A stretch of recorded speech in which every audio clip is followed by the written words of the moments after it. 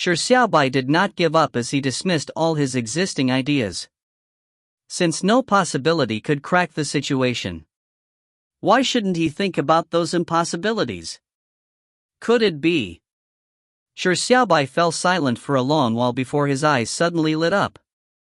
He thought of a seemingly impossible possibility. If you find any errors, ads pop-up, ads redirect, broken links, non-standard content, etc., please let us know. Report chapter so we can fix it as soon as possible.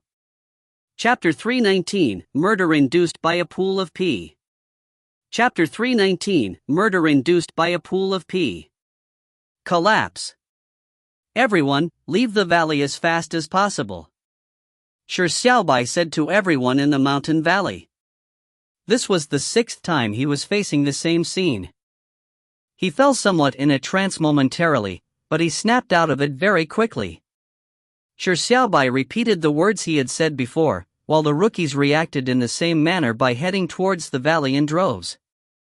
Shi Xiaobai turned his head and whispered to Xiao, who was beside him, "This king needs to go first. There's someone outside the valley that needs saving. Can you wait for this king outside the valley?" Shi Xiaobai had promised to protect Xiao and to never be more than 3 meters away from her.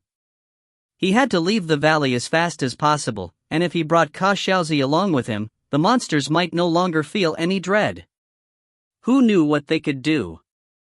Although there was no way to determine which of the two of them was what made the monsters feel dread, it was the moment when he needed to make a bet. All right. Xiao was very understanding as she agreed without any hesitation. The reason why she wanted to stay beside Shi Xiaobai was because "I'm very weak." It sounded like she was requesting a safety umbrella, but in fact, it was just an excuse. She did not need Shi Xiaobai's protection. She just needed to be beside Shi Xiaobai when he was not in trouble. Shi Xiaobai gave Xiao a grateful look and did not speak any further. Turning around, he used crab steps to rush forward at an extremely fast speed. While passing by the rookie who was about to release his toxic gases, Shi Xiaobai stretched out his hand and held his shoulder and pinched it a few times. Shi Xiaobai did not repeat the important matter thrice this time because he realized that it was superfluous. Farting required courage. Other than this rookie who could not resist any further, the others had great discipline. Therefore, Shi Xiaobai chose to use the massage technique of God to suppress this youth's biological embarrassment. Following that, even if the youth wanted to fart, he would not be able to do so. He would have to bear with it for a period of time. Of course, this feeling wasn't very pleasant. It was similar to constipation, but Shi Xiaobai believed that the youth would agree to dedicate himself for the greater good by accomplishing such a momentous feat of sacrificing his own happiness to prevent the disaster on everyone else. Well, for his opinion, let's not ask about it. Let's pretend he agreed to it. However, the fart was truly wretched. Shi Xiaobai could not imagine what sort of noxious gas it would turn into after it festered for a period of time. He only wished that the youth would be able to find a toilet when the time came, so as to not pollute the environment. Shi Xiaobai overtook everyone very quickly.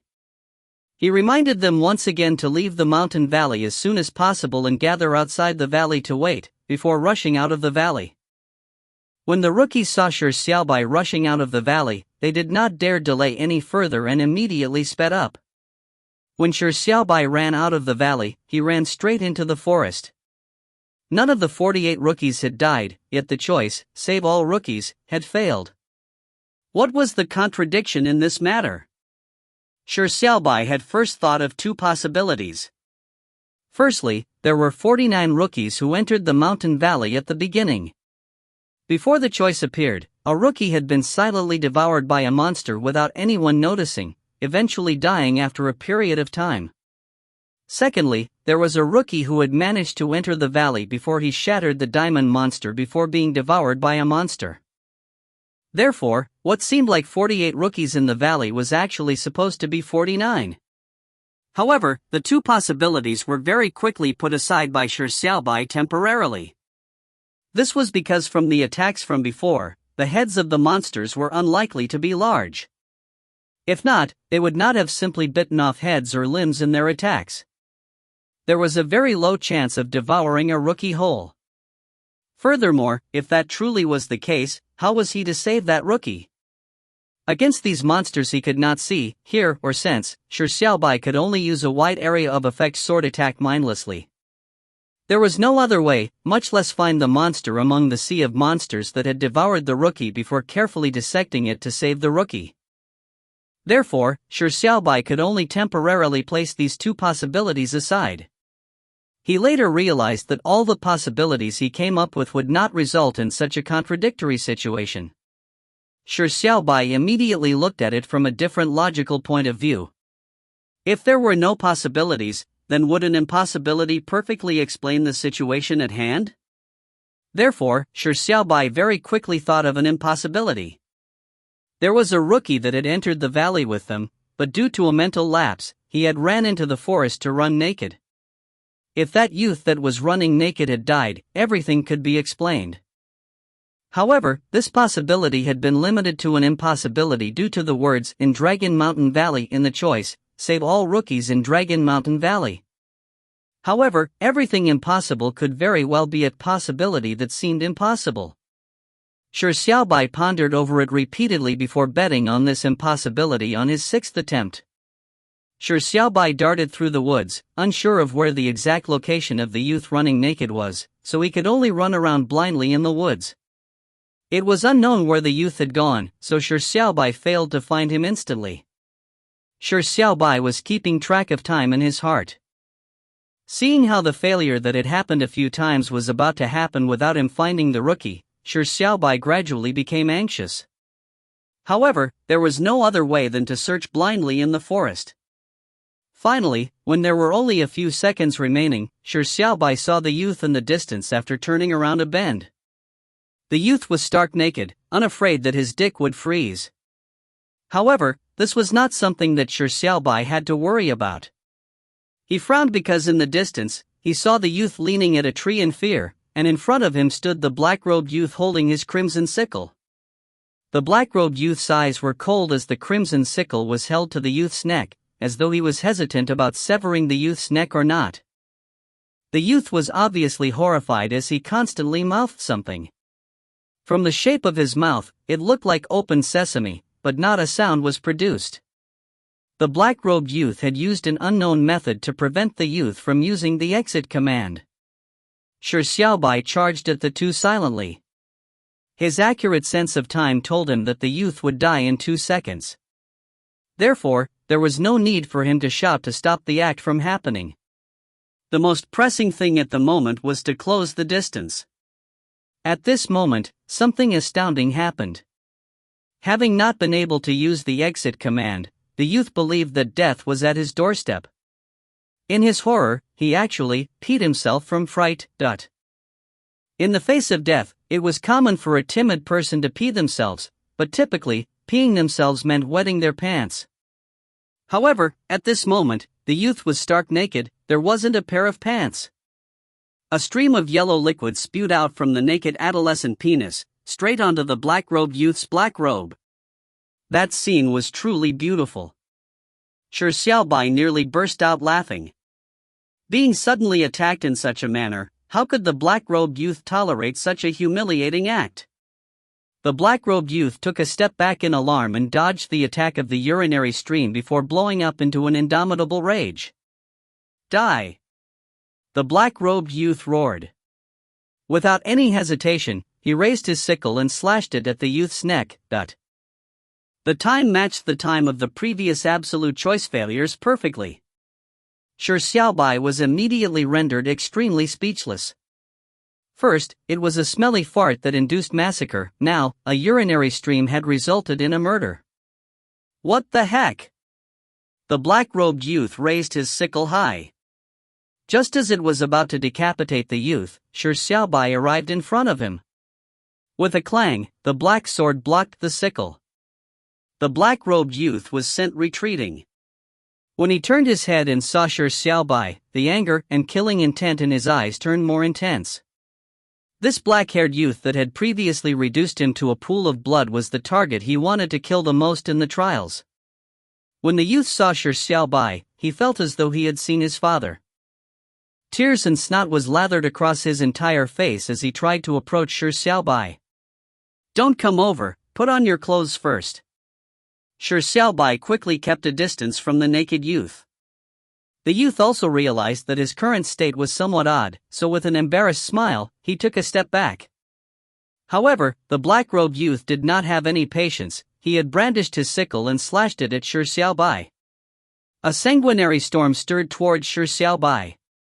As Shi Xiaobai looked at the black-robed youth, his gaze turned slightly cold. This black-robed youth had previously forced him to use 1-second Shura and Excalibur. When he was unconscious, he had smashed all the rookies protecting him and had nearly killed him. It could be said that the impression this black-robed youth gave Shi Xiaobai was even worse than Sun Sen Yuan in the trials, especially his bloodlust and aura of darkness, something Shi Xiaobai hated especially. If he could kill this inhumane black-robed bloody figure, Shi Xiaobai would definitely not show mercy. At this moment, the opportunity had arrived. The black-robed youth was very strong, so strong that Pulp Farmer and company were helpless against him. He had even nearly killed the weakened him and Sunless. But in fact, the black-robed youth was extremely weak to Shi Xiaobai, much weaker than any rookie. This was because his right hand had been restored to normal at this moment in time. Shi Xiaobai kept the black sword and rushed towards the black-robed youth despite the sanguinary storm heading towards him. A psionic knife conjured in his right hand at that moment. This knife was called Pig Slaughtering Knife. The sanguinary storm met the pig slaughtering knife and dissipated without any suspense. The black-robed youth was given a fright as he hurriedly conjured his crimson barrier.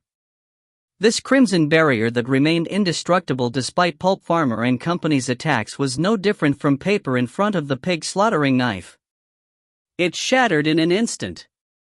The black-robed youth was dumbfounded as he retreated in panic. The pig slaughtering knife countered all darkness. The black-robed youth was unable to put up even the slightest of resistance against the pig slaughtering knife. At this moment, a dragon's roar suddenly reverberated through the forest from the distance. It was extremely loud as it filled the world. Shi Xiaobai naturally heard it, but he had no time to deal with it. He only had one thought in mind: kill the black-robed youth. The black-robed youth retreated quickly as he brandished his sickle madly, slashing out sanguinary storms, but the attacks that were filled with bloodlust and darkness were like glass mirrors in front of the thrusting pig slaughtering knife. They shattered instantly. No! Fear arose in the black-robed youth's eyes. His speed was inferior to Shi Xiaobai and soon, he was caught. Shi Xiaobai's eyes were cold. Towards an abhorrent person, he would never show mercy. Finally, Shi Xiaobai's knife reached the black-robed youth's chest. "Make your choice, youth." The fiery voice resounded in his brain. That can't be. Shi Xiaobai was extremely stupefied. He realized his body could no longer move. The scene before his eyes had returned to the moment when everyone was in the mountain valley.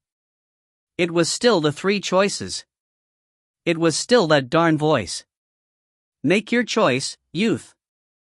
If you find any errors, ads pop up, ads redirect, broken links, non-standard content, etc., please let us know. Report chapter so we can fix it as soon as possible.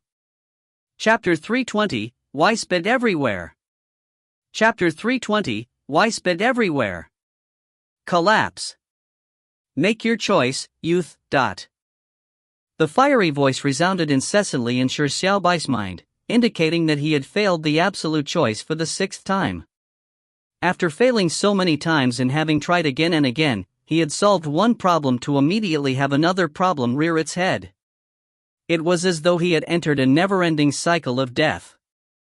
The complexity of this absolute choice of, save all rookies in Dragon Mountain Valley, was revealed in a most vivid fashion. Shi Xiaobai emptied his mind for 10 seconds so as to allow his exhausted mind rest for a moment before he continued thinking.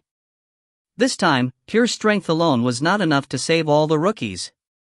It was most like a test of wisdom. Now, he had basically determined that the naked running youth was the reason for the fourth and fifth failures. Then, the impossibility was indeed an illusion of possibility. But even though the naked youth was not in Dragon Mountain Valley, why would he cause the choice of save all rookies in Dragon Mountain Valley to fail upon his death? There were two possibilities. First, the system had made a judgmental error. It might have been unintentional or done intentionally. Secondly, assuming it was an error, the premise that Dragon Mountain Valley was different from what he imagined. The odds of the former was incredibly unlikely. Although the absolute choice frequently pulled pranks on him, it had never played word games with him. It had never made things difficult for him using the rules. Then, the only possibility was the latter. The false assumption of Dragon Mountain Valley was wrong from the outset. This was because the vast valley was not Dragon Mountain Valley. Or could be said that it was only a tiny area of Dragon Mountain Valley. At least, Dragon Mountain Valley included the entire forest. As such, the naked youth was also considered a rookie in Dragon Mountain Valley. And from that, it further explained why there was no dragon in the empty valley. It was because Dragon Mountain Valley was much bigger than expected. Shi Xiaobai pondered for a moment and came to the conclusion that Dragon Mountain Valley included the entire forest or an area even larger. What supported his point of view was not only how the absolute choice failed because of the naked youth's death, but also because of the dragon roar he heard at the final moment. If Shi Xiaobai had guessed correctly, the dragon roar came from the so-called dragon. And the reason why the absolute choice failed once again just as Shi Xiaobai was about to kill the black-robed youth was very likely because a rookie had enraged the dragon, resulting in death or elimination. Shi Xiaobai immediately felt depressed. Up to now, he had not determined if saving included elimination or not, as the past failures had all been a result of the rookies dying. And he thought of a very depressing thing. The black-robed youth was also considered a rookie. Now that he was within Dragon Mountain Valley, would killing him also result in the failure of the absolute choice? Shi Xiaobai had a feeling of once bitten twice shy. He was afraid of repeating again because of missing a small detail. Experiencing 6 similar scenes in a row within a short period of time would undoubtedly confuse his memories. It did not feel good. Furthermore, Shi Xiaobai had the nagging feeling that the absolute choice had yet to reach the crux of the matter. He had been struggling for so long as though he was lingering around the edge of the absolute choice, a feeling that he was not making any real progress. Shi Xiaobai fell into deep thought for a long time this time. Only when the absolute choice countdown reached the last second did Shi Xiaobai confirm his selection. The familiar scene, the conversations of the rookies, words which Shi Xiaobai himself could recite by heart. Shi Xiaobai still urged the rookies to leave the valley and reminded everyone to wait outside the valley without running anywhere else. He still told Ka Xiaozi that he had to leave first, and had used massage technique of God on the youth that wanted to fart. Many things that happened were done in an adept but numb fashion. Repeating certain things was no doubt quite a rotten feeling. But the difference this time was Shi Xiaobai had borrowed Mu Yuexing's superpower.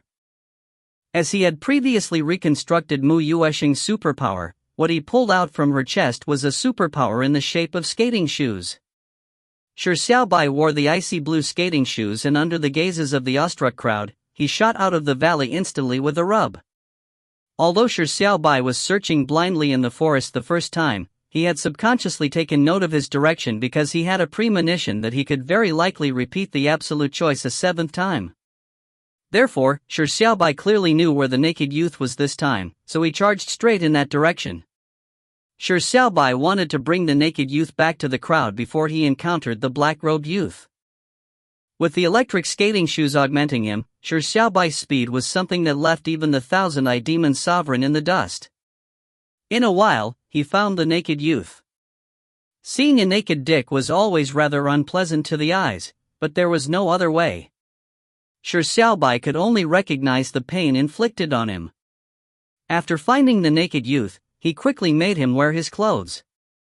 The naked youth was vehemently refusing at first, saying how he would never wear clothes unless he finished running around the forest. As a result, Shi Xiaobai could only tell him that the black-robed bloody figure was soon arriving. The naked youth clearly knew about the horror of the black-robed bloody figure. Without speaking another word, he began putting on his clothes at a speed much faster than a person about to be caught engaging in adultery. Shi Xiaobai and the naked youth quickly returned outside the valley. At this moment, the 47 rookies had safely left the valley. And coming this far, Shi Xiaobai did not know what would happen next. However, he knew that if nothing unexpected happened, the dragon would soon appear. As for why or how it would appear, Shi Xiaobai had no clue. Shi Xiaobai could only gather all the rookies together. The dragon will be appearing very soon. Shi Xiaobai looked at everyone and cut straight to the point. The rookies were astounded as they questioned him. How do you know? What did you base your judgment on, Dot? Where would the dragon appear? In the valley? Why did you get us to leave the valley? Did you discover some danger? Can you explain it to us now? Shi Xiaobai heard the questions from everyone and felt somewhat helpless. He couldn't tell everyone that he knew everything because he had repeated things several times, right? Shi Xiaobai had no way to explain so much, nor did he have the time to explain. He said seriously, danger was indeed the reason why all of you were evacuated from the valley. This matter is somewhat more complicated, so it will be explained later. Now, this king has to tell all of you of a possibility. The dragon might not be in the valley. The valley is just a small portion, or it could be said, the entire forest or a wider area might be the dragon's territory. When the rookies heard this, they revealed contemplative looks. This possibility sounded somewhat reasonable. Shi Xiaobai continued, this king has a hunch that the dragon will appear very soon. Believe in this king. This king's premonition has always been very accurate. From now on, this king wishes that all of you will brace yourselves and be prepared so that all of you can engage in battle at any time. Shi Xiaobai had no way to explain any further because he was unsure how the dragon would appear. He was not even certain that the sixth failure was a result of the dragon. The dragon's roar could have been produced by other creatures. Everything was just a guess, so the only thing he could do was to let all the rookies remain vigilant. In this regard, the rookies naturally did not disagree. Regardless if the dragon would appear or not, being vigilant would definitely not be wrong. Shi Xiaobai sighed lightly as he began to observe his surroundings and the actions of every rookie.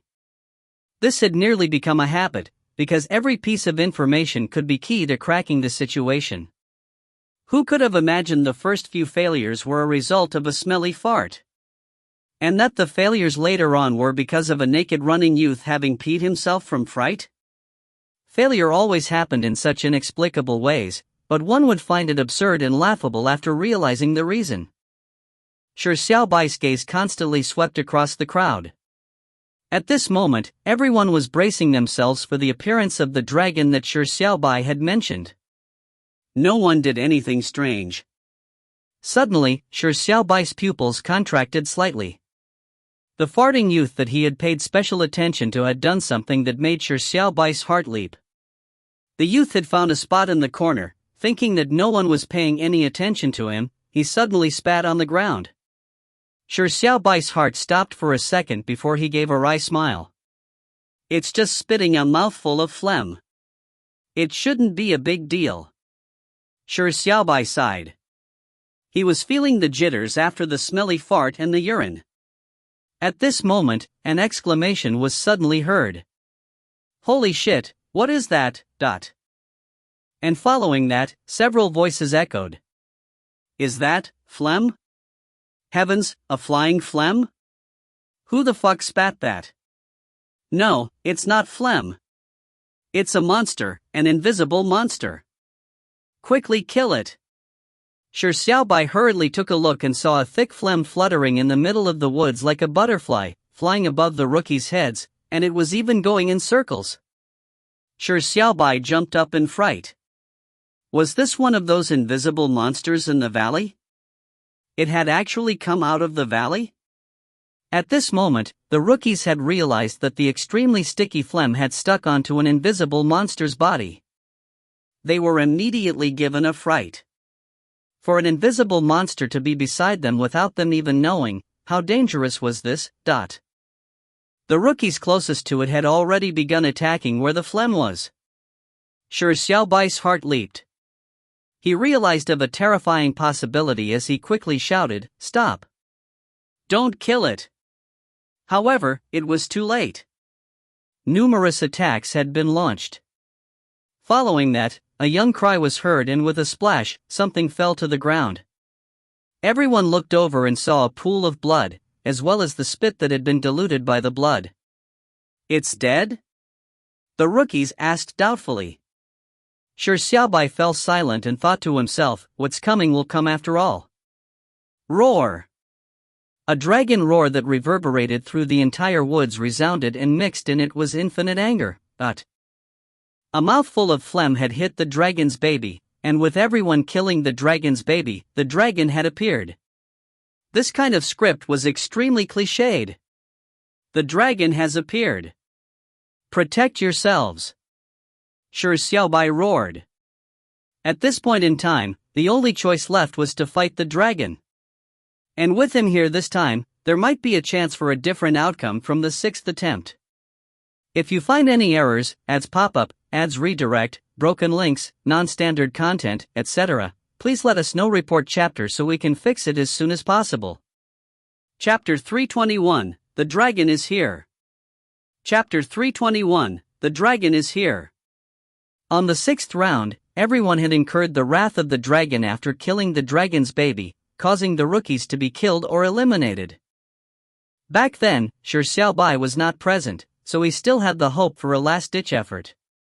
After the raging dragon's roar reverberated throughout the woods, there was silence as though it was developing an impending climate of terror. When the rookies heard Shi Xiaobai that the dragon would be appearing, they were already prepared for battle. At this moment, they focused more and could even hear their own heartbeats. 3 seconds later, be it the sky or the forest, there was no signs of the dragon anywhere. "Where's the dragon?" someone asked curiously. They had all heard the furious dragon's roar, but where was the dragon? Where was it? Shi Xiaobai had already realized that the dragon could be invisible just like the monsters in the valley. This made the issue rather thorny. At this moment, the dragon was probably rushing here. Without any way to know where the dragon would attack from, there was no way to save anyone in time.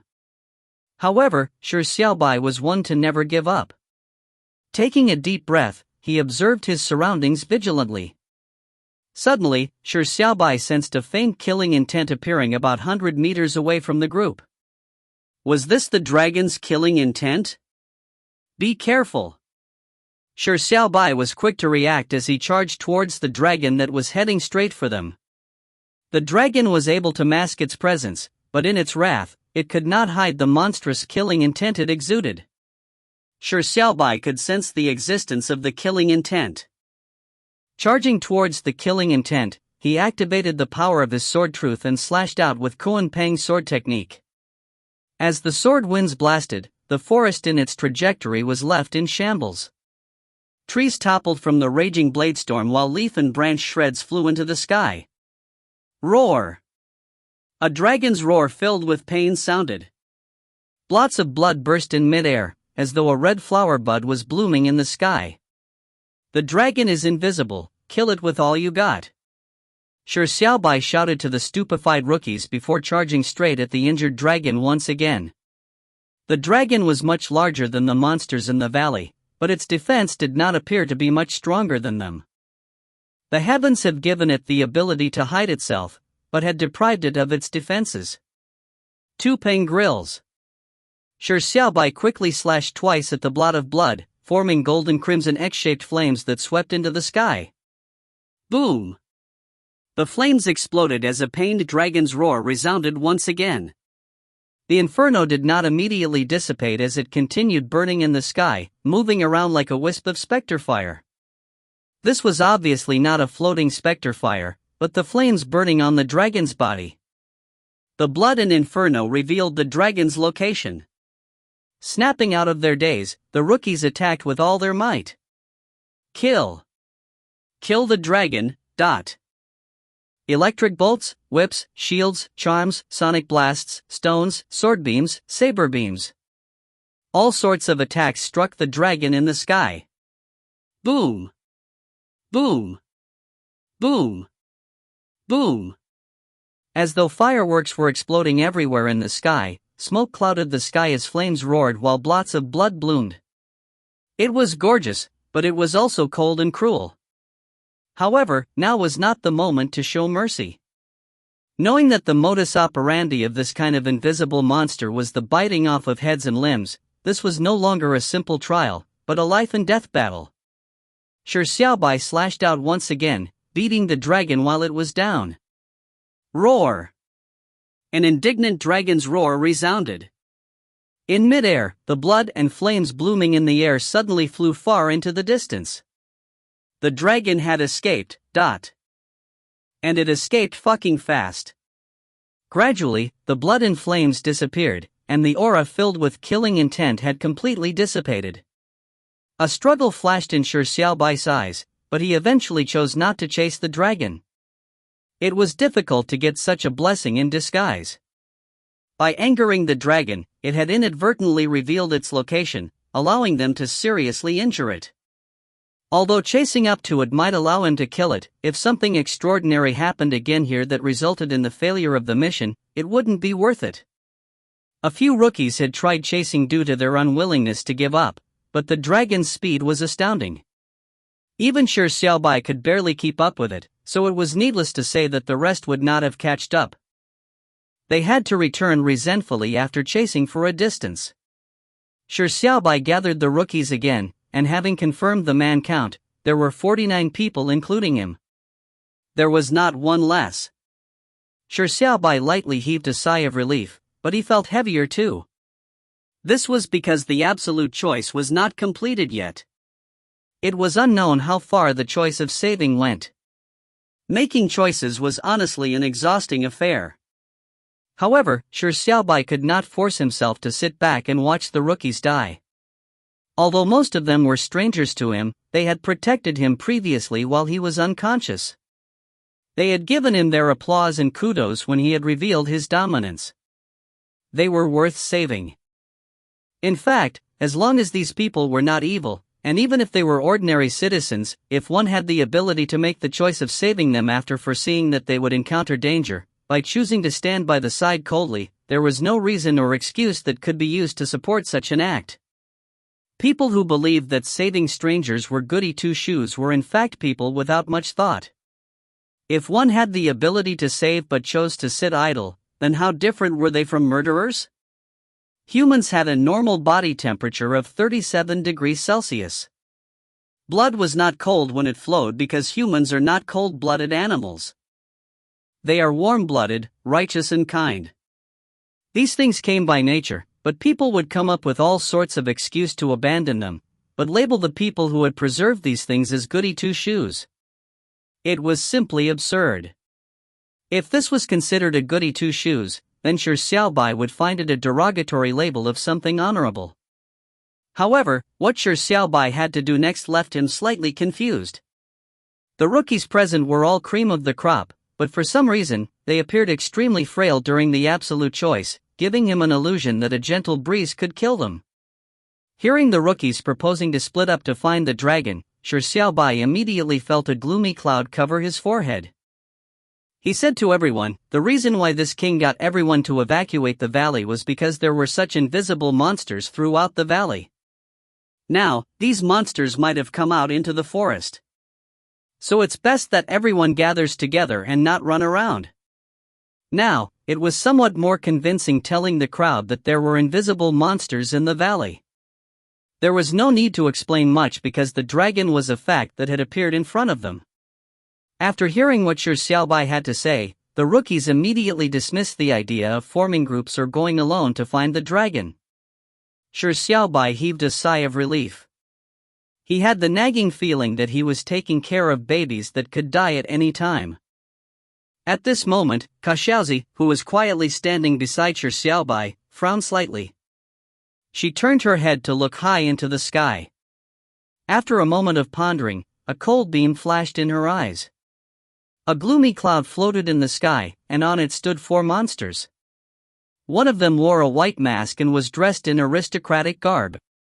It looked human, but it was a monster with a crimson tail. One of them held dual blades and had dark green skin.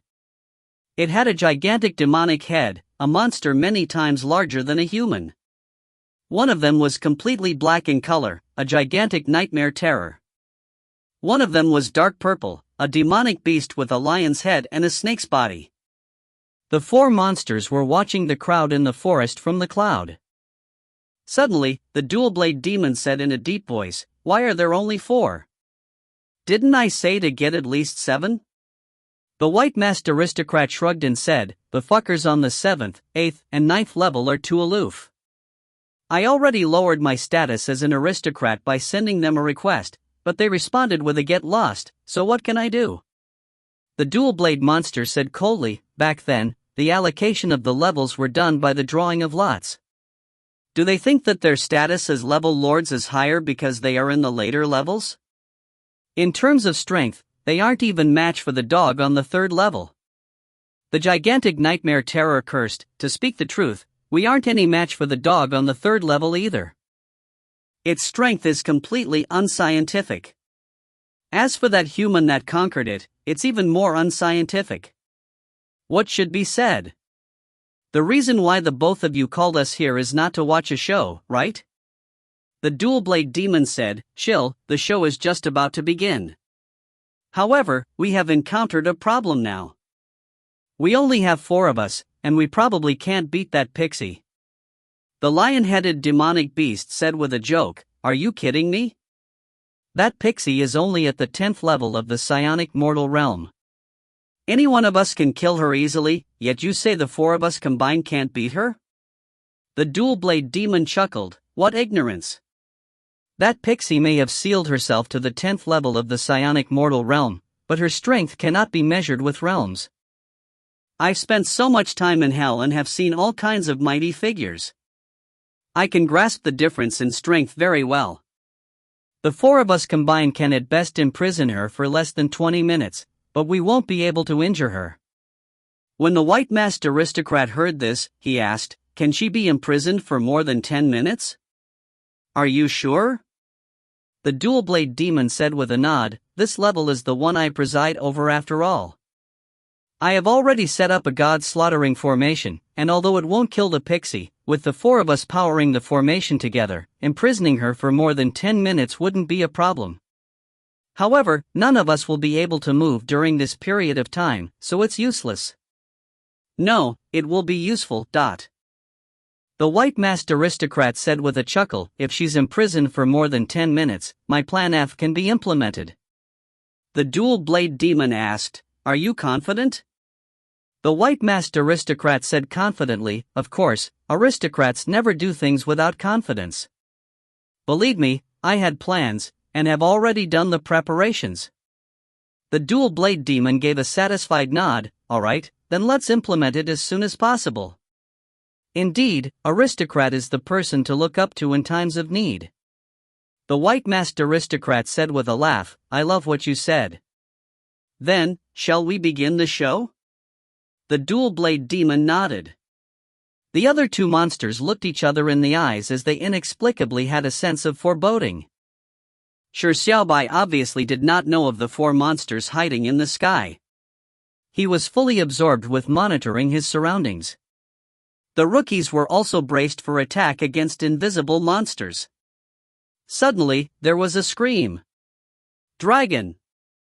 The dragon is there!" When Shi Xiaobai heard this, his eyebrows pricked and he looked towards the scream, but he saw the screaming rookie pointing towards him. Behind him? Shi Xiaobai hurriedly looked back. There was nothing behind him. Where was the dragon? At this moment, the rookies also began exclaiming loudly. "Dragon! The dragon is in our midst! Kill the dragon!" The rookies clamored and nervously raised their weapons. Shi Xiaobai hurriedly looked around, but he did not see anything. Where was the dragon? Why was everyone shouting? Could he be the only one who couldn't see it? Suddenly, Shi Xiaobai felt something strange. He calmed down and noticed that the rookies surrounding him had raised their weapons, but all their eyes were on him. Their gazes were filled with hostility. At this moment, Mozi's nervous voice was heard. Shi Xiaobai, quickly move away from the dragon. If you find any errors, ads pop-up, ads redirect, broken links, non-standard content, etc., please let us know. Report chapter so we can fix it as soon as possible. Chapter 322, The Dragon Won't Run Away Anymore. Chapter 322, The Dragon Won't Run Away Anymore. Shi Xiaobai, quickly move away from the dragon. Mozi anxiously shouted as Shi Xiaobai's heart skipped a beat. Turning his head, Xiaobai was just beside him. Where was the dragon? Xiaobai frowned slightly, as though she was wondering where the dragon was. Her red lips quivered, as though she wanted to say something. Suddenly, another golden line appeared from the ground, forming a gigantic golden array formation, while a beam of golden light shot down from the sky, striking straight at Shi Xiaobai. Array formation. Xiaobai's eyebrows pricked up as she flicked her fingers, causing a radiant light to shine upon Shi Xiaobai, enveloping him within. At this moment, the golden beam suddenly made a turn and shot straight at Xiaobai. Heading for me? Xiaobai frowned as she shot out a colorful beam of light with a wave of her hand which clashed with the golden beam of light. At this moment, the golden lines on the ground formed a complete array formation, as it shot up into sky while blanketing the land beneath it. A luster flooded the entire world, leaving no room for shadows to hide. I've underestimated the few of you. Xiaobai suddenly disappeared into the golden light. With that, the golden luster that filled the world dissipated. Even the golden lines faded away. The change came too abruptly and in a baffling manner. The golden light and luster was not seen by anyone else except the target of the formation array. Therefore, Shi Xiaobai and company did not see the golden light. They only saw Xiaobai flick her fingers and wave her hand, causing a radiant light to scatter and a colorful beam of light to shoot out. As though she was resisting something before, she vanished. She disappeared into thin air. Shi Xiaobai was momentarily at a loss and was unsure what had happened. However, there were people exclaiming loudly. Oh no, Xiaobai has been eaten by the dragon. Quickly kill the dragon. Killing the dragon now might be able to save her. When Shi Xiaobai heard the panicked screams of everyone, he hurriedly shouted, Where? Tell this king where the dragon is. He could not see the dragon, but everyone had suddenly been able to see it. Furthermore, the dragon had eaten Xiaobai? Shi Xiaobai found it impossible to calm down. He could not sense the dragon's aura, and could not tell where it was. However, the absolute choice had yet to fail, which meant that Xiaobai was currently still alive. He had to kill the dragon as fast as possible to save Xiaobai. However, no one answered Shi Xiaobai's questions, as though they did not hear him. They shouted in outrage about killing a dragon before they began attacking. An icy blue bolt was first to appear. Shi Xiaobai's heart jumped. The bolt of lightning was shooting straight at him. A mistake? Shi Xiaobai instinctively jumped away to dodge the bolt of lightning, but the crowd's attacks were already trailing right behind the bolt of lightning. These attacks did not land anywhere else, but were headed straight for Shi Xiaobai. It was not a mistake. Boom! Boom! Boom!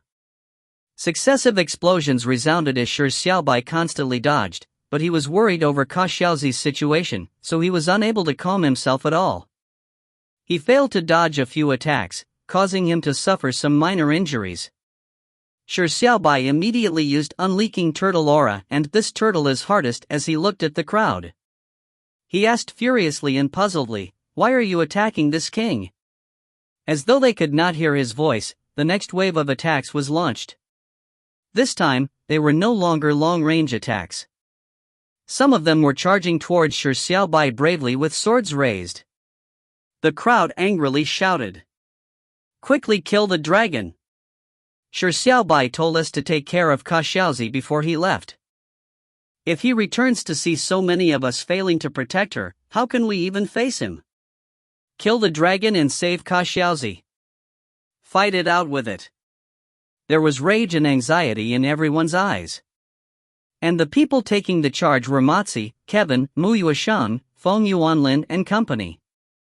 They had looks of consternation as they charged at Shi Xiaobai as though they were going for a desperate attack. They attacked angrily, with every strike a fatal move. Shi Xiaobai finally realized that there was something wrong with the situation. In the eyes of the crowd, Shi Xiaobai had left an unknown amount of time ago, and he had transformed into a dragon and had eaten Xiaozi. What was going on? Was this a mass hallucination? Shi Xiaobai realized that they could not hear his voice at all. Instead, they were anxiously attacking him and every strike was a death blow. For these rookies to be able to reach the 6th level, they were mostly authentically strong. Even though there was a huge gap between them and Sunless, Pulp Farmer and company, they were still the cream of the crop among rookies. Shi Xiaobai found it considerably difficult to dodge the death blows from more than 40 people after doing so for a few seconds.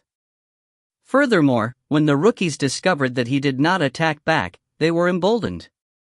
More and more people charged up after mustering their courage. Soon, Shi Xiaobai found it impossible to endure it any further.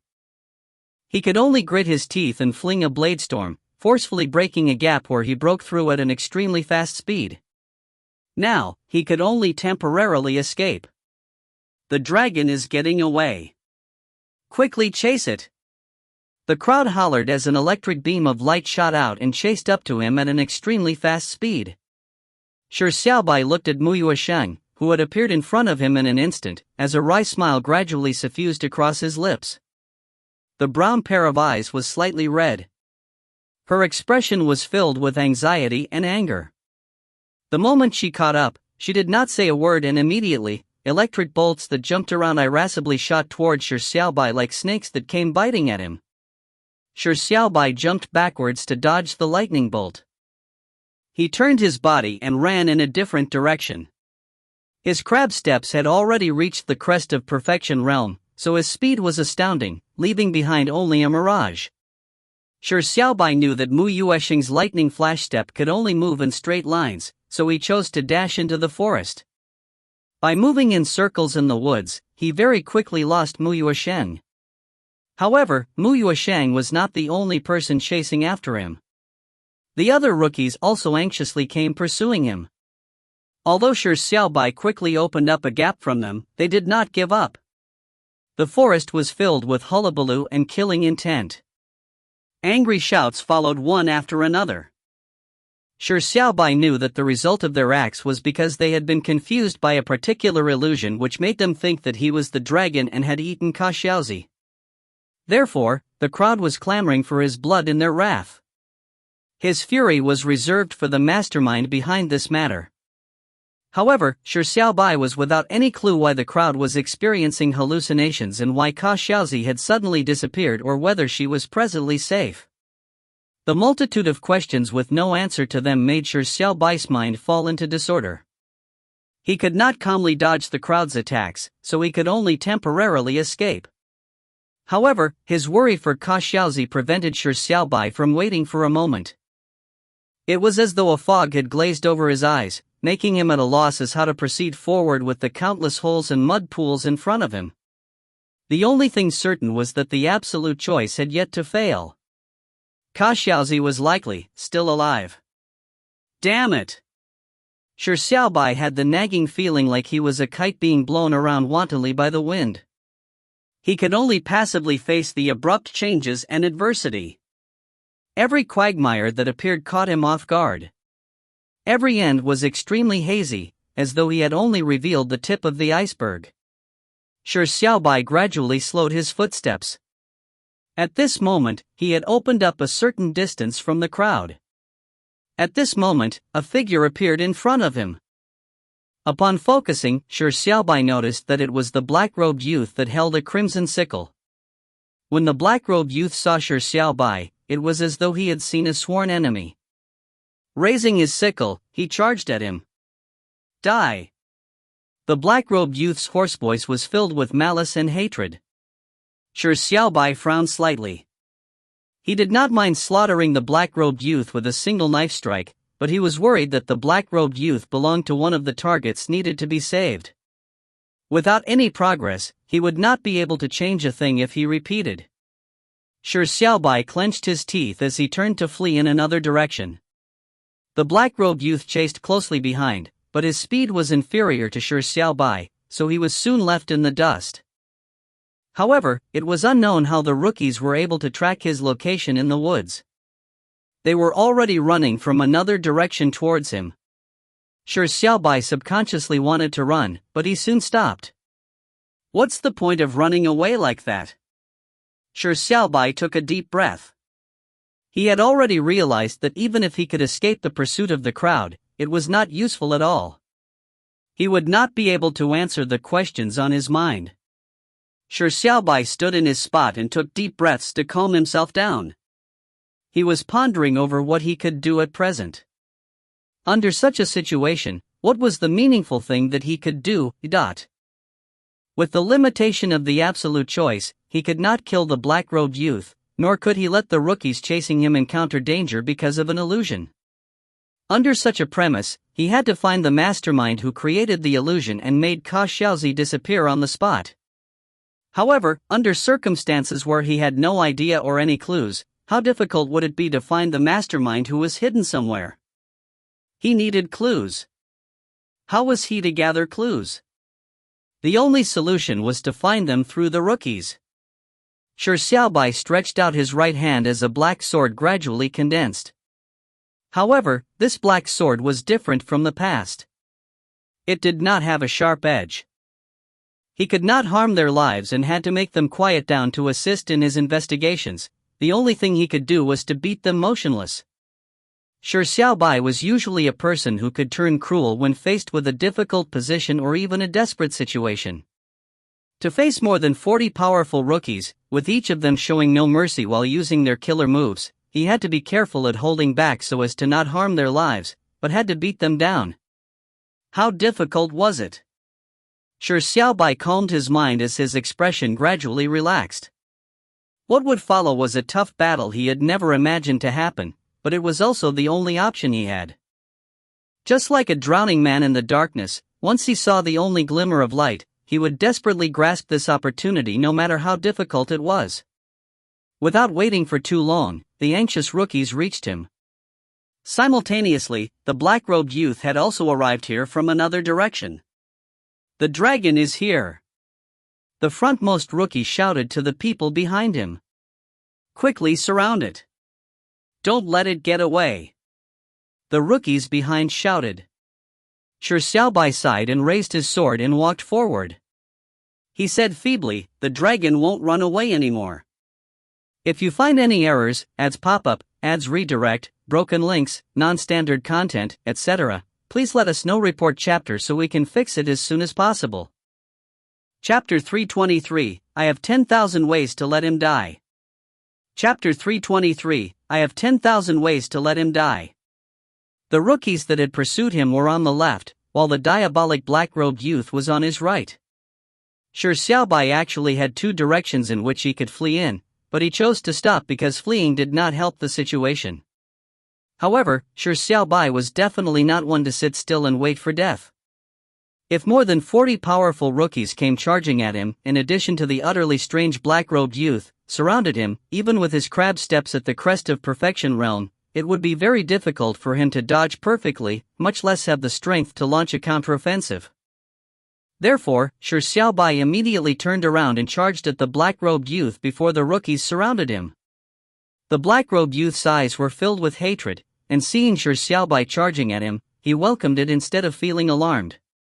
Brandishing his crimson sickle, a sanguinary storm stirred towards Shi Xiaobai like locusts flying in the sky. Shi Xiaobai moved the black sword to his left hand, and instantly, he constructed a psionic knife in his right hand. Shi Xiaobai thrust the knife out, causing the sanguinary storm to immediately dissipate. The knife did not come to a stop as it thrust straight at the black-robed youth. A look of surprise flashed in the black-robed youth's eyes as he immediately brandished his sickle to meet the knife. Die! The black-robed youth roared angrily as he slashed with the crimson sickle from top to bottom. A gigantic crimson skull came roaring as it snapped its jaws at Shi Xiaobai.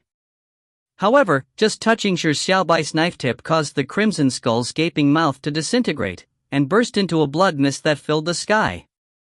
A look of incredulity flashed in the black-robed youth's eyes. However, Shi Xiaobai's knife was already in front of him.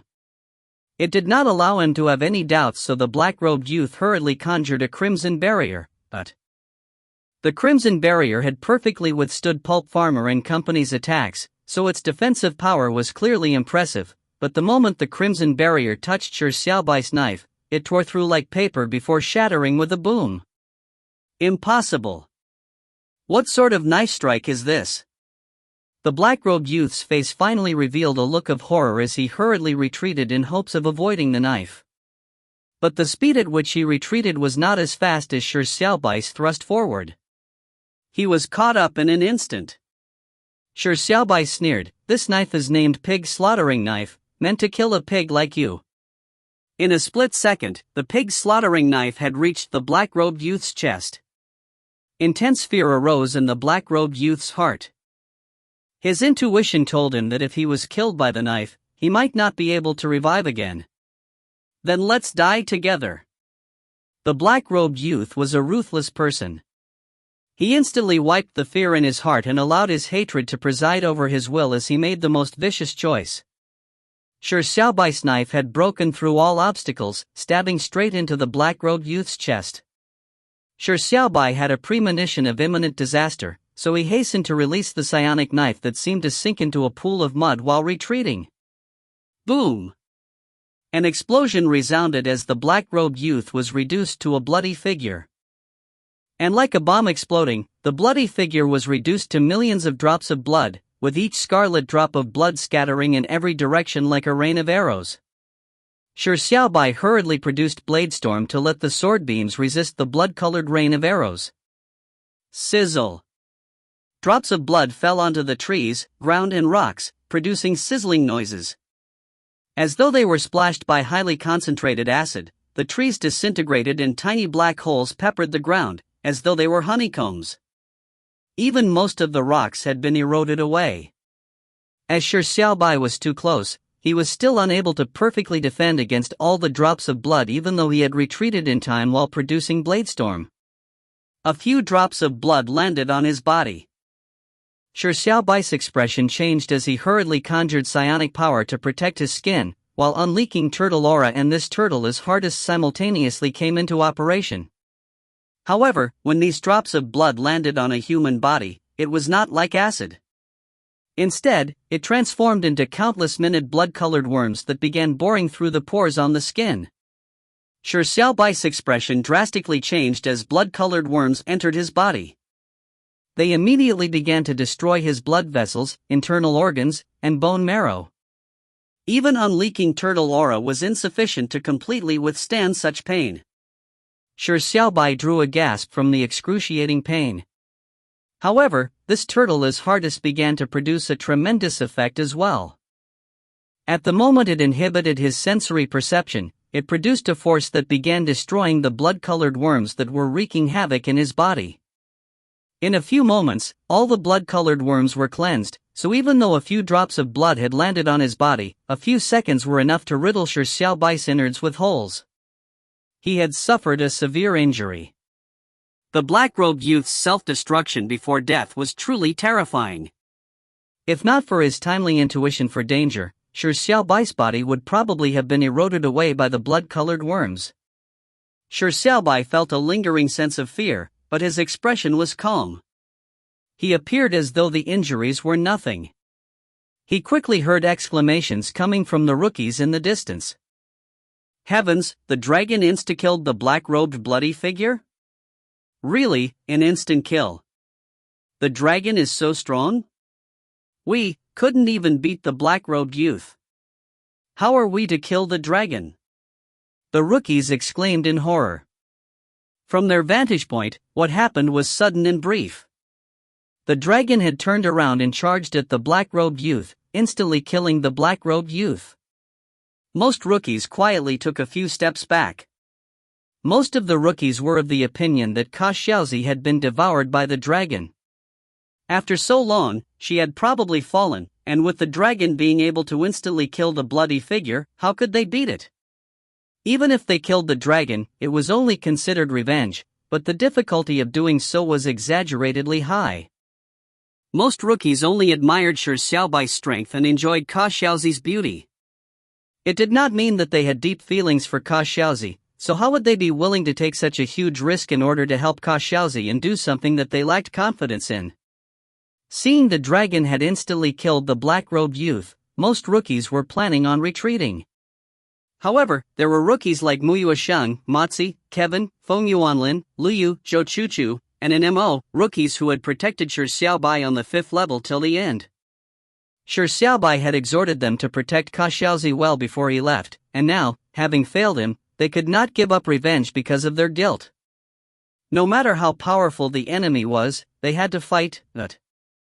When Shi Xiaobai saw about 10 rookies advancing forward instead of retreating, coming to the forefront of the crowd, he was slightly moved. Obviously, he had chosen to kill the black-robed youth first to serve as a warning to the rookies that had surrounded him, to make them fear him. Clearly, he had succeeded as a vast majority of the rookies retreated because of the illusion that there existed a huge gap in strength. Furthermore, the absolute choice did not declare failure after his killing of the black-robed youth. It was possible that the black-robed youth did not arrive in Dragon Mountain Valley when the absolute choice appeared, or it was even possible that the black-robed youth was not even considered a rookie. However, these were not things that Shi Xiaobai cared about at that very moment. He had killed the black-robed youth with a single knife strike, stopping the momentum of the attack of the surrounding rookies, but Muyue Sheng and company had not given up nor retreated. Everything had developed according to his guesses and ideal situation, but what followed was key. He had to investigate where Xiaoxiao was. Why did the rookies see him as a dragon? Shi Xiaobai took a step forward and nearly stumbled to the ground. The cartilage in his knees had been chewed through by the blood-colored worms. He could not even stand properly. On the dark cloud concealed in the sky, the white-masked aristocrat, the dual-blade demon, the lion-headed demonic beast, and the gigantic nightmare terror were each standing in 4 different directions. In the middle of them, there was an array formation consisting of golden lines. The 4 monsters were situated at 4 corners of an array formation. They were like conduit columns that connected the golden lines together. As pillars of the array formation, the 4 monsters were immobile, but they were looking at the forest below them. Suddenly, the dual-blade demon spoke. Killing the black-haired youth is your plan F? The white-masked aristocrat said with a nod, that's right, but... The dual-blade demon fell silent for a moment before asking, this human is rather unique, but what good does killing him have to do with killing this pixie? The god slaughtering formation can only trap her for about 10 minutes. What are we to do after 10 minutes? At this moment, the lion-headed demonic beast said with a heavy voice, I think we will all get screwed by aristocrat. By killing this human, the pixie will only be further enraged. 10 minutes later, we will die even more miserably. The gigantic nightmare terror said with a heavy voice, I asked you of the plan previously, but you said there was no time to explain. Are you trying to kill us all? If I knew your plan were so dumb, I would have never agreed. When the white-masked aristocrat noticed how the other 2 monsters were condemning it, it immediately said angrily, fools. What short-sighted bastards. Think carefully. This pixie has to be on full alert every second while imprisoned in the god-slaughtering formation due to the killer moves within.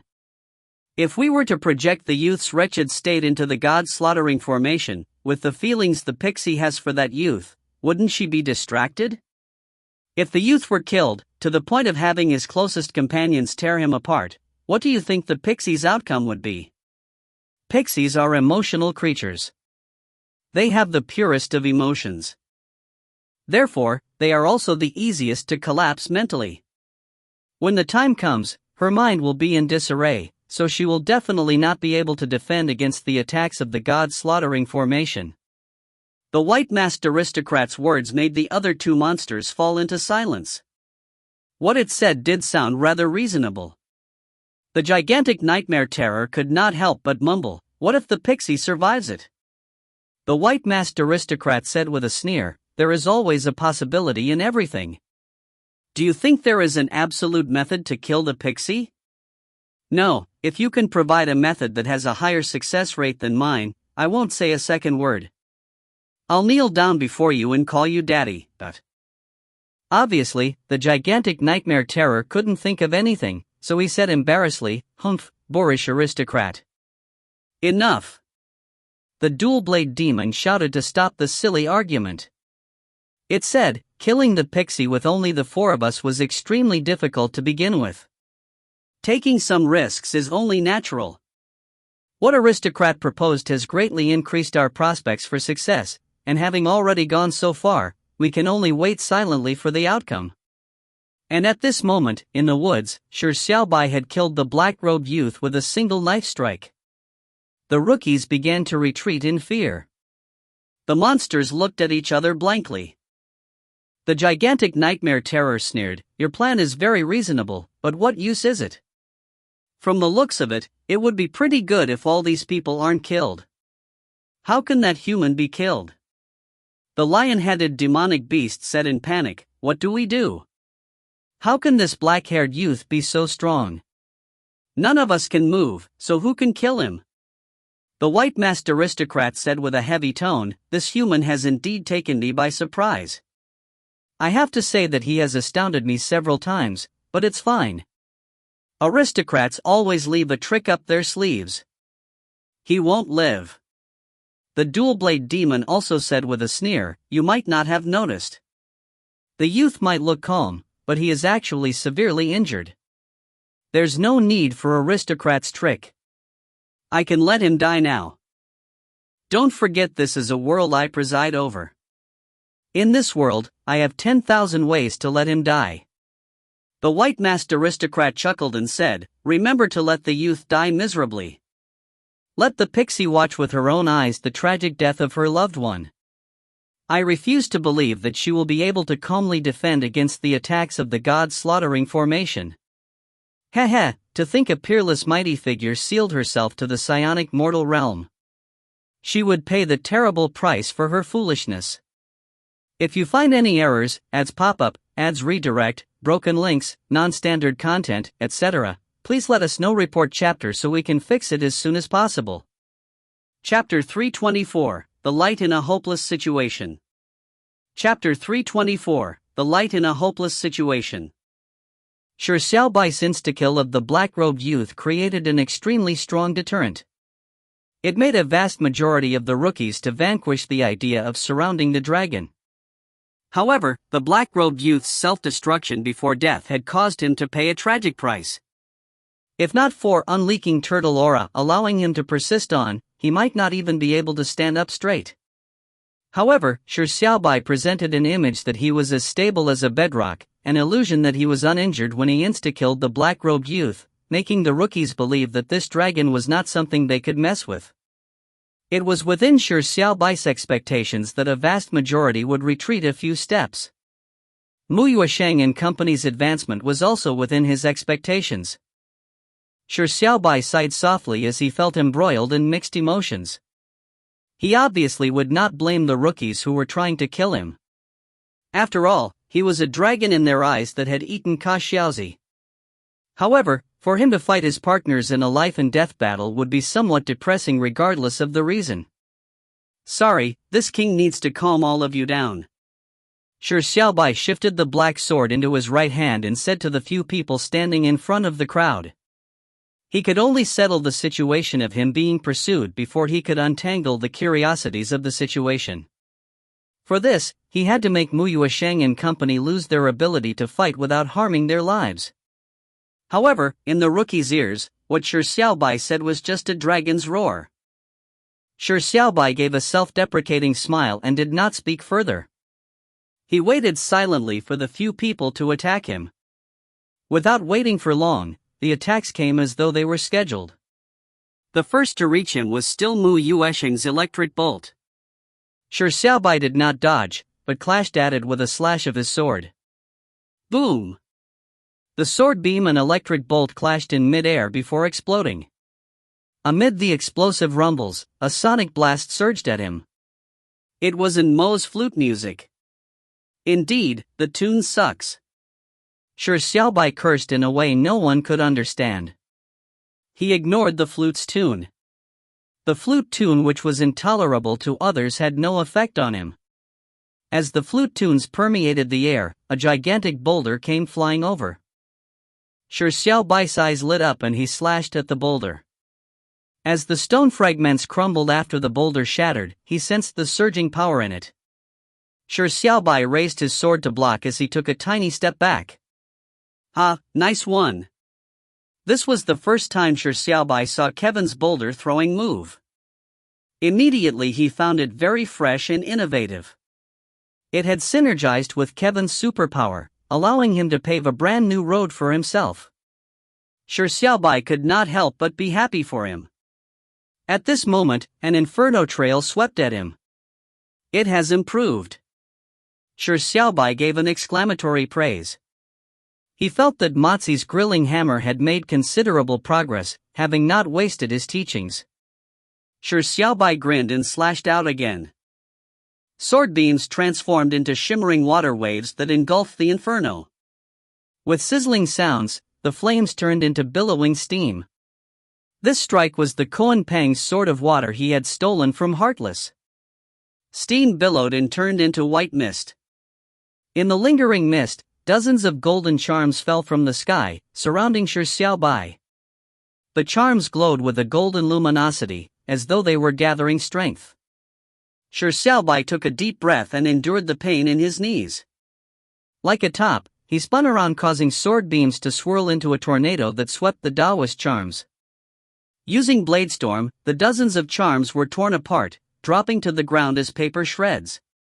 At this moment, an armored youth charged forward. He held one gigantic shield in each of his hands. He was crying out loudly and had quite an imposing stance, but it was rather humorous as well. Not bad. Shi Xiaobai's eyes lit up. His judgment said that the two gigantic shields had to be extremely hard. Shi Xiaobai raised his sword as golden points of light began emerging out of the ground, gathering towards the black sword, enveloping it with a faint golden luster. Shi Xiaobai had activated the power of his sword truth, slashing out twice. A golden X-shaped flame surged at Feng Yuanlin's shields. The flames collided with the shield as sword beams effervesced in the flames, cracking every inch of the shield's rough surface. Feng Yuanlin's expression changed drastically as he released the shields and retreated. He swore, "The flames the darn dragon spews are toxic." The rookies standing back looked at each other. They could read the lingering fears they had in each other. They obviously could not hear Shi Xiaobai's laughter and praises. All they heard was the dragon roaring disdainfully while demolishing the powerful rookie's attacks. The dragon indeed had formidable strength. The people standing in the forefront focused more. The dragon was truly too powerful. It was no wonder it could instantly kill the black-robed youth. However, they could not retreat because of this. Icy blue bolts of lightning flashed around Mu Yuesheng. With a step forward, electric bolts shot toward Shi Xiaobai like snakes that meandered across the ground. "This shall be the end of defense." Shi Xiaobai gripped his sword tightly. He did not have the time to carry on defending. Shi Xiaobai took a step forward and was ready to attack. At this moment, Shi Xiaobai felt his heart jump. He sensed an extremely hidden danger as he turned sideways and slashed. This strike clearly was struck in empty air, but a scream resounded immediately. However, the tingling sense of danger did not disappear. Instead, it became even more intense. Shi Xiaobai hurriedly used Bladestorm, causing sword beams to twirl around in mid-air in a 360 degrees style without any blind spots. Collision sounds constantly resounded as incessant tragic cries were heard. Blood constantly dripped from mid-air, as though it was raining blood. Shi Xiaobai smiled wryly in his heart. This scene was very familiar. Shi Xiaobai immediately worked out that for some reason, the invisible monsters in the mountain valley had appeared here. Furthermore, it was not one or two, but in large swarms. Were these invisible monsters here to kill him? At this moment, dozens of electric bolts that came biting at him like snakes had arrived beneath Shi Xiaobai's feet. Shi Xiaobai clenched his teeth and leaped to dodge the electric bolts. He thrust his sword towards the ground, blasting the electric bolts with an intense sword beam. At this moment, the invisible monsters launched another attack. Shi Xiaobai could only sense these invisible monsters only at the last instant when they were about to attack him. He had leaped into mid-air, and with his sword used to parry the electric bolts, he could not put up a perfect defense. Shi Xiaobai could only use his right arm that had metamorphosed into a qilin arm to block the monster's jaw that was about to bite his head off. With full strength, he charged forward. The defense level of his left arm and two legs were not considered high. The moment he was bitten by a few invisible monsters, he bled. Shi Xiaobai winced in pain. Even unleaking turtle aura was unable to inhibit the pain of his flesh being eaten. Die! Shi Xiaobai attacked angrily and slashed madly at the invisible monster that was chasing him from behind. Shi Xiaobai could not precisely judge the location of the invisible monster, so he could only activate the power of his sword truth and slash around wildly. Sharp and indomitable sword beams sliced through the air as screams reverberated through the world, while blood poured like a torrential storm. Shi Xiaobai slashed at the swarm of invisible monsters in an incensed manner. The rookies watched flabbergasted because in their eyes, it appeared as though there were invisible monsters attacking the dragon in swarms. A few clumps of meat had been bitten off from the dragon. It was covered in blood as it killed the invisible monsters like it had gone mad. The state of madness it was in was chilling. There were some rookies who began cheering for the invisible monsters. From their point of view, these invisible monsters were here to help them kill the dragon. The dragon was absurdly powerful. They could only hear the incessant cries as blood continuously rained down. The invisible monsters were being massacred by the maniacal dragon. Shi Xiaobai was immersed on a killing spree as his mind began to lose its clarity. Having been seriously injured by the black-robed youth's bloodworms, he was now embroiled in an intense slaughter with the invisible monsters. His body was on the brink of collapse. Of course, he could not rest. He did not even have a second for a breather because the moment he stopped, he would die. Shi Xiaobai's eyes turned red as an inexplicable foulness arose in his heart. As the cries of the invisible monsters dwindled, Shi Xiaobai sensed an extremely horrifying danger about to befall him, one worse than ever before. Shi Xiaobai could only raise his sword above his head based on his intuition. Clang! The sounds of heavy metal clashing resounded, as though the sword had been lodged by something suddenly. It was bending and nearly broke. Drops of viscous fluids dripped down on Shi Xiaobai's head, drenching his body. There was a stench that exuded from the viscous fluid. Shi Xiaobai frowned deeply. If he had not guessed wrongly, this was the dragon. The invisible dragon that he had sent running had appeared above him during the chaos. It had tried to devour him. If not for him raising his sword to jam the dragon's jaws, he would probably have been swallowed by the dragon. The dragon's bite was impressively powerful. Furthermore, it did not seem like it would give up unless it devoured Shi Xiaobai. Shi Xiaobai began to feel the pressure. He could only raise his sword to forcibly resist, but his body could no longer move. At this moment, the rookies were sharp to notice that the dragon had been restrained. They immediately wanted to add insult to injury by launching a flurry of attacks. Kill the dragon! Save Ka Xiaozi! Avenge Ka Xiaozi! The rookies clamored. With the opportunity in front of them, they could not miss it. Long-distance attacks were immediately aimed at Shi Xiaobai, who was unable to move due to the deadlock with the dragon. Is this the end? A wry smile suffused across Shi Xiaobai's lips. He was not one who easily gave up. But at this moment in time, there was no other way. This was a truly hopeless situation, with real death befalling him. Being killed by people he had gone to great effort to save seemed rather ironic. Shi Xiaobai sighed. He did not close his eyes, but only waited calmly for his impending death. As the attacks that filled the sky descended upon him, the invisible dragon seemed oblivious about the attacks the rookies had launched at it. It was as though it was of the mind to die together with Shi Xiaobai in an internecine struggle. It was gripping Shi Xiaobai with the jaws tightly as it tried its best to snap its jaws shut. Shi Xiaobai no longer had any means of escaping. At this moment in time, a beam of light descended. In midair, a figure walked out of the light. Instantly, all the attacks vanished. Invisible monsters that filled the sky wailed tragically, and in the next moment ugly grey drakes fell from the sky. The dragon that was biting on Shi Xiaobai let out a tragic cry before collapsing backwards, revealing its original form. Its body was burnt to a crisp and looked extremely miserable. There was no way to recognize it. Instantly, the situation reversed. Everyone looked up at the figure that walked out of the light which had saved the dragon. The person was a beautiful young girl wearing a purple dress. Xiaozi? Someone exclaimed in wonder. Shi Xiaobai looked up as well as his pupils violently contracted as his heart skipped a beat. You? If you find any errors, ads pop-up, ads redirect, broken links, non-standard content, etc., please let us know. Report chapter so we can fix it as soon as possible. Chapter 325, You raged for this king will commit suicide for you. Chapter 325, You raged for this king will commit suicide for you. On the dark cloud, the four monsters were staring intently at the situation in the forest. Shi Xiaobai's stubborn resistance made them turn slightly nervous.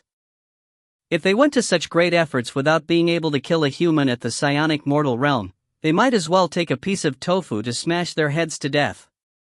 When the invisible dragon that had been lurking for a long time suddenly sneaked up on Shi Xiaobai, it had caused him to raise his sword to block. The rookies added insult to injury and immediately attacked with a myriad of death blows. Only then did the four monsters finally heave a sigh of relief. The white-masked aristocrat shouted, "Nice!" The way he cheered looked as though the sports team he was supporting had made a touchdown at the final second. However, before the other three monsters had the time to engage in festivities, the golden light on their bodies began to tremble violently. "What's the matter, Dot?" The dual-blade demon's expression immediately turned unsettled. Boom! The golden array formation in the middle of the four monsters suddenly exploded, as the four golden pillars collapsed. The four monsters were immediately sent flying and they had their expressions changed drastically.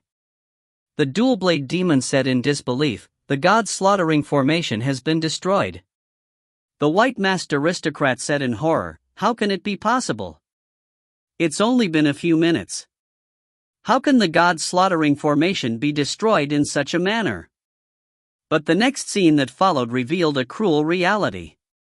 A beam of light suddenly appeared in the forest, causing all the smoke to disperse. All the invisible drakes cried out before dying, while the dragon was burnt to a crisp. As for the purple-dressed girl standing in the middle of the light, who else could it be but the pixie who had been imprisoned in the god-slaughtering formation? Shit, she broke through the formation. How did she do it? Sigh, we overlooked something. She's a pixie, a holy pixie. Are you saying? How can it be possible? She is willing to go that far for this human? The four monsters immediately turned flustered, like a cat on hot bricks. The gigantic nightmare terror said in horror, "For her to go so far for a human, it shows how deep her feelings for the human are. She definitely knows we are the masterminds behind this matter. We're doomed.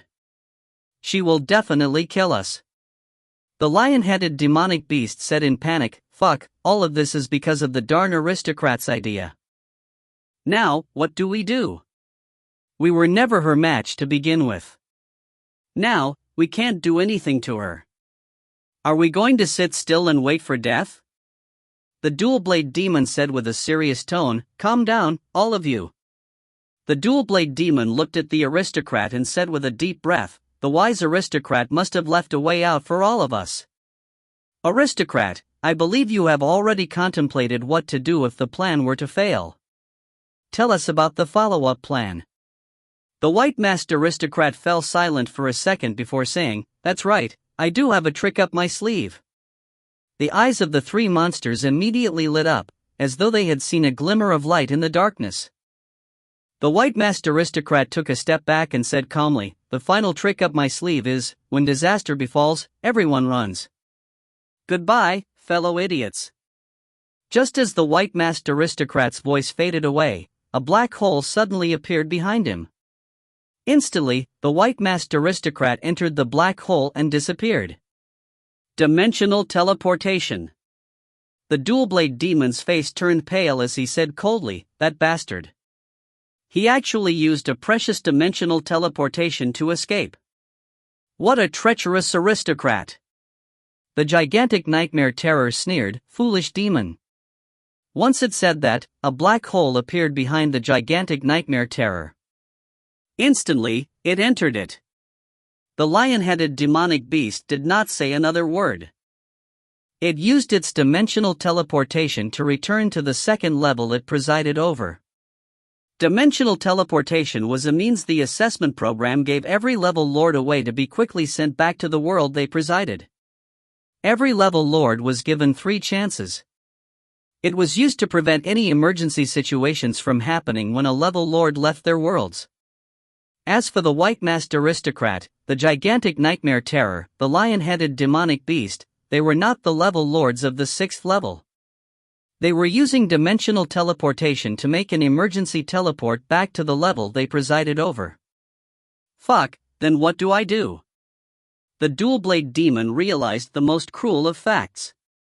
His dimensional teleportation could only send him to the 6th level. There was no difference at all. The 3 of them could escape using dimensional teleportation, but it could not do a thing. Fucking aristocrat, I'll fuck your entire family. The dual-blade demon began cursing with all sorts of invectives. He was aware of his destiny.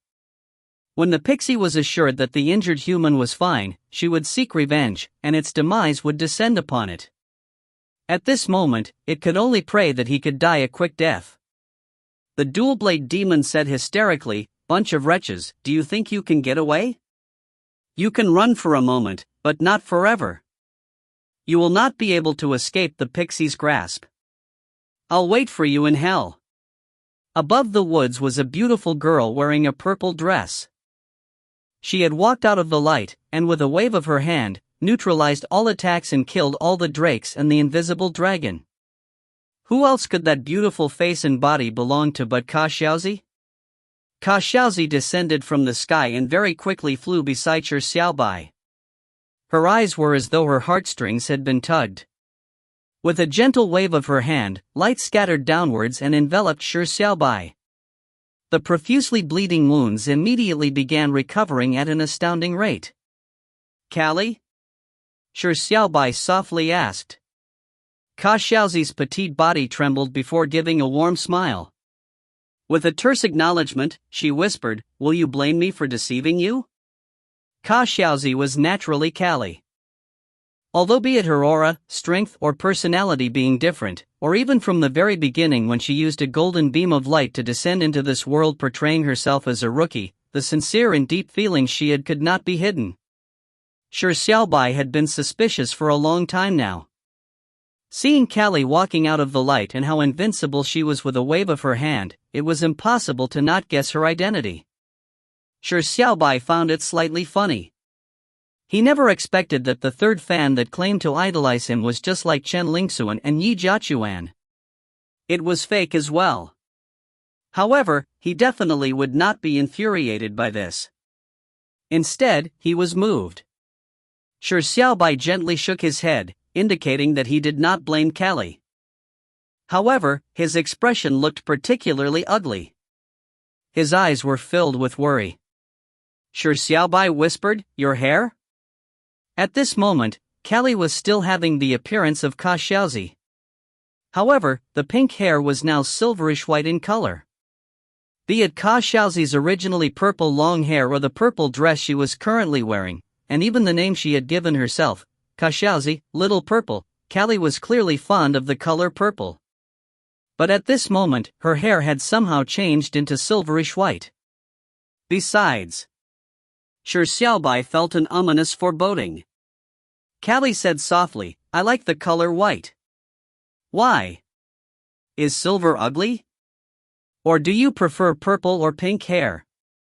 Shi Xiaobai shook his head and said, "They are all nice, but. At this moment, the astounded rookies finally managed to speak. In their eyes, Ka Xiaozi had suddenly descended, saving the dragon. She had even began chatting with the dragon. However, they could not understand the roars the dragon was making. The rookies began asking, "Ka Xiaozi, why did you save the dragon? Didn't the dragon just..." When Callie heard this, her gentle and warm expression immediately turned extremely cold. With eyes filled with rage, she waved her hand as a light swept across everyone. "Open up your eyes well and see who is the person you were trying to kill." Callie's voice exuded a coldness colder than the ice and snow during winter. Although she knew that the rookies had been placed under an illusion, she was still feeling anger from the lingering fear that Shi Xiaobai had nearly been killed. With the illusion removed, everyone could finally see the true nature of the dragon they were attacking. Immediately, they felt like struck by lightning. The faces of Mu Yuesheng and company turned pale. Their eyes were filled with disbelief and lingering fear. Shi Xiaobai looked at everyone and gently said, "Don't blame yourselves. It wasn't your fault. Someone created an illusion, making all of you mistake this king for a dragon. All of you did the right thing. The ones at fault are the masterminds behind this plot. Sorry." The people in the forefront turned pale. They kept apologizing as their eyes were filled with remorse. At this moment, Callie looked up at the sky and coldly said, "Trying to escape?" Callie turned to give Shi Xiaobai a glance. Seeing how his injuries were stabilizing, she whispered, "Rest for a moment. Those few fools are trying to escape. I'll capture them and leave them at your disposal." Shi Xiaobai hurriedly asked, "Who are those fools? Where did you go just now?" Callie shook her head gently and did not respond. Clearly, she did not want to reveal too many details regarding the god-slaughtering formation. She did not wish for Shi Xiaobai to worry, so she whispered, "Just a few silly clowns." Callie did not explain, nor did she give Shi Xiaobai a chance to inquire.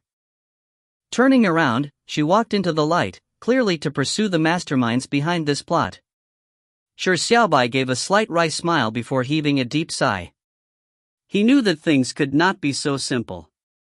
Shi Xiaobai thought for a moment before he turned around and left the rookies that were filled with guilt.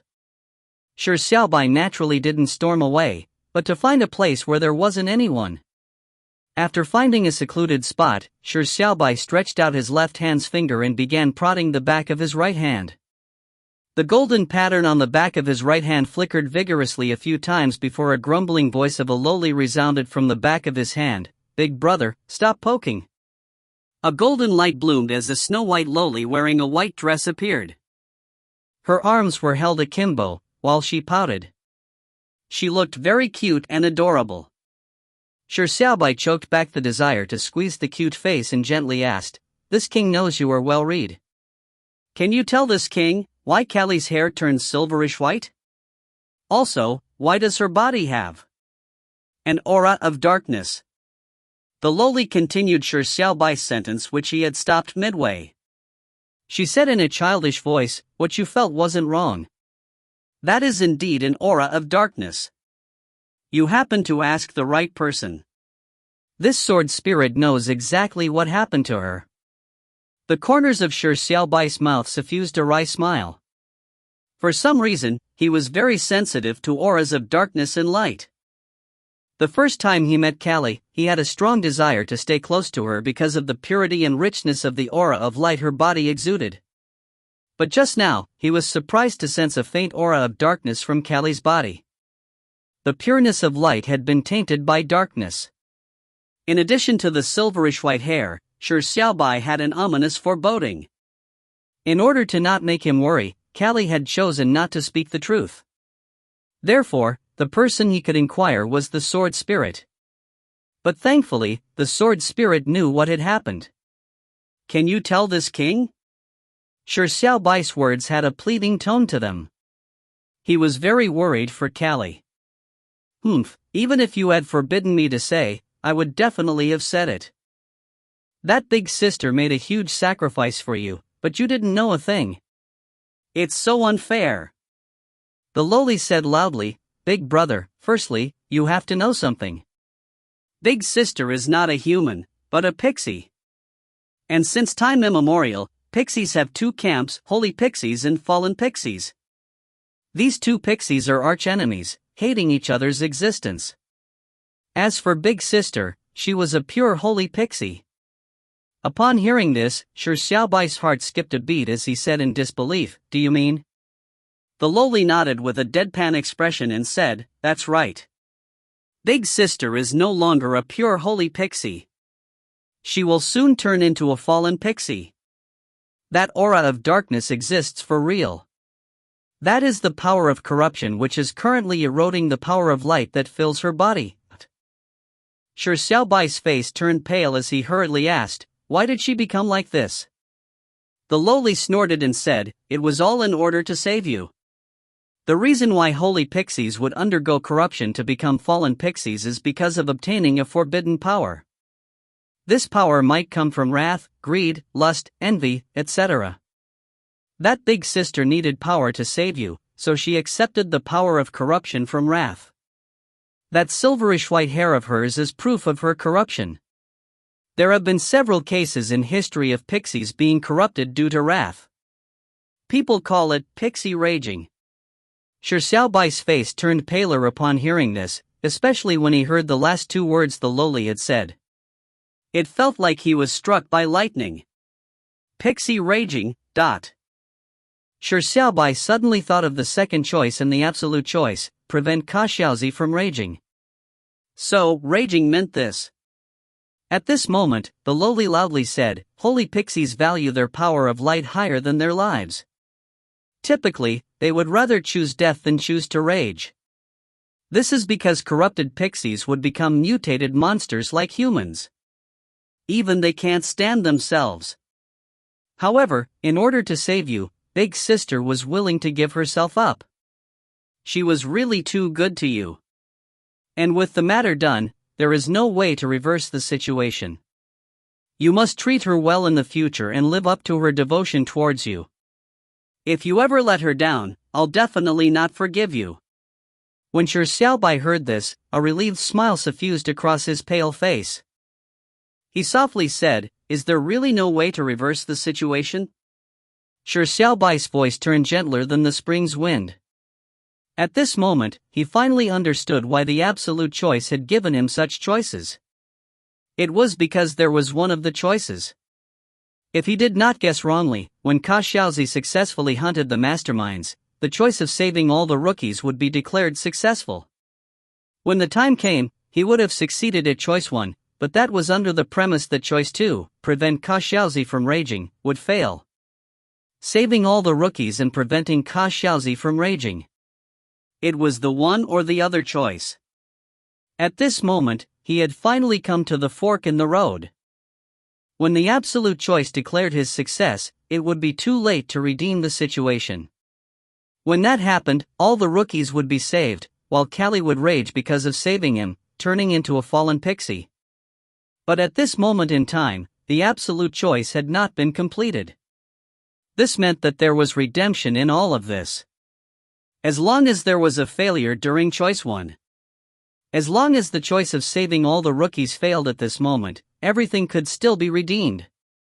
A resolute look flashed in Shi Xiaobai's eyes. "Ah!"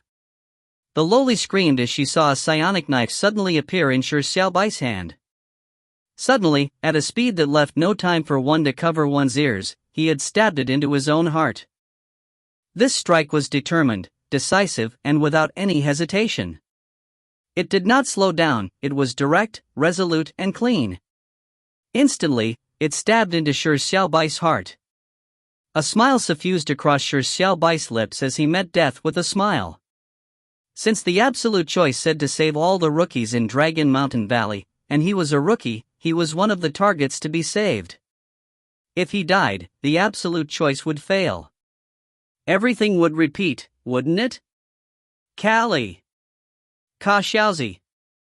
You raged for this king will commit suicide for you.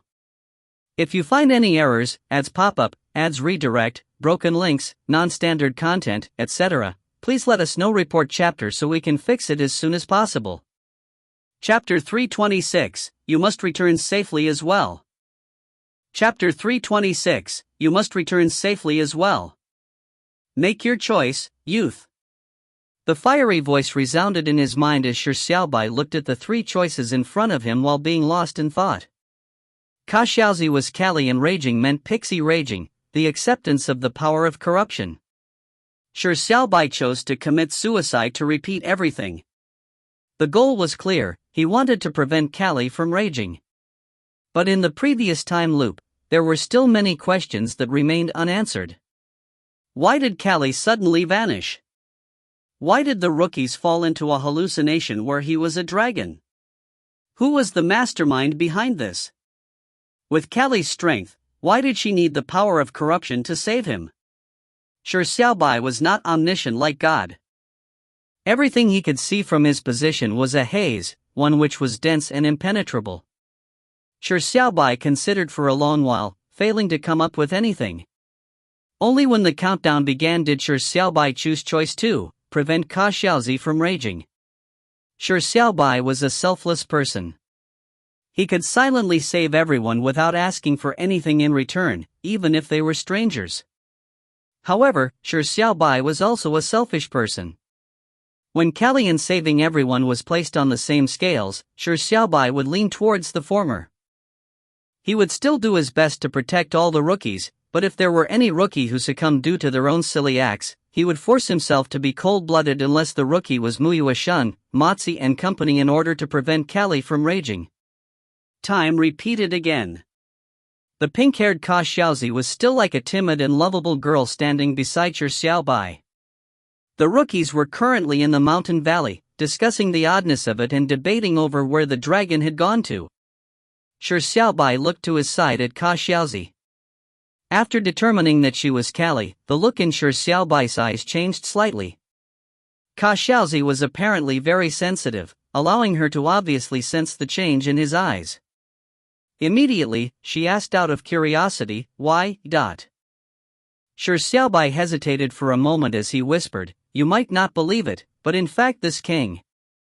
Since Ka Xiaozi was Callie, with Callie's powers, she could definitely weed out the masterminds ahead of time. She could use her absolute strength to nip the plot in the bud. Then, the easiest way to solve this matter was to tell Callie what had happened in the previous timeline. She could definitely solve all the problems. Pixie raging might not necessarily be physically painful, but it was definitely a psychological torment.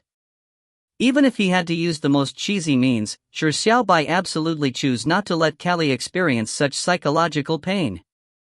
Therefore, he decided to tell her about the absolute choice. However, the moment Shi Xiaobai opened his mouth, time came to a halt. Everything in front of him turned still once again.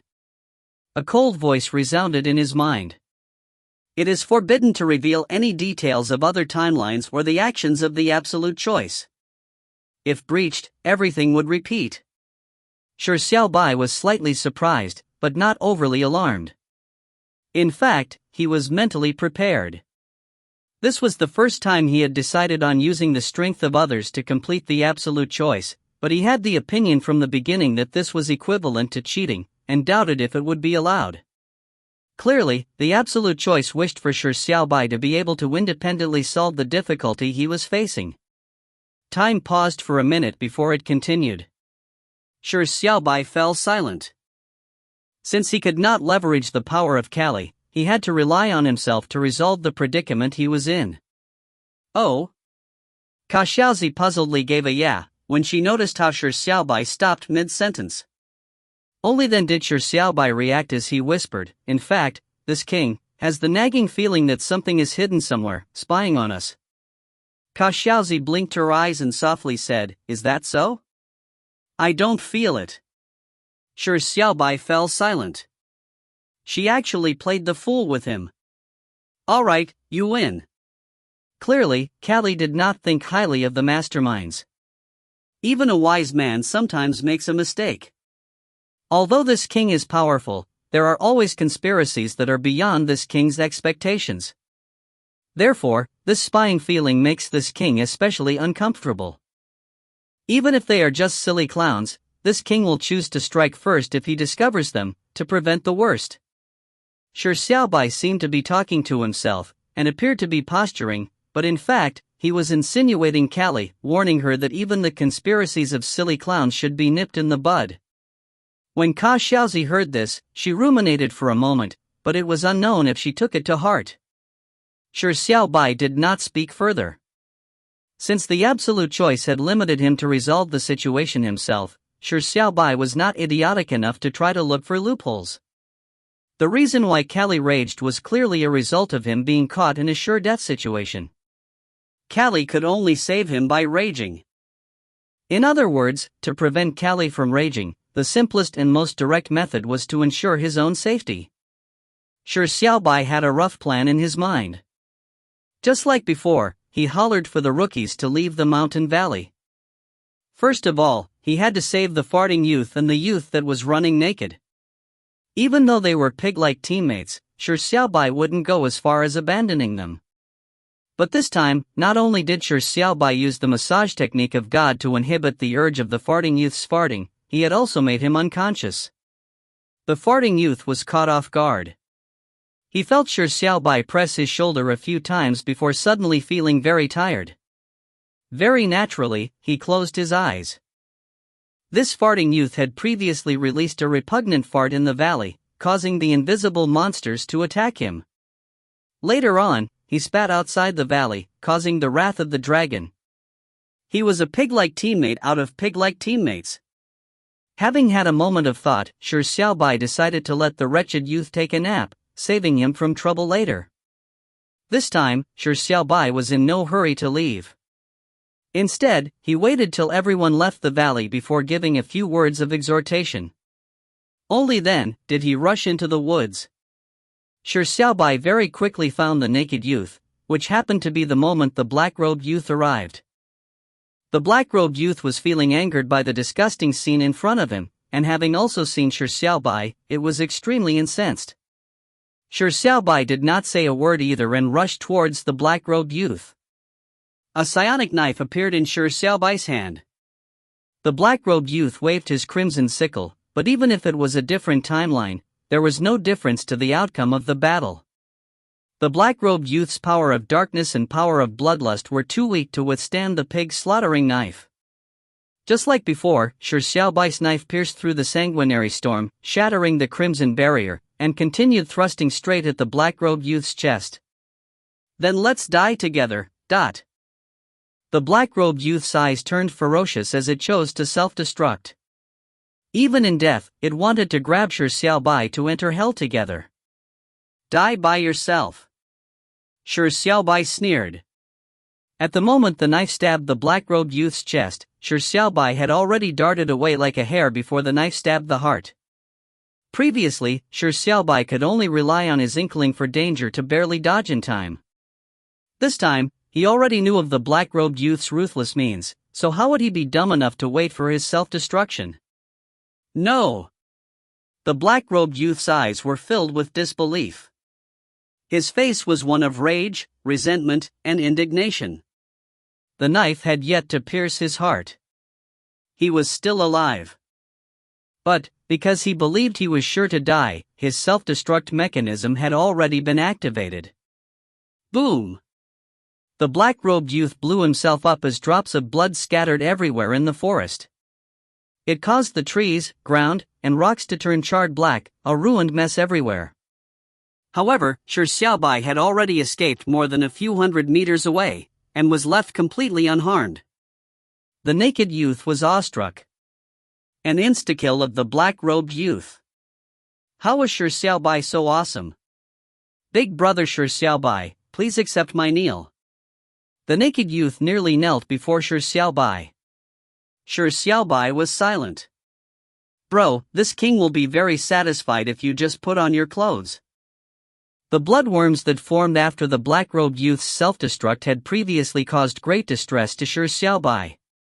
The bloodworms had chewed through the ligaments in his knee, limiting his mobility. It resulted in him being unable to use crab steps to dodge the attacks of the invisible monsters and the dragon. Now, by eliminating the black-robed youth first, it could be considered as him removing an uncertain factor. Shi Xiaobai very quickly brought the naked youth back to the valley exterior. At this moment, the farting youth was still unconscious. No one spat, so it naturally did not trigger the wrath of the dragon. As such, the crowd was in a rather safe situation. The moment Shi Xiaobai returned to the valley exterior, he borrowed a sword from a girl. The girl was clearly already an admirer of Shi Xiaobai. She was excited and delighted to lend her sword to Shi Xiaobai. Shi Xiaobai thanked her before turning to walk into the valley with extremely cold-looking eyes. The rookies were mostly paying attention to Shi Xiaobai's actions, so they immediately followed when Shi Xiaobai entered the valley. What followed left them astounded as they stood at the entrance to the valley. They saw Shi Xiaobai holding a black sword in his right hand, and the borrowed sword in his left. He attacked with the swords in unison. Shi Xiaobai had previously used a sword unison attack with Sunless. The power of that attack disrupted Sen Yuan's deathblow and reduced him to a wretched state. And at this moment in time, Shi Xiaobai had completed a sword unison attack alone. Shi Xiaobai's training of his left hand in the battles with Heartless at the 4th level now played its biggest role. Right hand, Kuan Peng's Sword of Fire. Left hand, Kuan Peng's Sword of Wind. This was not only using swords in unison, it was also the integration of the Kuan Peng sword technique. The power of the attack was beyond imagination. Shi Xiaobai roared as he slashed out with both swords. Wind and fire burst through the sky. The inferno and the swirling winds formed a flaming hurricane that swept the sky in the valley. Shrill screams resounded above the valley, giving everyone a scare. Shi Xiaobai's eyes were cold as he mercilessly slashed out thousands of sword beams into the valley. One charred and ugly monster after another died in the sea of flames as they plummeted from the sky. Damn monsters! The flesh you have eaten, the bones you have gnawed, the blood you have drunk, vomit all of them out for this king. You have previously bitten off heads and limbs. Every wound you left on this king's body is still remembered by this king. Now, behold this king's wrath. In a little more than 3 minutes, Shi Xiaobai alone with just 2 swords had wiped out all the invisible drakes in the valley. Outside the valley, the dragon let out an indignant roar, but it did not dare to approach. Everyone was left dumbfounded. Shi Xiaobai, who was like a demon king that engaged in a massacre, left them in awe. Suddenly, someone exclaimed. The dragon has appeared, ... Ah! The dragon has devoured Shi Xiaobai. No, quickly save Shi Xiaobai. Kill the dragon. Shi Xiaobai turned around silently. There were charred corpses everywhere in the valley. Other than him, where was the dragon? The expected illusion had appeared, but the script had changed. Shi Xiaobai surveyed the crowd around him and sighed softly. When everyone fell into a hallucination, Xiaozi had indeed disappeared. She had silently vanished. Just like before, he did not know where she had gone to, but the way the masterminds had left Kali with no choice but to leave was ever so subtle. This time, I will also safely survive. You must return safely as well. Shi Xiaobai said to the air in a gentle whisper. If you find any errors, ads pop up, ads redirect, broken links, non-standard content, etc., please let us know report chapter so we can fix it as soon as possible. Chapter 327, Don't fucking add scenes for yourself. Chapter 327, Don't fucking add scenes for yourself. The dragon has eaten Shi Xiaobai. The rookies exclaimed. Just a moment ago, they saw Shi Xiaobai engaging in a massacre, and the next moment, an ugly dragon suddenly appeared out of thin air, devouring Shi Xiaobai into its belly. The crowd stared with widened eyes as their breathing stopped. They found the scene that had happened unbelievable. What was more unbelievable was that Shi Xiaobai did not struggle after being devoured, as though he was a rock that had sunk into the bottom of the ocean without even the slightest action. Shi Xiaobai was devoured by a dragon. Was he dead just like that? No. In the next moment, many people had their eyes red. Kill the dragon, save Shi Xiaobai. Everyone was filled with panic and anger as they rushed into the valley, prepared to slaughter the dragon, rip out its stomach and save the devoured Shi Xiaobai. Even if he were dead, they wanted to see his corpse. Shi Xiaobai looked at the flustered and furious expressions the crowd had and immediately felt somewhat moved. Even though the dragon they wanted to kill was him, he was still more happy than sad. This time, there was no black-robed youth for Shi Xiaobai to kill to instill fear in their hearts. Furthermore, in the hallucination, the person devoured by the dragon was Shi Xiaobai, so how could the rookies hold back? Their anger could not be restrained as their anxiety was consuming them. Shi Xiaobai remained calm. With swords in both hands, he welcomed the crowd charging at him. Lifting his sword, he slashed out at the same time. Right hand, Kuan Peng's Sword of Wind. Left hand, Kuan Peng's Sword of Water. A sword unison attack, with the Sword of Wind and Sword of Water perfectly harmonizing. The sky was immediately filled with snow and the ground was covered in frost. The sword beams were domineering and the cold was chilling. The biting cold sword beams froze the rookies leading the charge. They could not help but shiver in cold. The rookies' charge was slowed down by Shi Xiaobai's Kuan Peng Windsnow Sword. At the same time, Shi Xiaobai took the initiative to rush towards the crowd. With crab steps at the crest of perfection, this speed caught the rookies off guard. The constantly changing figures were dazzling. The dragon is coming. It's so fast. How is the dragon so fast? No, it's too cold. I can't move or withstand it. The rookies exclaimed. At this moment, the valley was filled with snow-wind sword beams. Their bodies had yet to acclimatize to the sudden biting chill in the air. Immediately, their actions turned sluggish, so there was no way for them to follow Shi Xiaobai. They could only watch as the dragon and their eyes flew past their heads at an extremely fast speed. But what shocked the rookies was that the dragon did not attack them. It only chose to escape. That's not right, the dragon had taken a person away during the chaos. Liuji, Naked Dick, has been abducted by the dragon. Someone knew the rookie that had been unfortunate enough to be abducted by the dragon as he immediately exclaimed aloud.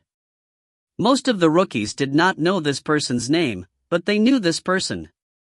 He was the one who had derided Shi Xiaobai previously, and had been smacked in the face by Shi Xiaobai's awesome one punch. He had then gone into the woods to run naked. At this moment, the dragon had not forgotten to take Naked Dick with him. Was the dragon that hungry? So hungry that he was not picky with food. Quickly, chase. The rookies obviously would not allow him to escape easily. Very soon, they overcame the stiffness of the chill, and rushed to pursue the dragon. With Naked Dick in hand, Shi Xiaobai ran and lowered his head at the wailing Naked Dick. He said coldly, "This king knows that you aren't hallucinating. If you continue acting, this king will really be a dragon and slaughter you." Naked Dick's face immediately turned pale and stopped crying for help. His lips trembled as he said, "Don't, big brother Shi Xiaobai. I thought I was the one who was hallucinating. They kept calling you a dragon, so I didn't dare to disagree." When Shi Xiaobai heard this, he immediately heaved a sigh of relief. It was obviously only a guess when he said that he knew that Naked Dick was not hallucinating. In the previous timeline, Shi Xiaobai had been pincered by the rookies and the black-robed youth. Back then, Shi Xiaobai could clearly sense a hatred from the black-robed youth. The vicious hatred was more intense than the rest. The black-robed youth clearly did not have such intense hatred for the dragon, so it was more likely that the black-robed youth was not under the effects of the hallucination. The black-robed youth was able to see him, which resulted in the intense hatred. By grasping this minor detail, Shi Xiaobai pondered deeply over it. Why was the black-robed youth not hallucinating? It could very likely have to do with location, that the initiation of the hallucination was location-specific, and at that moment in time, the black-robed youth was not within that area. This was the most likely possibility, but it did not help Shi Xiaobai in any way. Therefore, he could only continue pondering over other possibilities. If the hallucination was not location-specific, what could result in the rookies having hallucinations while the black-robed youth wouldn't? It had to be something the rookies had in common which the black-robed youth did not have. If he ruled out the possibility of location, Shi Xiaobai could only think of one item: diamonds. The strange diamond monster had been reduced to diamonds after it shattered. It was something all the rookies had which the black-robed youth did not. Callie was powerful, so she was not affected by the hallucinations, so she could be ignored. Therefore, the possibility of the diamond being the reason was very likely. And among the rookies, there was one person who did not have a diamond. It was the youth that went running naked, Naked Dick. If the diamonds were the cause of the hallucinations, Naked Dick should not be hallucinating. With this guess in mind, Shi Xiaobai decided to run in this timeline. And while running, he abducted Naked Dick. The heavens did not disappoint Shi Xiaobai's wit. Naked Dick was really not under the effects of the hallucination. However, Naked Dick was a timid person. Be it the previous timeline or the present timeline, he was not affected by the hallucination. However, he did not dare to come out alone to clear Shi Xiaobai's name while the crowd was clamoring to kill the dragon. He was afraid to be treated as an alien and had instead echoed the crowd. Shi Xiaobai was somewhat infuriated, but he was quickly put at ease. How could you count on a coward who could pee himself out of fear to risk the denouncement of a mob while pointing at the dragon in front of everybody and shout, "This is no dragon. This is Shi Xiaobai? Damn it, this king will give you one more chance. In a while, you have to do as this king says, or this king will really throw you in front of the real dragon," Shi Xiaobai said in an ominous fashion. Giving a sermon to a coward was useless. Forcefully coercing him was the only way. Obviously, Naked Dick did not dare to refuse. He hurriedly patted his chest and assured Shi Xiaobai that he would do as he said, with a look of unflinching righteousness. The rookies pursued anxiously. Although Mu Yuesheng was fast, her lightning flash step could only let her move in a straight line. And for some reason, the dragon had seen through her weakness. It was constantly curving while proceeding ahead at an extremely fast speed. Mu Yuesheng was anxious, for there was no way for her to catch up to it. It was needless to speak about the other rookies. In terms of movement techniques, none of them could match Shi Xiaobai. They could only watch as the dragon in their eyes opened up a gap from them. Just as the rookies were beginning to feel a hint of despair, the dragon suddenly stopped. Standing in front, it seemed to be waiting for them. The rookies came in droves and quickly surrounded the motionless dragon. This time, they could not let the dragon escape. Darn dragon, die! Someone did not wish to wait a moment longer and attacked in anger. Stop! You fools! A voice that no one expected resounded. They saw Naked Dick that had been abducted by the dragon walk out and pointed to the dragon. He cried in outrage, "Do you know what all of you are doing? This is no dragon, it's Shi Xiaobai." The crowd was startled as they revealed looks of shock, but soon they were relieved. It seems like Naked Dick has been brainwashed by the dragon. What do? We can't kill Naked Dick, right? Quickly kill the dragon. As for Naked Dick, let's knock him out first. The crowd obviously wouldn't believe in Naked Dick's drivel. They only believed the reality before their eyes. This was clearly an ugly dragon. However, there were people who had their doubts. This was because they could not believe that the dragon could so easily devour Shi Xiaobai. Unlike the previous timeline with Xiao, the crowd found the likelihood of Shi Xiaobai being devoured by the dragon without any acts by him very slim. A powerful person like Shi Xiaobai could be in the midst of a grand plan. Seeing how the crowd did not believe him, Naked Dick's expression turned ugly. He knew that this matter was risky. If he was treated as an accomplice of the dragon, he would be doomed. However, Shi Xiaobai's sword was against his back, so Naked Dick did not dare to back down. Naked Dick pretended to look extremely depressed as he looked at the crowd. He said in a solemn voice, "I'm very, very, very disappointed. All of you claim to be Shi Xiaobai's partners, friends, admirers, lackeys, confidants, intimate mistresses. Some even call themselves Shi Xiaobai's son. Yet, now all of you are trying to kill Shi Xiaobai because of a low-grade hallucination technique. Seriously?" Naked Dick said aggrieved, as if there was no end. Shi Xiaobai finally found it unbearable and interrupted him, "Quickly get to the point. Don't fucking add scenes for yourself." Naked Dick immediately gave a bitter smile. Seeing how the crowd was looking intolerant, as though they wanted to attack, Naked Dick lamented in his heart. "Once, I had a chance of posturing, but I was only able to posture for a few seconds. The world's greatest tragedy is nothing compared to this. If all of you do not believe me, throw away the diamonds on your bodies. Open your eyes and see if this dragon is Shi Xiaobai or not." Naked Dick shouted with a hoarse throat. This was the key sentence, and probably his last line for his appearance. He had to do a good job.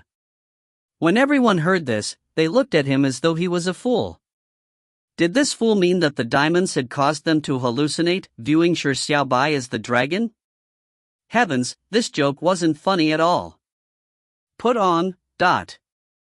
Mu Yuesheng and company, who were in the forefront of the crowd, decisively took out the diamonds they had and threw it on the ground. They would rather believe it to be the truth than not. When Mu Yuesheng and company threw out the diamonds, they immediately exclaimed while covering their mouths. "It's true. It's really Lord Shi Xiaobai.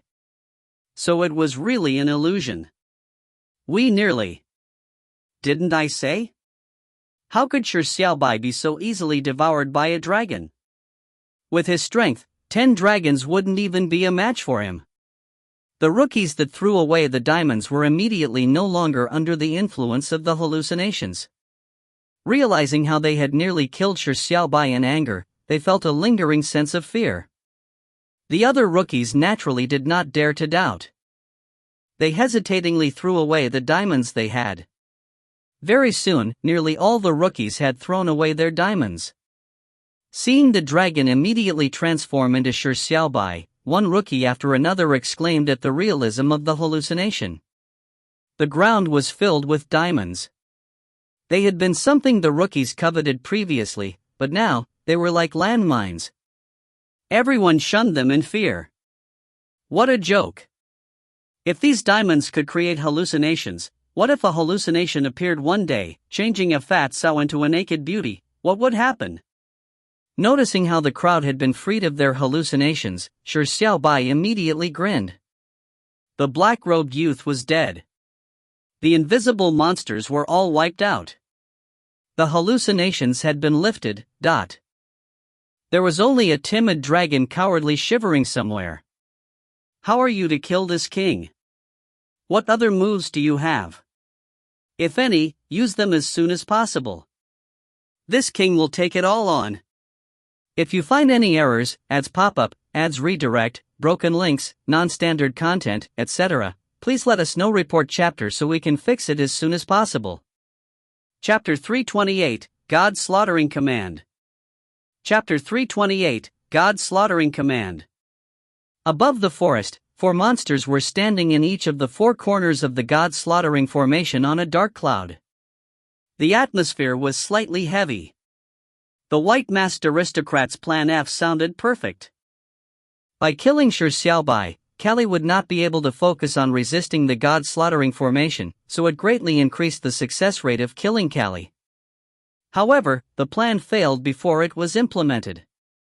The invisible monsters were annihilated mercilessly by Shi Xiaobai, and the illusion stones that had been planted were seen through by Shi Xiaobai. What seemed like a flawless scheme had been easily nipped in the bud. How could the four monsters be in a good mood? The gigantic nightmare terror always had a grudge with the white-masked aristocrat, so it could not help but mock. I wasn't optimistic about this plan from the very beginning. The number of strange means that human has is endless. Even that dog suffered under his hands. Just that punch not a long while ago was completely unbelievable. Hoping to succeed using such a scheme that can be so easily seen through against that human is truly one that can only happen in one's wildest dreams. The white-masked aristocrat said with a heavy face and cold tone, "What nice hindsight. This human was just lucky. No plan can avoid uncertainties such as luck. What else could I do?" The gigantic nightmare terror said with a chuckle, "Just lucky? It was obvious that your plan wasn't perfect enough, allowing that human to see through it easily." Enough! The dual-blade demon coldly interrupted the two monsters' argument. It said, "What we should do now is think of the follow-up plans, not pushing the blame on one another. The trial central computer instructed us to eliminate the external virus. Our final goal is only to kill the two intruders, the pixie and the tiny blacklit person that the pixie sealed in the deep depths of the sea. This human is not on the elimination list. We should only consider how to kill that pixie." The lion-headed demonic beast said with a whisper, "But now, we have used the god-slaughtering formation to imprison the pixie, but we aren't able to kill her. When the pixie frees herself, she will definitely punish us. When the time comes, what are the chances of the four of us defeating her?" I feel that aristocrat's plan was still somewhat reasonable. Killing the human that the pixie deeply loves might shake her will, causing her to die inside the god-slaughtering formation. The gigantic nightmare terror said coldly, "Having gone back and forth, the conclusion is still to kill that human. However, there's not much time. As pillars of the formation, the four of us can't move. The bullshit plan aristocrat came up with has been completely seen through, so who else can kill that human?" The lion-headed demonic beast said, "Since this is the world the dual-blade demon presides over, he should have the means to do so. Didn't he previously say that he had 10,000 ways to let the human die?" The dual-blade demon said with a heavy voice, "I do have 10,000 ways, but I can't be certain that they can kill the human in such a short period of time. The human strength might not be as simple as it seems." The white-masked aristocrat said coldly, "Use that move." The three monsters were slightly taken aback before their expressions changed drastically. They exclaimed, "Are you talking about that move?" The white-masked aristocrat nodded calmly and said, "That is the fastest way to kill that human, and also the most reliable way." The dual-blade demon said with a heavy voice, "If we use that move, it will cause a large number of trial takers to die. It is one of the regulations the assessment program has against it. We would be punished by the trial's central computer. We would be released in another 1,000 years, but if we do it now, we might be given another few thousand years of punishment. I can't accept it." The white-masked aristocrat said with a sneer, "Violating the regulations only entails an addition few thousand years of imprisonment, but if the pixie safely escapes the god-slaughtering formation, our lives would be over. The trial's central computer only knows punishment, nothing else. It will definitely not protect us. Even if we work so hard, to the point of risking our lives to complete the mission it gave us." The dual-blade demon fell silent upon hearing this. At this moment, the gigantic nightmare terror said coldly, "I don't agree. The fool that previously ruled the fourth level had once had an aneurysm, resulting in it using that move. It caused many trial takers on that level to die. It infuriated the trial taker, named Hero King by the humans, which caused its death. Most terrifying of all, after that fool died, its soul was imprisoned by the trial central computer. As it had violated the regulation, it is still imprisoned in a prison of darkness up to today. If we use that move, what happens if we can't kill the human? The white masked aristocrat said with a scorn, "Do you think that human can compare with the hero king from back then? Don't worry. This human may be good, but he's still a distance away from that hero king. This human will definitely not be able to survive that move." The lion-headed demonic beast said, "There's not much time left. Every second we argue is a waste of our lives. Quickly make the decision. As for whether to use that move, how are we to kill the human without using it?" The white-masked aristocrat said in a deep voice, "I think that if we were to use that move and kill the human before shaking the pixie's resolve, causing her death in the god-slaughtering formation, the trial central computer will pardon us considering the mitigating circumstances. The risk of punishment isn't very high. But if we do not use that move and if we fail to kill the human, it is almost certain the pixie will safely escape. What else can we do other than run? And if we fail to complete the mission, do you think the trial central computer will show us mercy? We would still be punished when the time comes. Therefore, I think it's best we use that move." The gigantic nightmare terror said coldly, "I definitely disagree with using that move. Aristocrat is always able to give all sorts of grand justifications, but he disappoints us greatly every time. I will definitely not believe you, even if what you say sounds very convincing." The lion-headed demonic beast shrugged his shoulders and said, "I will refrain from commenting. I only wish for us to come up with a decision as soon as possible. If we do not use that move, please think of something else quickly. You can count on me to act, but don't count on my brain." At this moment in time, the white-masked aristocrat was in agreement, but the gigantic nightmare terror was in disagreement. The lion-headed demonic beast was on the fence, so the only one to make the decision was the dual-blade demon. The gigantic nightmare terror looked at the dual-blade demon and said with a sneer, "This is the world you preside over. You will bear the greatest responsibility using that move. Think carefully about it." The white-masked aristocrat chuckled and said, "If you killed the pixie, what the trial central computer considers a high-level virus, in your world, you will gain the greatest merit as well. On the contrary, if you fail to kill her, you will similarly bear a huge responsibility." The dual-blade demon's expression immediately turned ugly as his eyes were filled with a dilemma. The lion-headed demonic beast urged, "Hurry up and make a decision. There's not much time left." The dual-blade demon took a few deep breaths as an intense struggle wavered in his eyes before finally coming to peace. "In hell, I learned of something important. When the evil spirits extort you for bread, you would not be able to even keep your clothes if you are afraid. If you encounter a hungry evil spirit, then you would not even. Anyways, to survive, courage is something that cannot be lacking." The dual-blade demon said in a heavy voice, "Therefore at this very moment in time, I choose to be brave.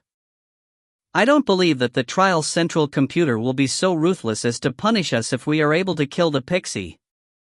Furthermore, since that move exists, it must have a reason for its existence. I believe it's the best opportunity for us to use it. Therefore, I've decided to use it. We shall use the god-slaughtering command. This is a move that can even easily kill celestial trial takers. It's the highest honor for a human's death." There were charred corpses everywhere in the mountain valley. The invisible drakes had been burnt to death by Shi Xiaobai's Kuan-Pang windfire sword or slashed to death by thousands of sword beams. They had revealed their true forms. They were extremely ugly, and now in their charred state, they were even more revolting. Shi Xiaobai led the rookies away from the valley and came into the forest. Shi Xiaobai knew that the masterminds definitely had tricks up their sleeves, so he was constantly vigilant.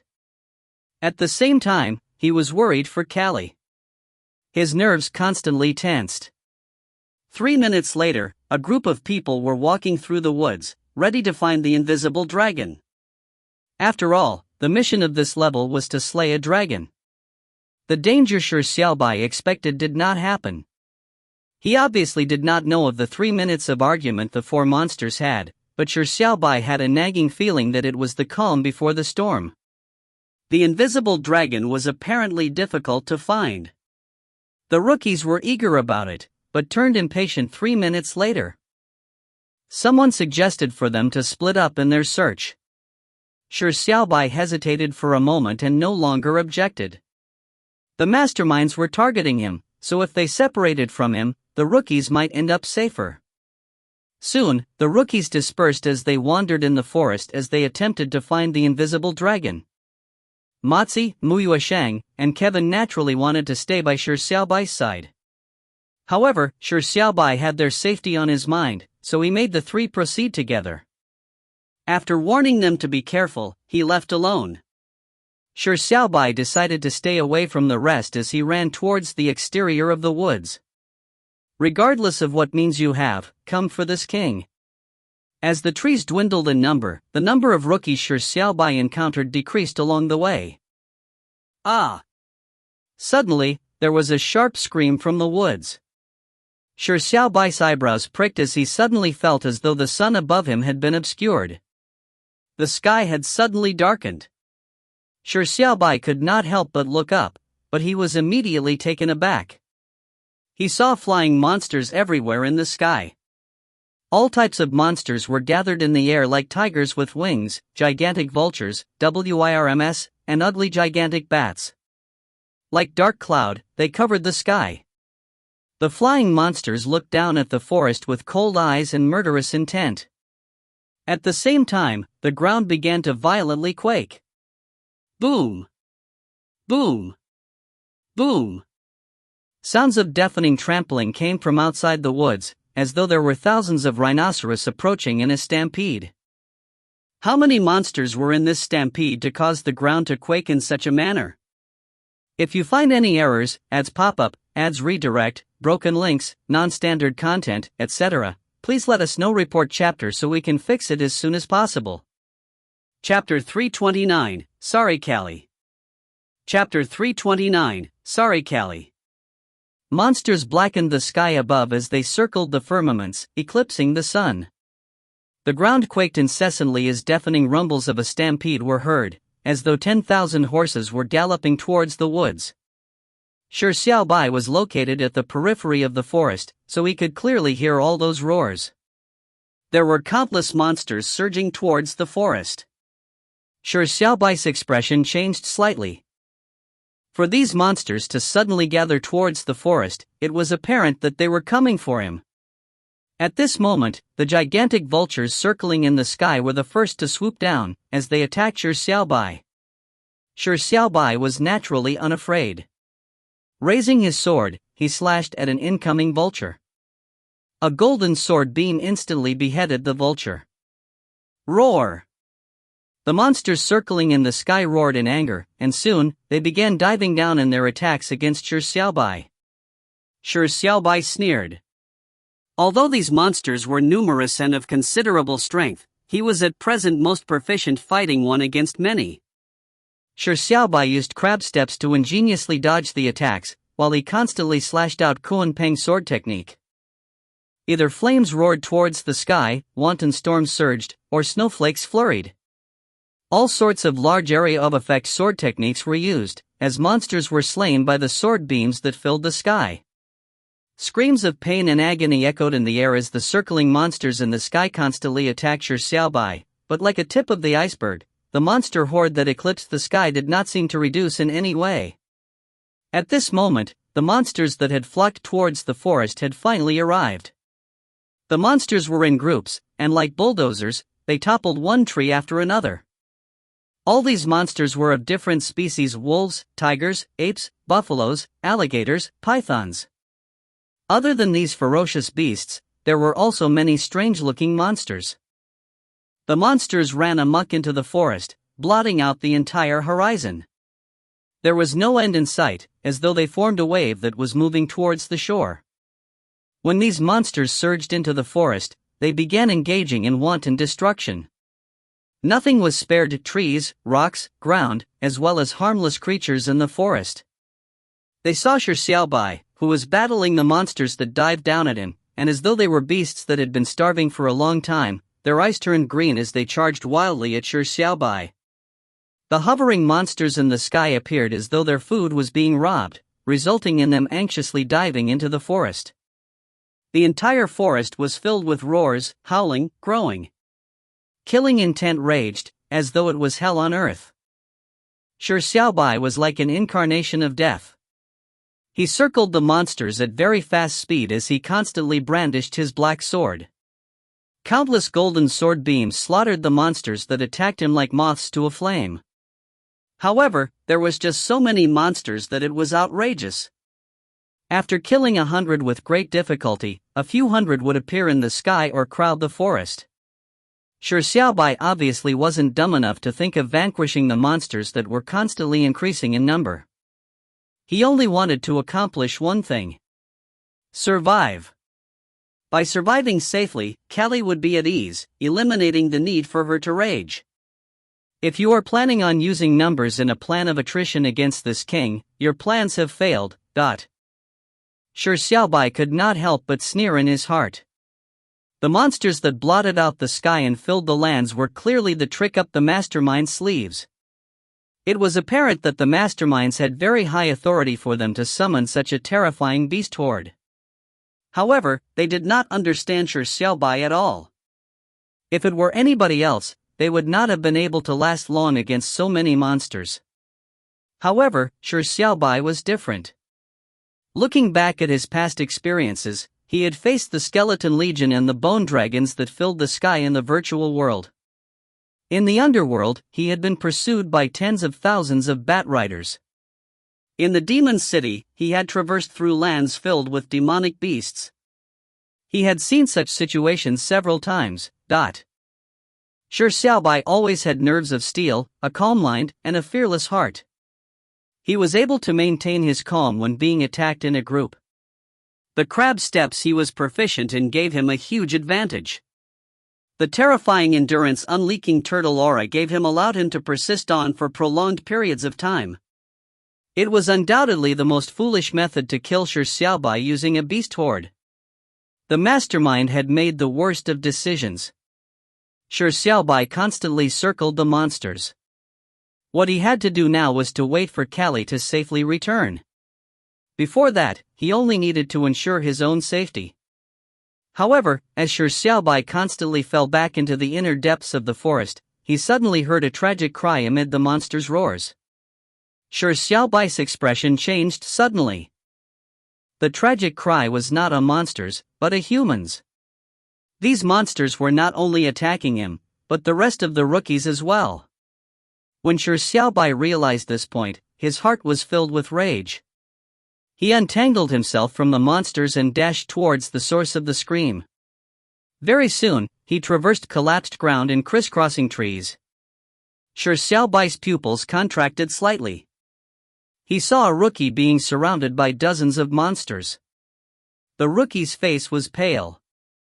He was furious and afraid, while doing his best to resist, but his body was covered in injuries.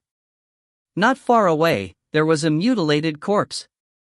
The corpse was being devoured by several monsters. Its head had been bitten off, and there was no clue as to who the person was. The person's innards had been pulled apart.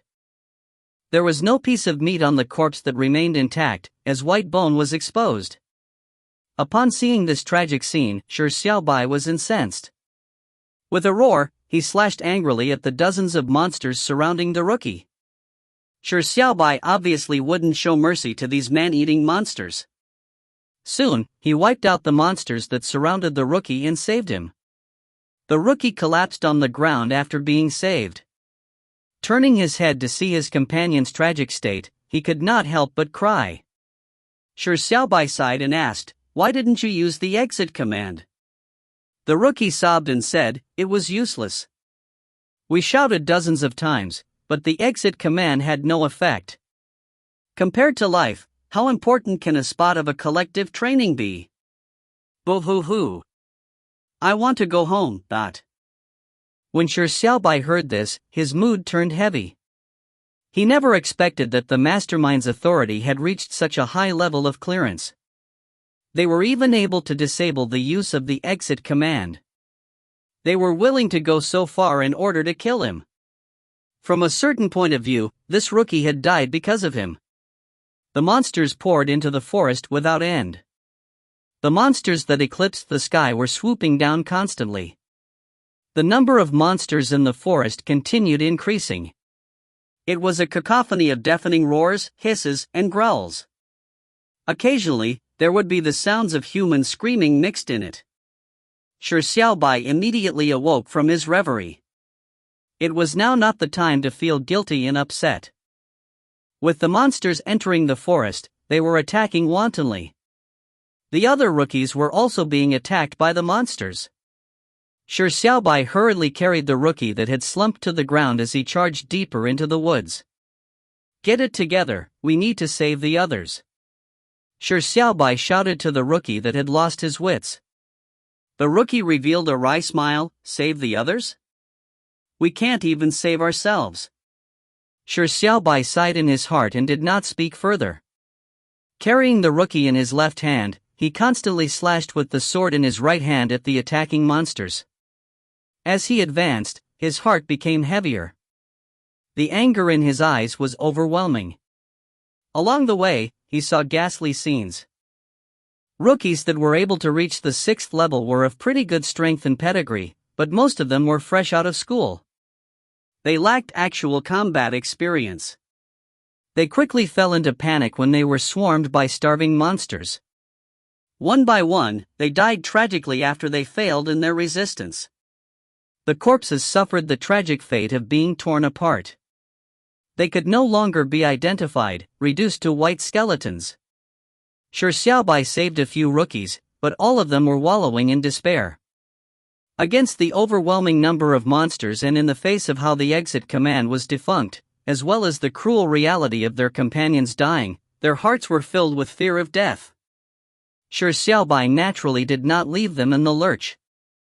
He constantly killed the monsters like an inexhaustible machine, while darting into the depths of the forest. However, Shi Xiaobai was not God.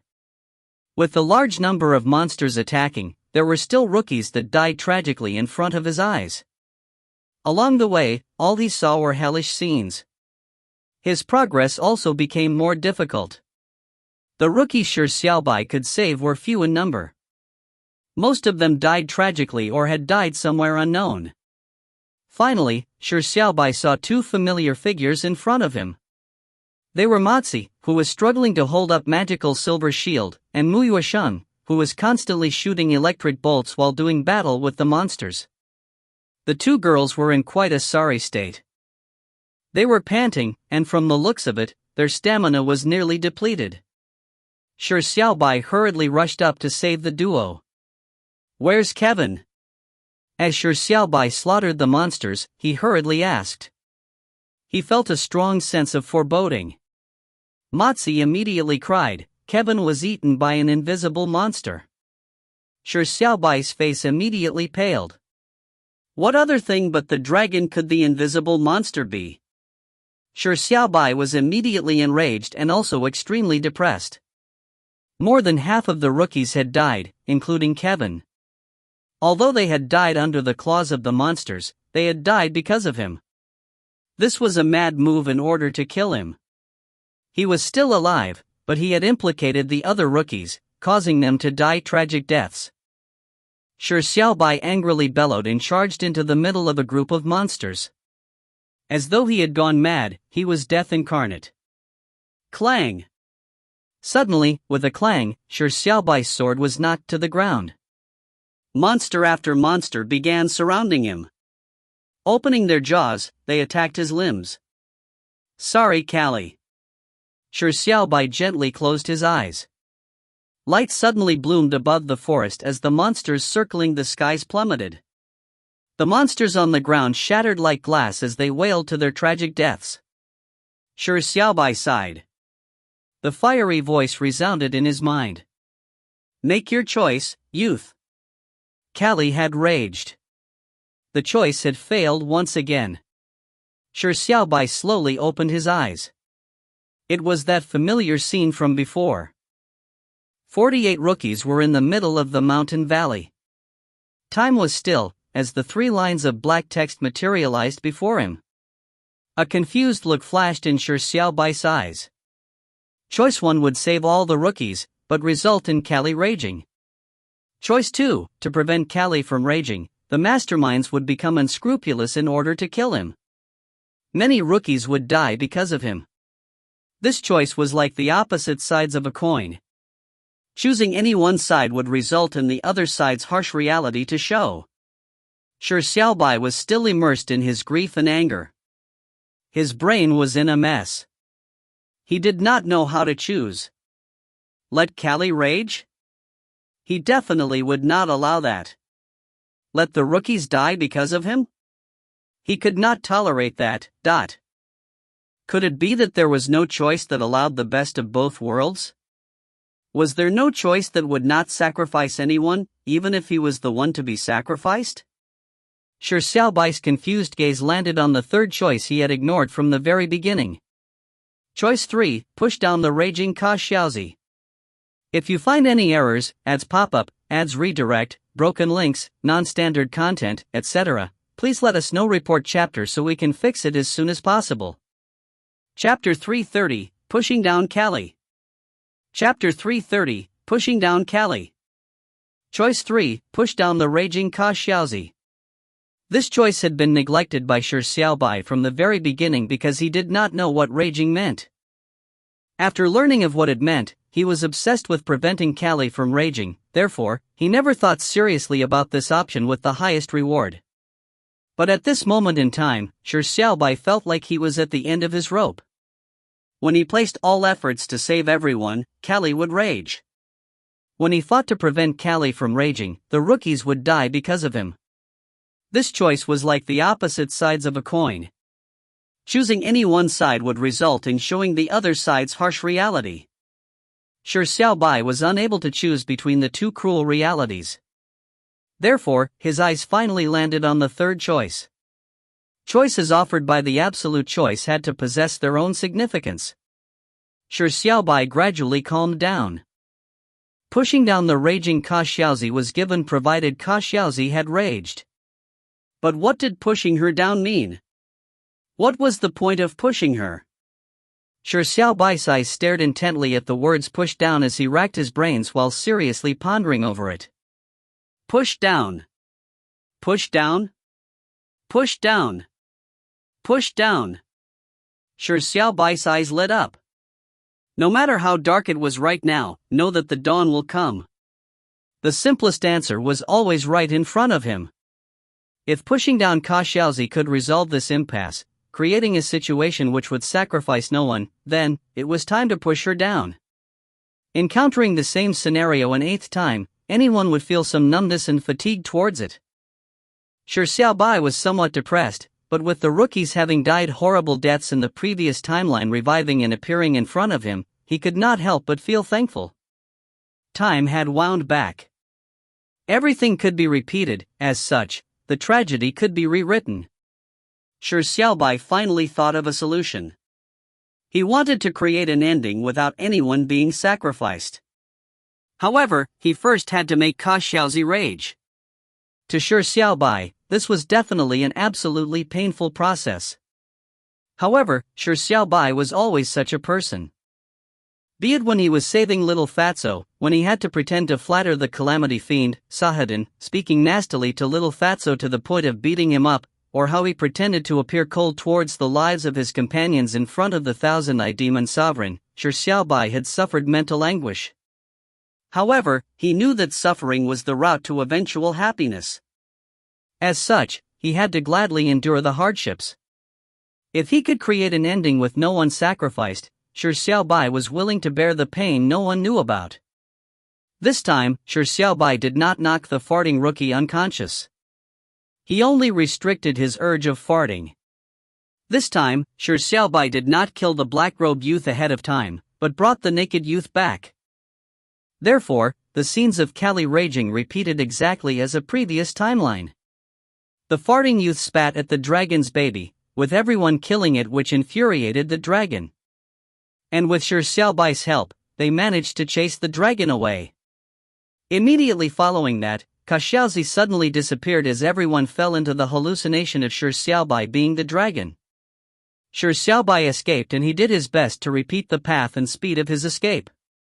When he was pincered by the black-robed youth and the rookies, Shi Xiaobai killed the black-robed youth first to strike fear into the rookies' hearts.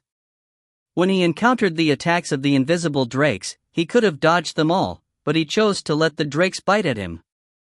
When the dragon sneaked up on him, he could have easily dodged, but he blocked in a manner that caused him to remain immobile. The rookies attacked as light bloomed. Xiaozi, whose hair had turned silverish white, walked out of the light. She had neutralized all attacks, killed all the drakes, and burned the invisible dragon to death. During all of this, Shi Xiaobai had to endure the pain while forcefully repeating the sequence of events. Everything was like the 6th round without any changes. All the rookies were saved. Xiaozi had raged because of him, becoming a fallen pixie. Just like before, Shi Xiaobai exposed the truth that Callie was Xiaozi. Callie admitted openly and gave a mischievous smile. In order for Shi Xiaobai not to worry over her hair, she pretended to be relaxed. However, Shi Xiaobai knew that her transformation into a fallen pixie was a mental torment for Callie. Shi Xiaobai sighed in his heart. A girl who was willing to make the silent sacrifice for him, regardless of how powerful she was, how long her lifespan was, how heavy her responsibilities were, how much he did not deserve her, he had to work hard to stand beside her, or even in front of her. At this moment in time, Callie's expression changed slightly as she coldly said, "Trying to escape?" Callie sensed that the masterminds were about to run, so she was prepared to pursue them. Up to this point in time, everything was the same as before. But this time, Shi Xiaobai prevented Callie from leaving. He stretched out his hand to grab Callie's hand and said softly, "Don't go first. Follow me." Shi Xiaobai pulled Callie towards the inner depths of the woods. Callie was slightly surprised and acknowledged it. She was not worried that the monsters could escape her. She was only eager to take revenge. But compared to revenge, it was obviously not as important as Shi Xiaobai. Shi Xiaobai pulled Callie into the woods and soon found an extremely secluded spot. There were trees all around, with a flat stone being surrounded by trees. It was like a smooth stone bed. Shi Xiaobai was very pleased with this layout. The place was very hidden, and the large stone bed was as though it was carefully prepared for him. It was very suitable to push her down here. Shi Xiaobai let Callie sit down on the flat rock, and sat down beside her with his shoulder to hers. They were very close and it seemed somewhat intimate. Callie blushed, but she did not dislike such intimacy. Shi Xiaobai turned slightly nervous. Pushing down sounded easy. However, Shi Xiaobai was unsure if he would really succeed. Callie said with a light laugh, "You seem rather nervous? Is there something urgent for you to bring me here?" Callie clearly never expected Shi Xiaobai to be plotting something with ulterior motives. Shi Xiaobai took a deep breath and said seriously, "This king knows that there were masterminds behind your sudden disappearance, the hallucination of the rookies, and the reason why the dragon and those monsters attacked this king. And next, you want to seek revenge on those masterminds. With your present strength, it's probably not difficult, but this king does not wish for that to happen. This king wishes that this king can seek revenge himself." Callie was slightly astonished. Looking into Shi Xiaobai's eyes, she could see the rage and killing intent in them. Shi Xiaobai's hate for the masterminds had reached an irredeemable state. Callie sighed gently and said, "Xiaobai, with your present strength, you have no way to fight them for the moment. This king knows." Shi Xiaobai's eyes flickered as he said, "Therefore, this king is planning on borrowing your power." Callie was slightly surprised before immediately remembering Shi Xiaobai's superpower. After a moment of pondering, she whispered, "Didn't we try previously? It's unlikely you are able to borrow my power for now." Shi Xiaobai shook his head gently and said, "It can be borrowed. It's just that the posture wasn't right the previous time." Callie was astounded. The posture wasn't right? Callie immediately recalled how Shi Xiaobai had to use his right hand to place in front of a person's chest to borrow powers. Was this the posture needed for borrowing powers? But what did it mean to have an incorrect posture? Callie's face blushed slightly as she whispered, "Then, what posture is needed?" Shi Xiaobai fell silent and gently grabbed Callie's shoulders with both hands. Callie's heart began to race as she noticed Shi Xiaobai's eyes as bright as the stars. Her cheeks began to heat up. Hey, why does this seem to be leading to something odd? Could it be? Ah! Callie exclaimed. After Shi Xiaobai held her shoulders, he pushed her forcefully onto the giant stone.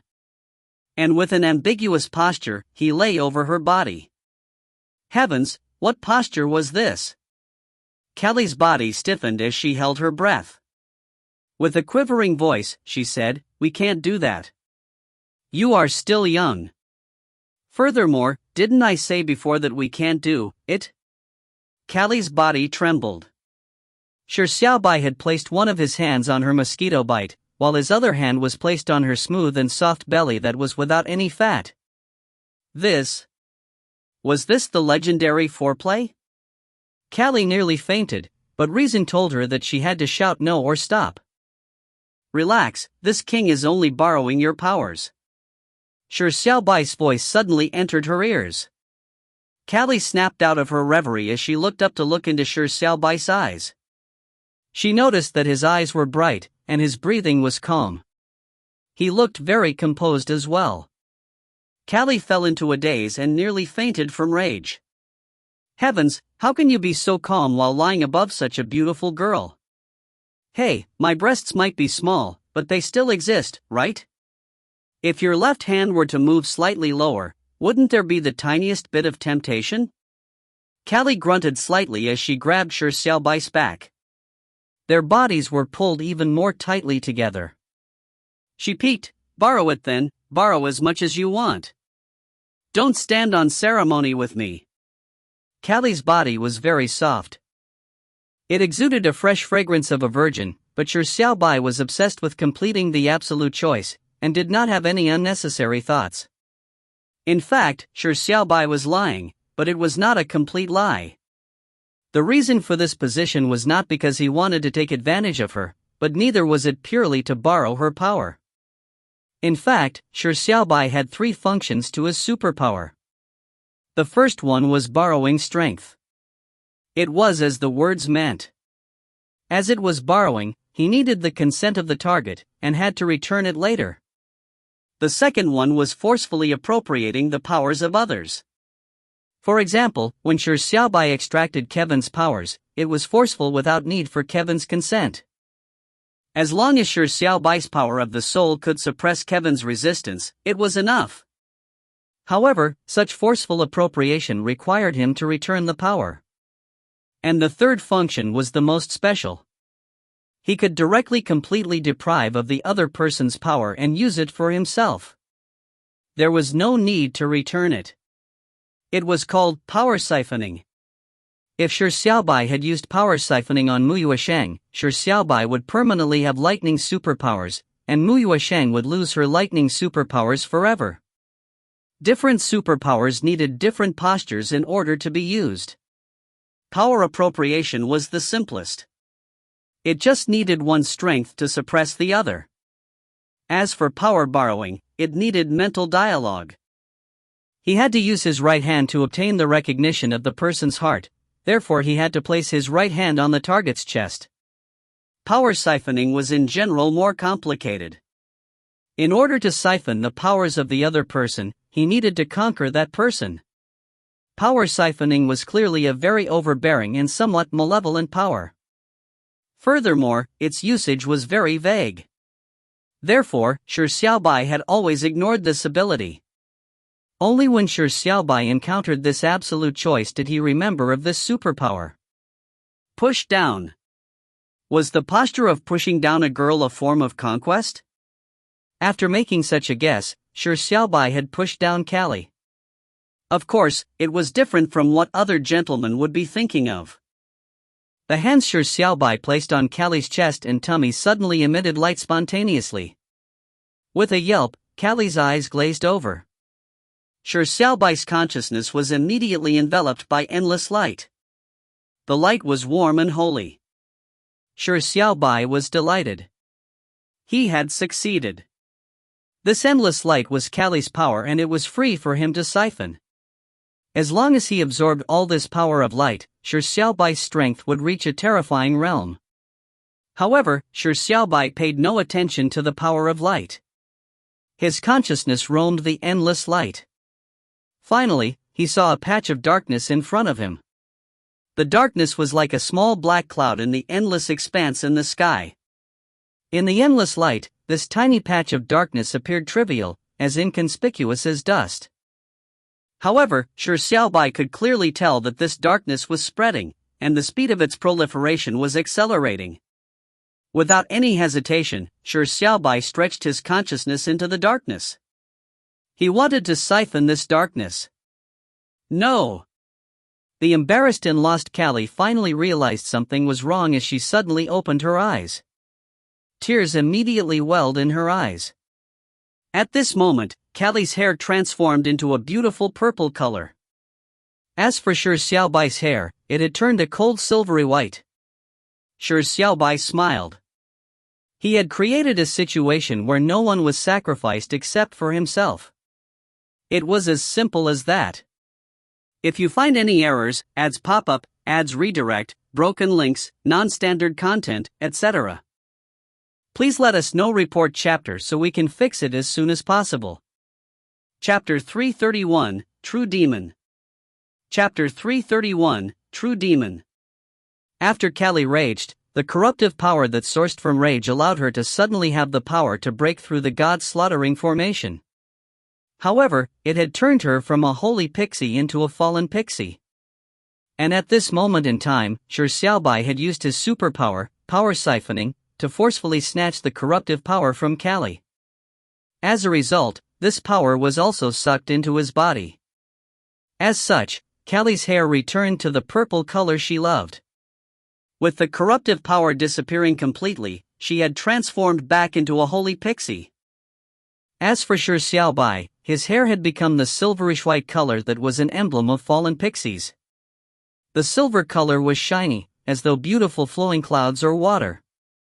The silver hair suddenly added a sinister handsomeness to the delicate-looking Shi Xiaobai. If this were purely a result of dyeing his hair, it would undoubtedly make him look suave. However, this was not the dyeing of hair, but corruption. The corruption was not something simple. It was different from the corruption of one's character, personality, or even moral integrity. This was of the corruption of a species, a corruption of the soul. It could even be a corruption in reincarnation. Callie was acutely aware of the terror of corruption. The corruption was irreversible and unerasable.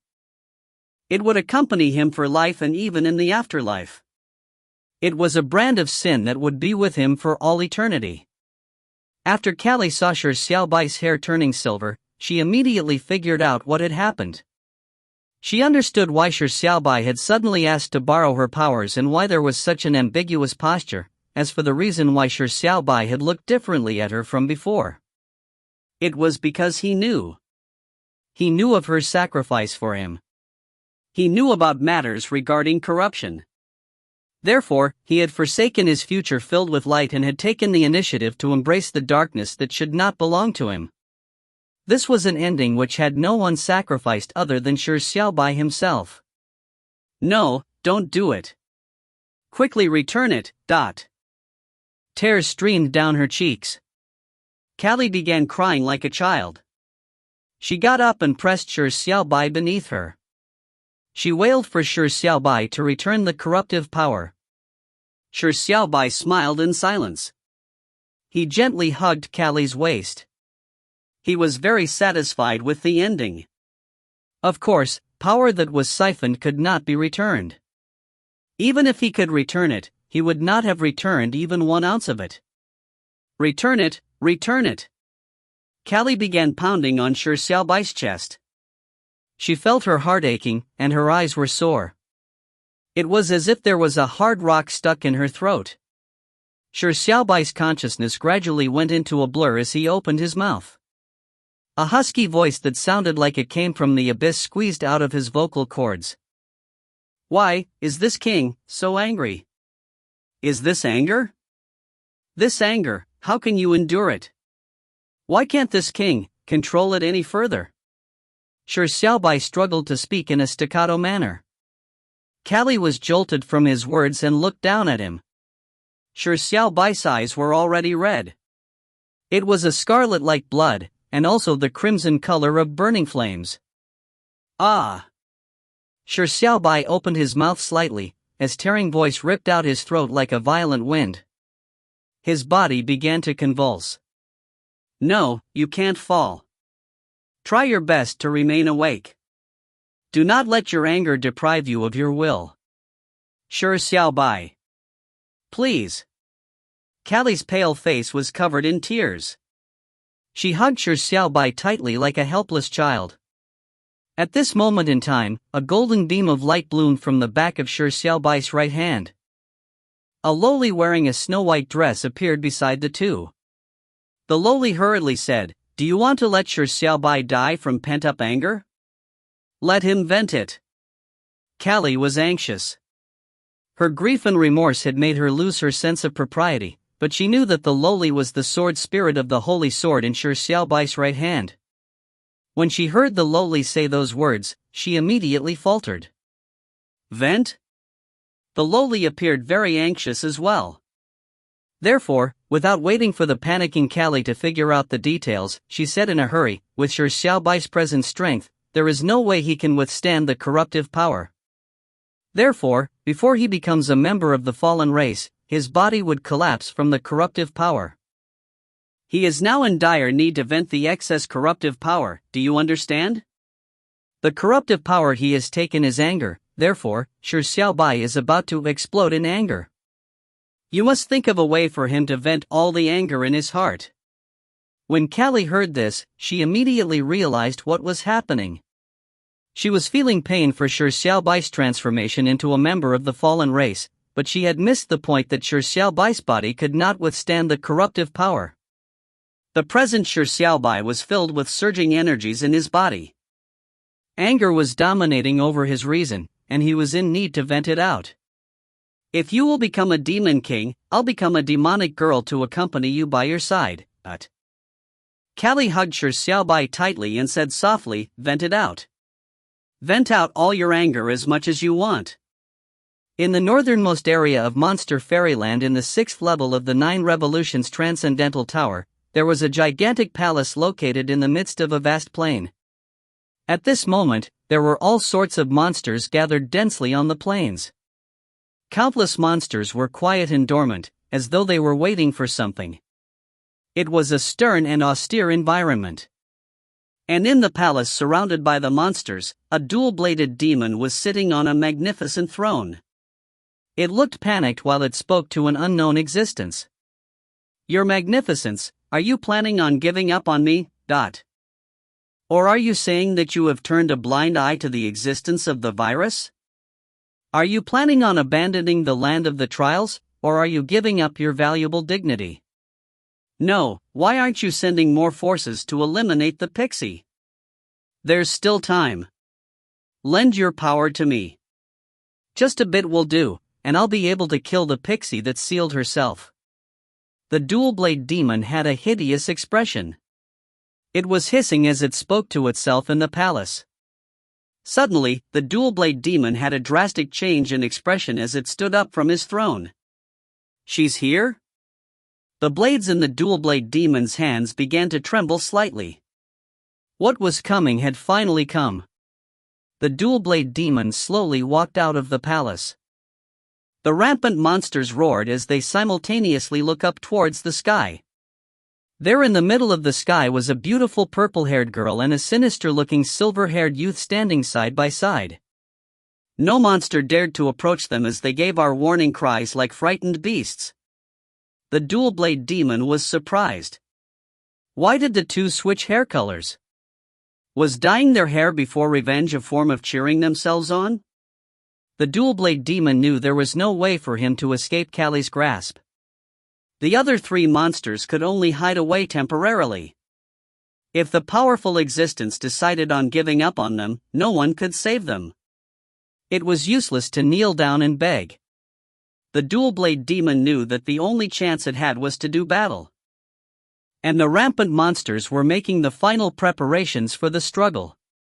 You should not have brought that human here. I might not be your match, but the monsters here can definitely kill your loved one.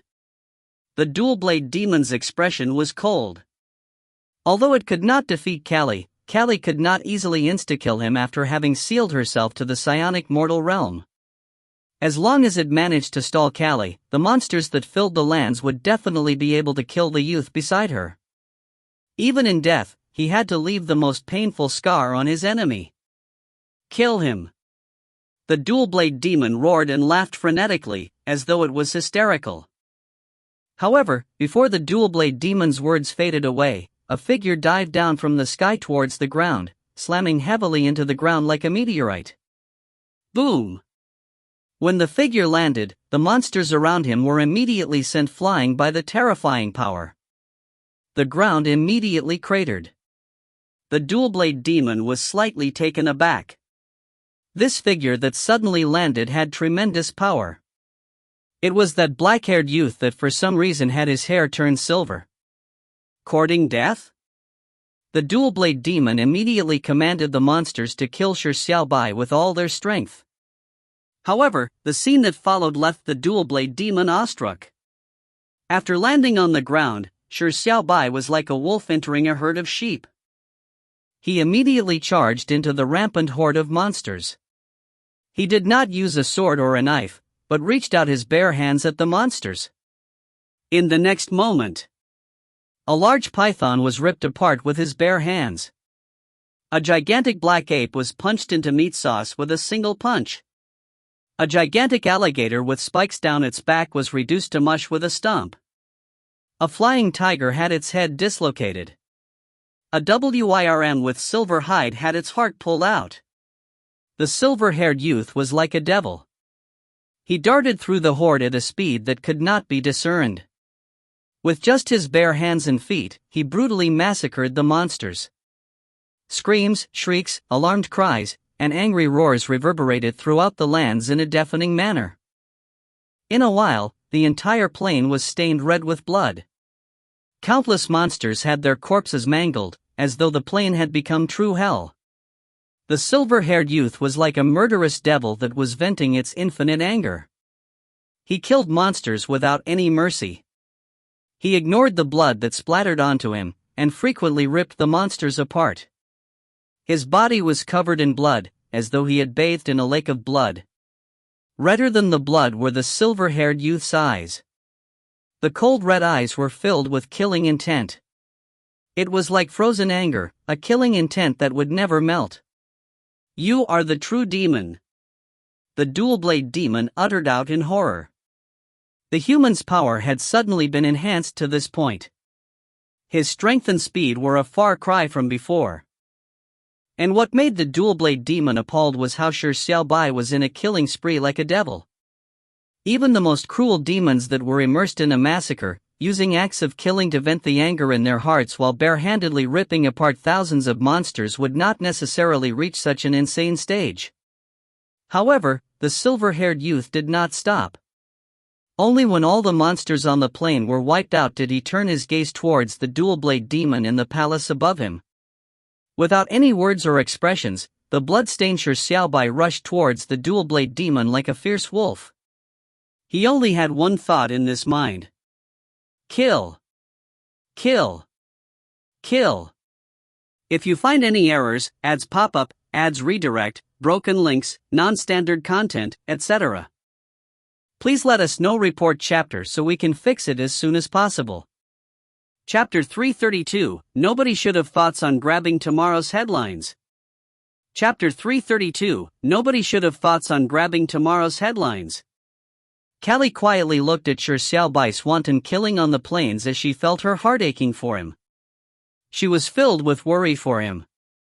At this moment, Shi Xiaobai had nearly lost all reason, as well as his humanity.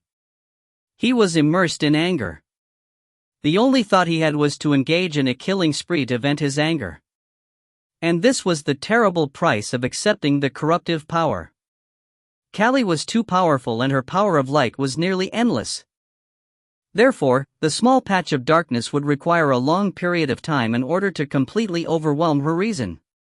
However, with Shi Xiaobai's power, the darkness was like a starless night that nearly engulfed his consciousness. Shi Xiaobai was unable to resist the corruptive power. He was unable to suppress the anger from the deepest depths of his soul that constantly inundated him. His body could no longer bear the swelling of his anger. Therefore, Shi Xiaobai was in urgent need to vent. Killing was the best way at venting his anger. However, even though he had slaughtered the large number of monsters in such a brutal manner, the flames of his fury were still burning incessantly. There was no way for him to stop. Kali sighed heavily. Before Shi Xiaobai's anger was completely dissipated, how many legions of creatures would perish? How grave was the sin of killing? Regardless of what you become, I'll always stay by your side. Kali looked gently at Shi Xiaobai as her eyes flashed with a look of resolve. The silver-haired youth rushed straight to the palace. His thirst for killing made him instinctively search for life. As long as it was something alive, regardless of what it was, he wanted to kill it because he was very angry. He did not know why he was so angry. He did not know, but neither was there a need to know. The only thought in his mind was to kill. Even though his hands were stained with sin, even if he was bathed in blood, he still wanted to kill, but the dual-blade demon's eyes were filled with icy-cold killing intent. It did not flee but raised his dual blades as it faced the silver-haired youth charging at it. There was no way it could defeat the pixie, it did not even have the courage to do so. However, it did not mean that it would give up because of this. Furthermore, the one attacking him was not the powerful pixie, but a weak human that was injured by useless drakes. Based on what? Based on what could such a scum think on killing it? You have indeed become stronger, but how much stronger can you be? Foolish human. I'll instantly kill you and let the pixie regret her naivety forever. The dual-blade demon sneered in his heart. Why did a demon from hell need to fear death? Even if it were to die, it would rip out the enemy's heart and flesh. On the plains, the blood spilled formed rivers. The silver-haired youth and the gigantic demon that was 5 meters tall rushed at each other in anger as they splattered the blood beneath their feet.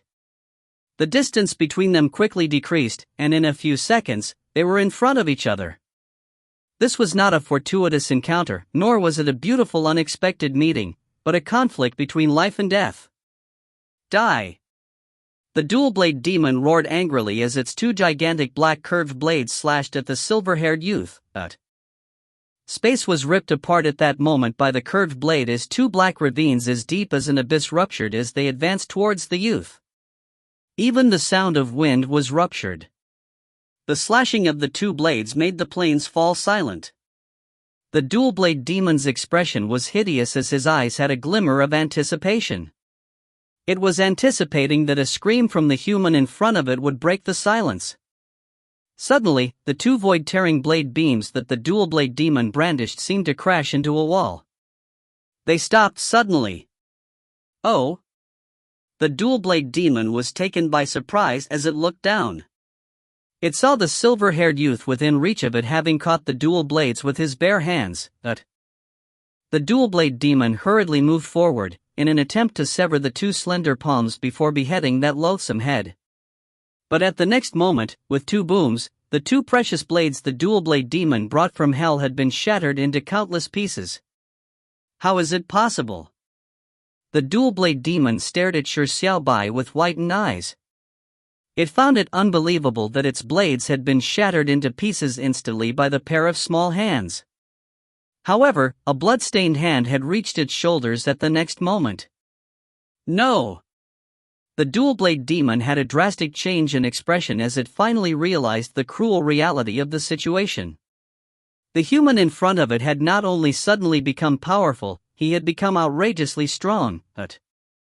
However, what could the dual-blade demon do in front of a power that it could not resist? The only thing he could do was cry tragically. Ah! The dual-blade demon cried out tragically as its right arm was ripped off. The overwhelming pain nearly knocked the dual-blade demon unconscious. Its instinct for survival caused it to turn around to flee. Run! This was no human, it was the devil. Ah! The dual-blade demon obviously could not escape. Its legs were quickly crushed from the knees as half of its 2 legs were severed. It fell to the ground, no longer able to stand. Pain and terror inundated the dual-blade demon's mind as it cried out tragically as tears began streaming out of its eyes. No, don't kill me. Spare me please. The dual-blade demon pleaded for mercy, like a miserable worm trying hard to crawl forward. When it turned its head and saw the silver-haired youth walking towards it, its eyes were filled with a crazy desire to survive. But soon, it fell into complete despair. This was because it could see only ice-cold killing intent and cruel anger in the silver-haired youth's eyes. Save me! The dual-blade demon cried in pain as it issued a final call for help at the existence that no longer responded. However, there was no response. Only a silent bloody hand had reached its neck. Gotcha! The dual-blade demon's head was twisted off as its headless body convulsed. Helplessly, it waited for death. A few seconds later, a voice that resounded through the entire level was heard. The 6th level's level lord, Thonian Emperor Estark, has been killed. The 6th level has no more level lord. The killer is Shi Xiaobai. The dual-blade demon was the 6th level's level lord. And at this moment, the creature Shi Xiaobai killed like he was trampling an ant was the level lord. This was the terrifying aspect of the corruptive power. However, this power was only temporary. It would dissipate very quickly. Furthermore, it only gained a temporary increase in strength at the expense of corruption. In order to instantly break through the god's slaughtering formation, Kali had activated this power, but it was siphoned by Shi Xiaobai. As such, this power now belonged to Shi Xiaobai. However, Shi Xiaobai, who was at present immersed in his rage, had long lost his sense and reason. The terrifying power and the honor of killing a level lord meant nothing to him. The only thing he wanted to do now was kill. On the plains, there were no longer any lives for him to slaughter. Mangled corpses covered the ground and the blood spilled had formed rivers that dyed the land's crimson. The silver-haired youth turned to look at the purple-haired girl in the sky. That was the only remaining life. The silver-haired's red eyes flashed a desire to kill, but his expression suddenly struggled violently. Kali descended from the sky and landed beside the silver-haired youth. She held him gently, ignoring the gross smell of blood staining her own clothes. The silver-haired youth's body trembled violently as his hands turned stiff. There was a desire to twist the delicate neck within his reach, but a baffling will was resisting his killing instincts. Kali's eyes lit up slightly as she suddenly saw a strand of black hair from his mane of silver hair. This was something that wasn't there before. Shi Xiaobai, resist it. Resist the corruptive power. You can definitely wake up. You have to wake up. Kali whispered by Shi Xiaobai's ear and said resolutely, even if you need to slaughter every living creature in this entire trial, I'll ensure that you wake up. Shanghai City, 9 Revolutions Transcendental Tower, Main Auditorium. This was the 3rd day the organization's rookies entered the 9 Revolutions Transcendental Tower for the mass selection. More than 800 rookies had been eliminated out of the 1,000 rookies. There were only 4 people that were currently on the 7th level. Ever since the construction of the 9 Revolutions Transcendental Tower, only 4 legendary figures had ever managed to reach the 8th level. There were about 50 rookies that reached the 6th level, and it was considered an excellent result considering past trials. As such, the people from the organizations were in a festive mood. The biggest winner was the organization, Gaia. As a bottom second-tier organization, 4 of its rookies had managed to reach the 6th level. Furthermore, Shi Xiaobai had managed to conquer the 3rd level's level lord, accomplishing the miracle only the Hero King had managed to accomplish. On the 2nd day of the selection, this matter had appeared on the most authoritative newspaper in China. Although it was only a tiny article, it had caused quite a stir in the country. Conquering a level lord did not sound impressive, something which many people were unaware of the difficulty. However, when it was punctuated with the words, "an accomplishment only the Hero King has ever managed," it caused every citizen of China to gasp in admiration. However, in this era of heroes, before the 4th epoch of the apocalypse, no matter how sensational it was difficult for a rookie's accomplishment to hit the headlines. It did not cause an intense stir, and was somewhat diffused by the 3rd day of the selection. Everyone was waiting in the auditorium for the final result. The attention of most people and their discussions had shifted to Speechless, Mulingshi, Sunless, and Pulp Farmer, who were in the midst of challenging the 7th level. However, just as everyone was about to ignore Shi Xiaobai, a news that refreshed the stone monument astounded everyone. Shi Xiaobai had killed the 6th level's level lord. This was Shi Xiaobai conquering 2 level lords consecutively in the same trial. This was something even the Hero King failed to accomplish years ago. Shi Xiaobai had created a new record, rewriting history. At this moment, no one was stingy with their praises. Exclamations and applause filled the entire auditorium. However, this was just the beginning of everything. This was a day which was destined to go down in history, one that would shock the entire nation. At 9 in the morning, Shi Xiaobai killed the 6th level's level lord, Thonian Emperor Estark. At 9:30 in the morning, Shi Xiaobai killed the 5th level's level lord, Death Aristocrat. At 10 in the morning, Shi Xiaobai killed the 2nd level's level lord, Demonic Beast level lord. At 10:30 in the morning, Shi Xiaobai killed the 1st level's level lord, Nightmare Terror level lord. He slaughtered from the 6th level to the 1st level, killing 1 level lord every half an hour. Double kill, triple kill, quadruple kill. Adding the 1000 Demon Sovereign that was conquered, Shi Xiaobai had conquered 5 level lords alone. Everyone went from shock to horror, from horror to admiration, and from admiration to numbness. They only had one thing left on their minds. Fuck, nobody should have thoughts on grabbing tomorrow's headlines. If you find any errors, ads pop up, ads redirect, broken links, non-standard content, etc., please let us know. Report chapter so we can fix it as soon as possible. Chapter 333, Prevent Wangfeng from making the headlines. Chapter 333, Prevent Wangfeng from making the headlines. Ever since the construction of the 9 Revolutions Transcendental Tower, only the Hero King had managed to conquer a level lord. Although conquering a level lord had nothing much to do with one's final results, the difficulty of this matter was destined to make it a great honor. Of course, this was only a tiny matter throughout the Hero King's life. Few people took notice of it, and many people did not even know of this matter. However, this matter was destined to be repeatedly mentioned by many from today onwards. Shi Xiaobai had conquered 5 level lords in a single trial. The glory he had obtained in the 9 Revolutions Transcendental Tower exceeded the Hero King by 5 times, or even more. 5 times the Hero King sounded like an exaggeration or wordplay, but the general public would not care about this. They would only care about matters if they could be used as gossip over meals.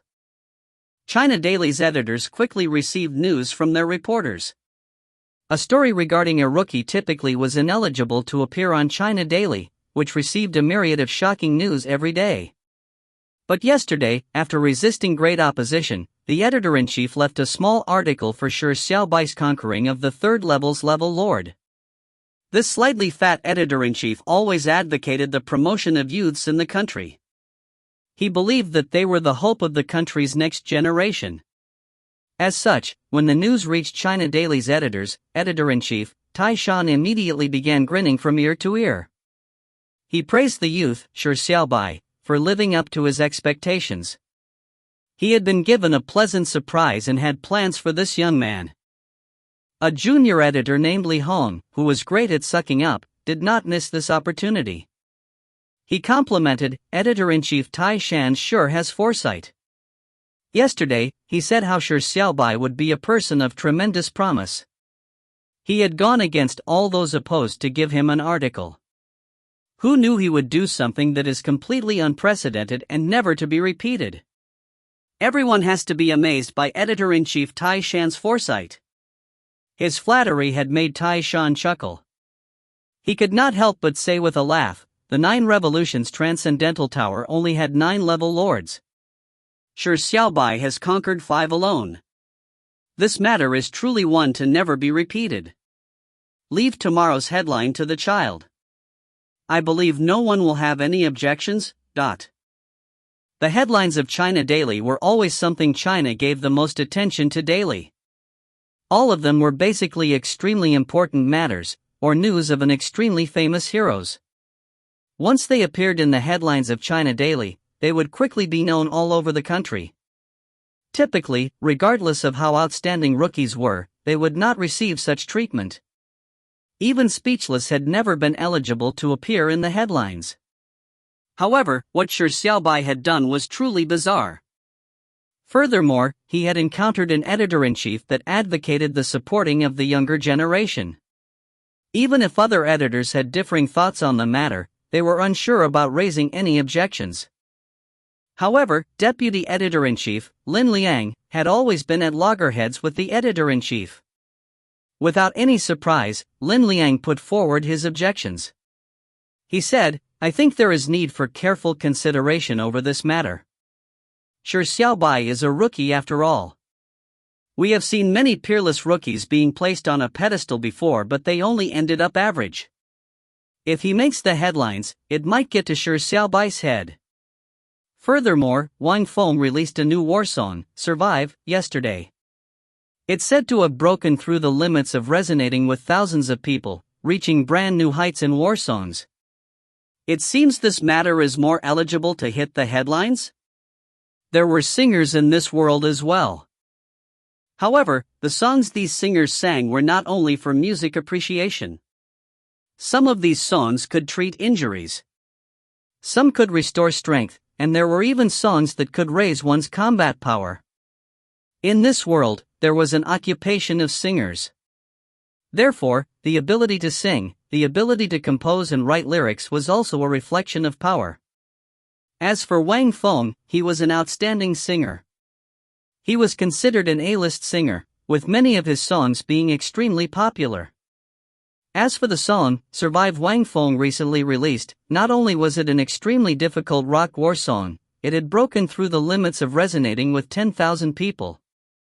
It could be considered a grand matter in the world of singers. Therefore, many editors wavered because of Lin Liang's suggestion. Shall we give Shi Xiaobai the second page?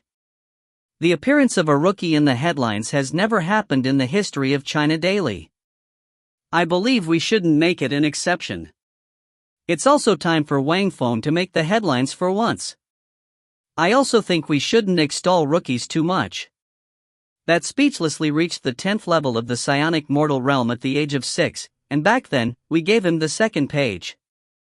And this year, he's already 14, but he's still at the 10th level of the psionic mortal realm. It might really have gotten to his head. More than half the editors began to object. In their minds, it was preposterous for rookies to appear in the headlines. Being able to be on the second page or even given a small article was a great honor.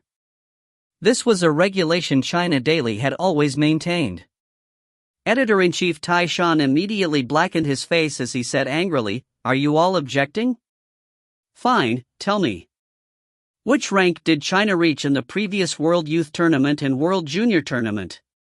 The editors immediately fell silent. China, which claimed to be one of the top 5 major countries in the world, had never clinched gold in the World Youth Tournament and the Junior Tournament that happened once every 4 years. It had managed to clinch silver once, but in the present situation, the best contestant the last tournament had only stopped at the round for best 16. The contestant did not even enter the round for the best 8. Lin Liang said with a heavy tone, China's results in the World Youth and Junior tournaments are indeed unsatisfactory, but what has that got to do with us?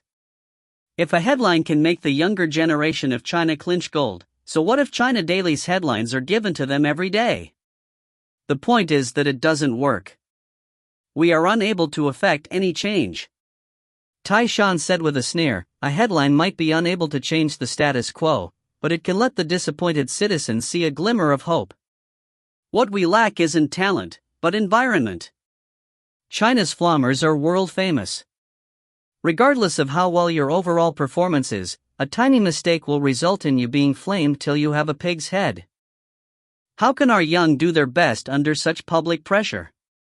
With them being afraid of this and that, it's obvious they can't produce any results. Furthermore, as one of the leaders of domestic news and public opinion, China Daily should take the lead to effect change. I believe not only should we put Shi Xiaobai on a pedestal, we should do our best doing so. We should extol him sky high, making every citizen in China know that we still have talents in our younger generation. Young people need a goal, an object to pursue. We should mold Shi Xiaobai into a benchmark for the younger generation. Tai Shan's words astounded the other editors. They never expected the editor-in-chief to have such profound thoughts. Furthermore, what he said was rational and based on evidence. It stirred their hearts. How could such stirring words come out from an old man who had one leg in the coffin? He had indeed impressed them with his views. The editors were instantly moved. Lin Liang's expression changed drastically. He had received a large money packet from Wang Feng's manager yesterday. He had pledged that the headline was definitely his. Now, he was likely in trouble with the appearance of an unexpected Shi Xiaobai as well as a stubborn Tai Shan. Lin Liang said in a heavy voice, second page would be empowering enough. The headlines is overdoing it. Furthermore, Wang Feng had nearly reached the headlines for 7 times. If it's not given to him this time, people might think that China Daily is targeting him. Wang Feng was extremely unlucky. This person had done 7 deeds that could get him in the headlines, but every time, he would encounter something more impressive than what he did. As such, his headlines were stolen from him 7 times. Some citizens even jokingly called Wang Feng a spy sent undercover by aliens. The moment he hit the headlines, it was a signal to the aliens to launch their attacks. The 7 heroic figures that had prevented Wang Feng from reaching the headlines were said to have saved the world 7 times. Wang Feng's management team had even deliberately chosen an uneventful day to release Survive, but they never expected Shi Xiaobai to suddenly appear. The headlines were in danger once again. When Lin Liang said this, the editors that were easily swayed immediately felt what Lin Liang said was reasonable. Wang Feng was an important figure in the music world. It seemed inappropriate to offend him. Tai Shan said in a heavy tone, go explain to Wang Feng's side. This matter is settled. Don't even think of touching Shi Xiaobai's headlines. Also, send reporters to pay close attention to this matter. In the meantime, investigate Shi Xiaobai. We want to extol him to the heavens. If anything happens, I'll take full responsibility. As an old man about to retire, let me do something for the country in my final days. After Tai Shan said this, he gave a long sigh. He ignored Lin Liang's objections and walked out of the meeting room.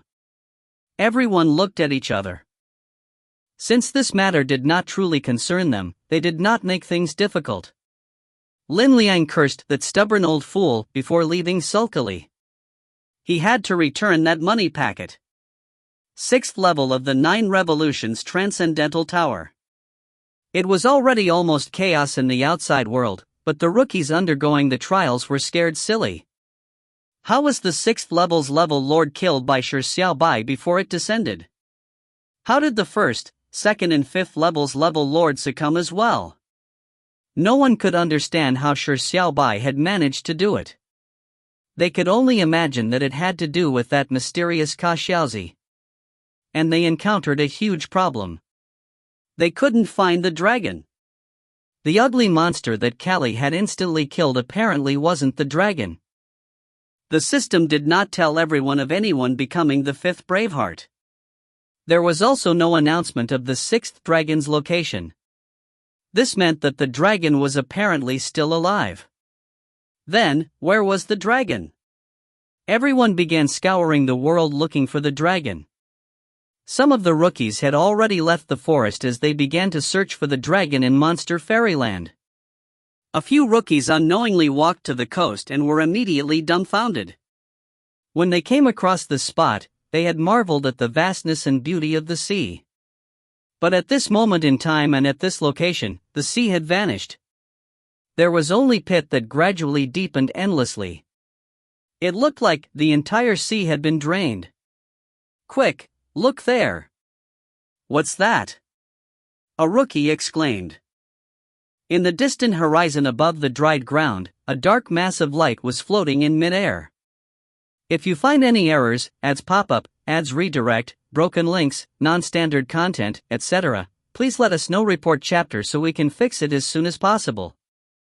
Chapter 334, You Have Clearly Awakened, Why Are You Playing Dumb?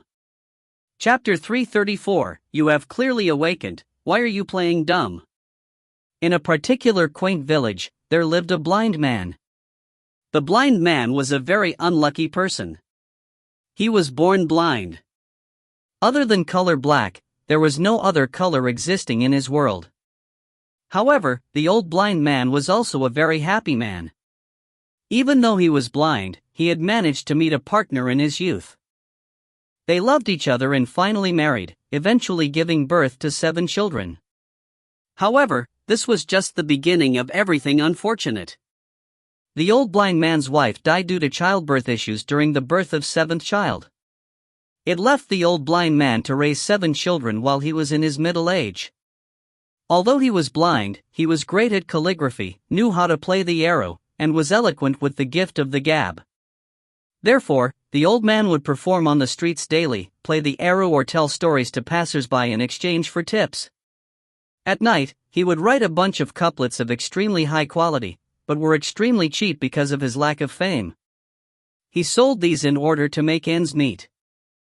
The old man toiled day and night, barely able to feed the 7 children. Some people persuaded him to sell a few children, or give them to other families, but the old blind man refused.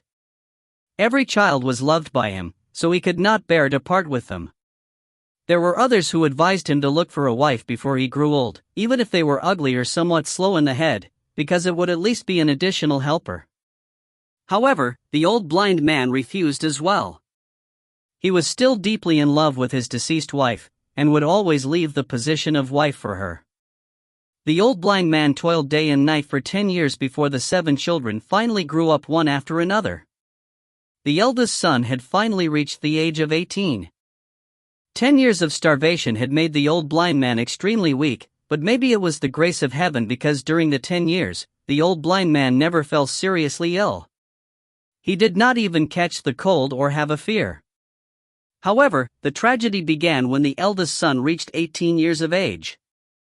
The eldest son was a construction worker and could not bear the bullying of the foreman. In his wrath, he smacked the foreman to death with a brick. It was a bloody and brutal scene, one that the old blind man could not see. However, from the mouths of the prison guards, he heard of the carnage of the foreman dying as well as the savage madness his eldest son had become. The old blind man refused to believe it because his son was clearly an honest and amiable person. He was kind and timid. He did not even dare step an ant to death, an honest man who never said angry words. How could he have killed someone else in his rage? But there was concrete evidence. Many workers had witnessed the brutal scene, so there was no room for dispute. The eldest son was sentenced to death and he was executed. The family was immersed in grief, but this was just the beginning of the tragedy. The following year, the second son committed suicide by jumping into the sea. He left behind a suicide note. The very handsome second son was the pride of the family. He was extremely intelligent and the entire family pinned their hopes on him by investing in his education. He did not disappoint them. His results were always very good. He had recently finished his civil examinations and did a match against the answers. There was a high chance of him being the top scholar. The second child also had a beautiful lover, and they were deeply in love with each other. But the more outstanding a person was, the more it would incur envy. An ugly scion who did badly in his studies was envious of what the second son had. He used his money to deprive the second son of everything. The scion had used the second son's background to break the lovers apart, and then switched their examination transcripts. He even set up the second son, causing him to lose his reputation. His closest friends began to drift away from him. The second son was unable to bear the reality of such a stark contrast and decided to commit suicide. He left behind a suicide note to explain everything. The old blind man was overcome with grief, but he was unable to avenge his son. However, the tragedy was nowhere close to coming to an end. In the 4th year, the third son turned 18. The old blind man used his tiny amount of savings to hold a banquet for his son. He never expected that his third son, who had never had a full meal, was so delighted that he gorged on the food in gluttony so much that it ended up killing him. In the 5th year, his fourth child, a daughter, who was extremely beautiful, married a good family at the age of 17. Terrible news came in a few days, with the daughter's husband dying in bed. The daughter claimed that it was her own fault and also ended up committing suicide. The old blind man was beyond tears. He knew his daughter as an extremely shy and conservative girl. How could it be the daughter's fault for her husband's death in bed? In the 6th year, the humble 5th child, a son, offended a martial artist who was filled with pride and was beaten to death. The reason being the humility the son presented was thought of as posturing by the martial artist. The prideful martial artist detested others posturing in front of him and was trying to force the son to use his full strength, but he never expected the son to really be extremely weak. He ended up accidentally killing the 5th child. In the 8th year, the 6th child, his illustrious daughter, worked in the textile industry, but because of the sloth a few senior women had, they piled all the work on the daughter. The daughter worked hard and respected her seniors. Without a word of complaint, she ended up dying from exhaustion. In the 10th year, the upright 7th child, a son, worked for the civil service. However, the magistrate he was working for was extremely greedy. He had committed many sins in secret, and when it was about to be discovered, he made the son the scapegoat. The magistrate was very powerful, so the old blind man was unable to seek redress for his son. He could only suffer his last son being executed. As such, the old blind man, who had struggled alone to raise 7 children for 10 years, had lost them all within a decade. The way they died made the old blind man disappointed with humanity. He even grew to hate it. How could his honest eldest son kill someone after having his wrath incurred? It had to be too much bullying that he could not bear any further. How could his shy and conservative 4th child cause her husband to die in bed? It must be the husband's lack of control of his lust, causing his own death. How did his 3rd son gorge himself to death because of gluttony? It was all because the world was too cruel to poor people. Even a full meal was a dream. There was no need to even mention the 2nd son, who had been forced to his death by the scion in his envy, the 5th child, who had been killed by a martial artist because of his pride, and how his 6th child was worked to her death because of the sloth of those women, as well as the magistrate that caused his 7th child's death because of his greed. The deaths of his 7 children were not their fault, but the world's fault. It was the fault of all those ugly humans. The old blind man lived the rest of his life in grief and indignation, but he was only a weak old blind man. He did not have the ability to seek revenge. All he could do was curse in the night at this world alone, cursing all of humanity. If he possessed power. Suddenly one day, the old blind man opened his eyes and saw the color of the world. It was an ice-cold world that was only black and white. I heard that the color of blood is red. Having suddenly recovered his sight, the colorblindness that seemed to screw the old blind man made him think of adding a new color to the black and white world. And at this moment in time, he finally possessed the power to do all of that. After the old blind man opened his eyes, Shi Xiaobai opened his eyes as well, ending the long sorrowful but extremely realistic dream. After opening his eyes, he noticed that he was lying on a soft bed. Golden willow branches cascaded down like a waterfall, blocking the clear sky. There was a faint fragrance in the fresh air around him. His right hand was leaning on something soft. Shi Xiaobai was slightly surprised as he looked to his side. There, he saw a purple-haired girl holding his right hand, adhering tightly to his right side. She was fast asleep with her eyes closed. The purple-haired girl was none other than Callie. At this moment, Callie had returned to her original appearance. She was dressed in a black gothic dress, and wore a white patch on her right eye. Her delicate appearance was one of a pixie. Callie's original appearance was in fact more beautiful than Xiao Xiao's, especially if she took off her eye patch, but for some reason, she wore it. Shi Xiaobai gently moved his right hand, trying to retract his right hand from the soft embrace. Callie stirred and opened her eyes. "You are awake, Dot." Callie smiled in delight. This was because Shi Xiaobai's eyes had returned to a clearness and his hair had been restored to black. Shi Xiaobai nodded and asked, "Where is this place? What happened?" Shi Xiaobai only remembered himself using his superpower of power siphoning to extract the corruptive powers from Callie's body. After that, he gradually lost his consciousness and had a long dream. In a dream, he was just a bystander, witnessing the tragic life of the old blind man. His mood was still heavy, but he did not know what happened after that. "This is the world of the 7th level, nothing happened after you had fallen unconscious," Callie whispered. It was best if Shi Xiaobai had forgotten what he had done in his rage, therefore she did not mention it. Callie suddenly thought of something instead, pretending to be angry. "Shi Xiaobai, how can you do this? Don't you know how worried I was? That power is something you are unable to control for now. What am I to do if something happened?" Upon hearing this, Shi Xiaobai said with a laugh, "What's there to worry? It's just a corruptive power and it's nothing that can do a thing to this king. Look, isn't this king just fine? That so-called corruptive power has surrendered beneath this king's feet." Callie rolled her eyes. That was entirely not the case. However, she could not tell Shi Xiaobai that he had nearly been devoured by the corruptive power. If not for experiencing the endless brutal massacre to vent his anger, Shi Xiaobai could have completely lost all reason. But thankfully, after killing the 4 masterminds, which were the level lords of the 6th, 5th, 2nd, and 1st level, Shi Xiaobai's rage came to an end. He had temporarily been restored to his original appearance. Callie whispered, "In the future, you have to pay attention to controlling your emotions. When you encounter something angry, remember to take deep breaths to calm yourself. Do not be angry." The corruptive power of anger still existed in Shi Xiaobai.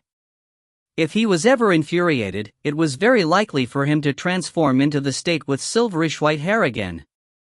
Shi Xiaobai was taken aback and said with a laugh, "Don't worry, the fury of a king isn't so easily triggered by anybody." Upon hearing this, Callie had mixed emotions. Shi Xiaobai had mentioned the fury of a king several times, but this time it was genuine. Infuriating Shi Xiaobai would only result in death. Shi Xiaobai ruminated for a moment before he prepared to get up. It was as though he had been lying down for an extended period of time. His body felt somewhat stiff. However, Callie prevented Shi Xiaobai from retracting his right hand. She gently said, "Lie down a little longer. I still have questions to ask you." Shi Xiaobai pondered for a moment before nodding. He had questions for Callie as well. He turned his head slightly, and since they were very close to begin with, their foreheads nearly touched. An ambiguous mood emerged as Callie held her breath. Her azure eyes and his black eyes looked at each other, reflecting each other's reflection. Their lips began to approach each other like magnets. Ever since he received the corruptive power, Shi Xiaobai had accepted Callie from the bottom of his heart. He felt that maybe it wasn't a bad thing after all. There was no need to mention about Callie obviously. Having been alone for 10,000 years made her to yearn more than anyone for a partner. Just as the kiss was about to be completed, a loud bang gave the both of them a scare. The two looked up spontaneously and saw a hole in the sky, as a tiny blacklit person emerged out of it. Callie was immediately jolted as her expression changed drastically. The deadly sin, gluttony, had broken through her seal and had managed to chase to the 7th level? Just as Callie was about to get up to suppress the tiny blacklit person again. This time, it would not be in the deep depths of the sea, but the abyss. But at this moment, a hoarse voice came from the sky. "You have clearly awakened, why are you playing dumb?" This was the voice produced by the tiny blacklit person. Furthermore, it was said with the language of modern humans. Furthermore, its words were complete and the accent was standard and very clear. These clear words landed in Callie and Shi Xiaobai's ears. There was nothing around them, so clearly, the words were directed at the two of them. Callie felt like she was struck by lightning as her face immediately turned pale. The meaning behind the words "the deadly sin, gluttony," said was something she knew very well. It was also the thing she was most afraid of. A cruel fact that she was trying to avoid. When Callie suppressed gluttony, she had told it to stay deep in the sea and practice how to speak, but she had never believed that gluttony would really listen to her and hone its ability to speak. What the heck? Callie immediately felt so depressed that she wanted to cry. Gluttony's words had torn through the final line of defense she used to avoid reality. There was no way for her to escape it any further. Callie turned her head to look at Shi Xiaobai, who was just inches away from her, as she felt tortured by a certain pain. "Shi Xiaobai, are you really the original sin of calamity? Furthermore, you have already awakened? If you find any errors, ads pop up, ads redirect, broken links, non-standard content, etc. Please let us know. Report chapter so we can fix it as soon as possible." Chapter 335, Take a good look at who he is. Chapter 335, Take a good look at who he is. Although gluttony had been accidentally freed by Shi Xiaobai in the underworld, this was the first time he was seeing the tiny blacklit person.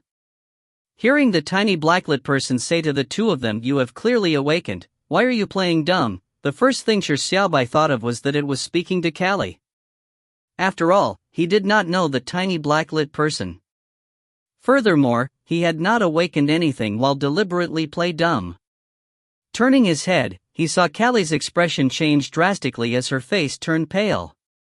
Shi Xiaobai asked out of curiosity, "What's the matter?" Callie was at a loss as to what to say. There was a struggle in her eyes. What gluttony said had nearly confirmed her guess. Now, how was she to avoid it?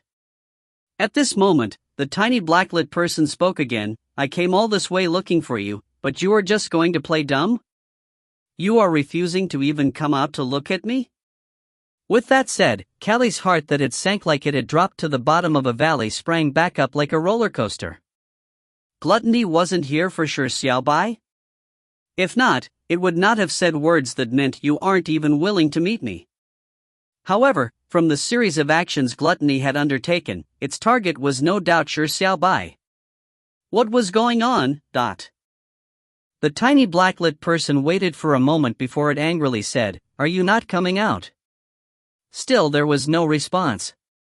The tiny blacklit person said coldly, "If you don't come out, I'll kill this human."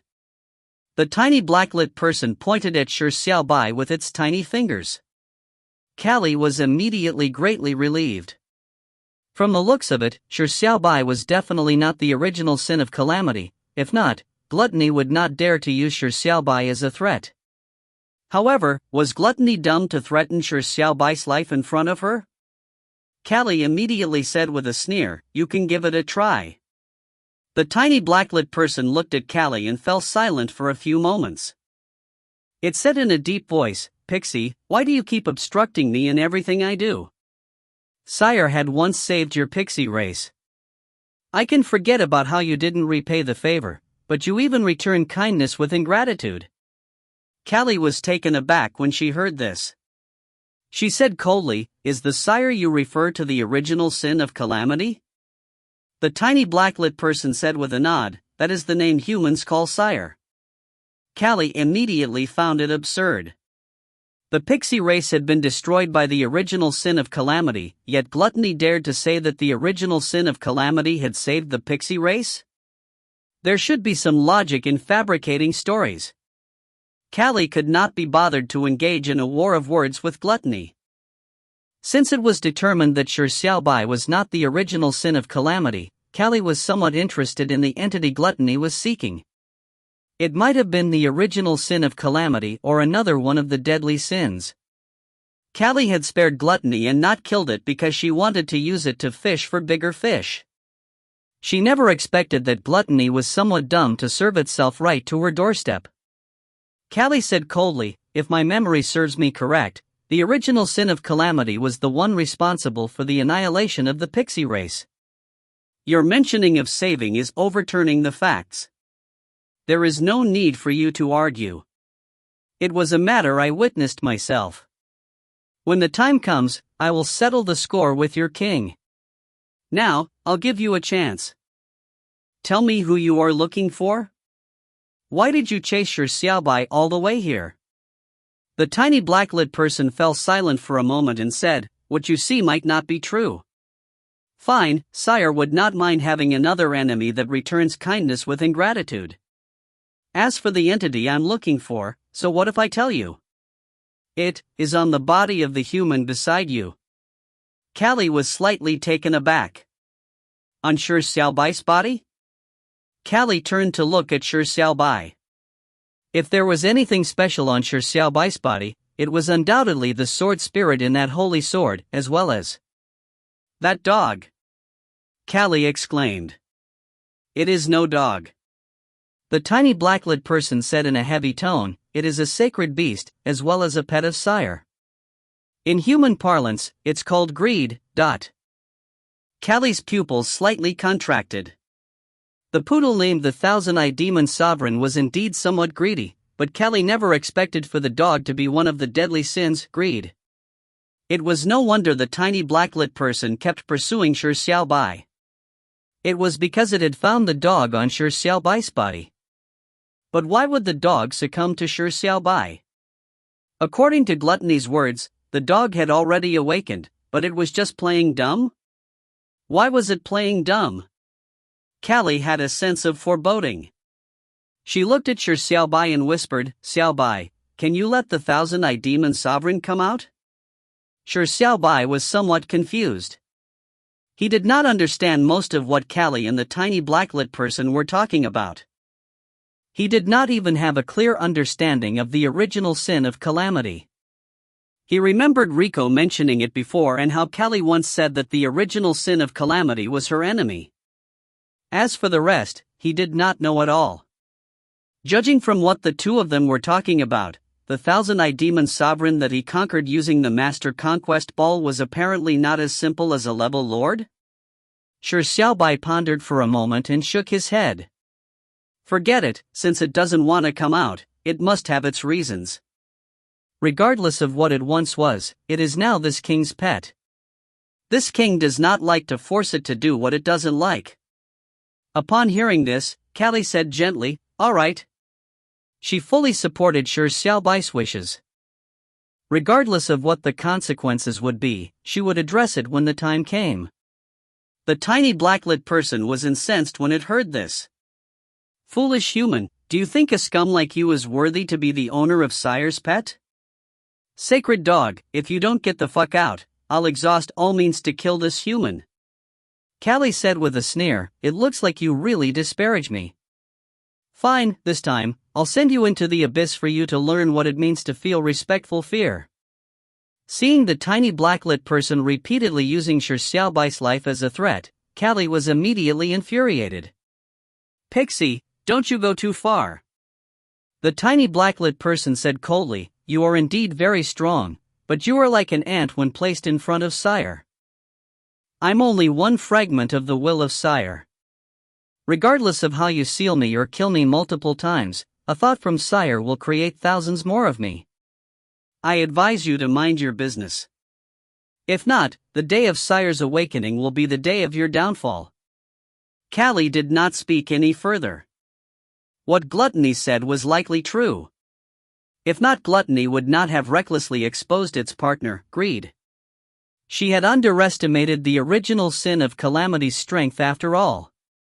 However, regardless of how strong the original sin of Calamity was, she had to fight it to the death.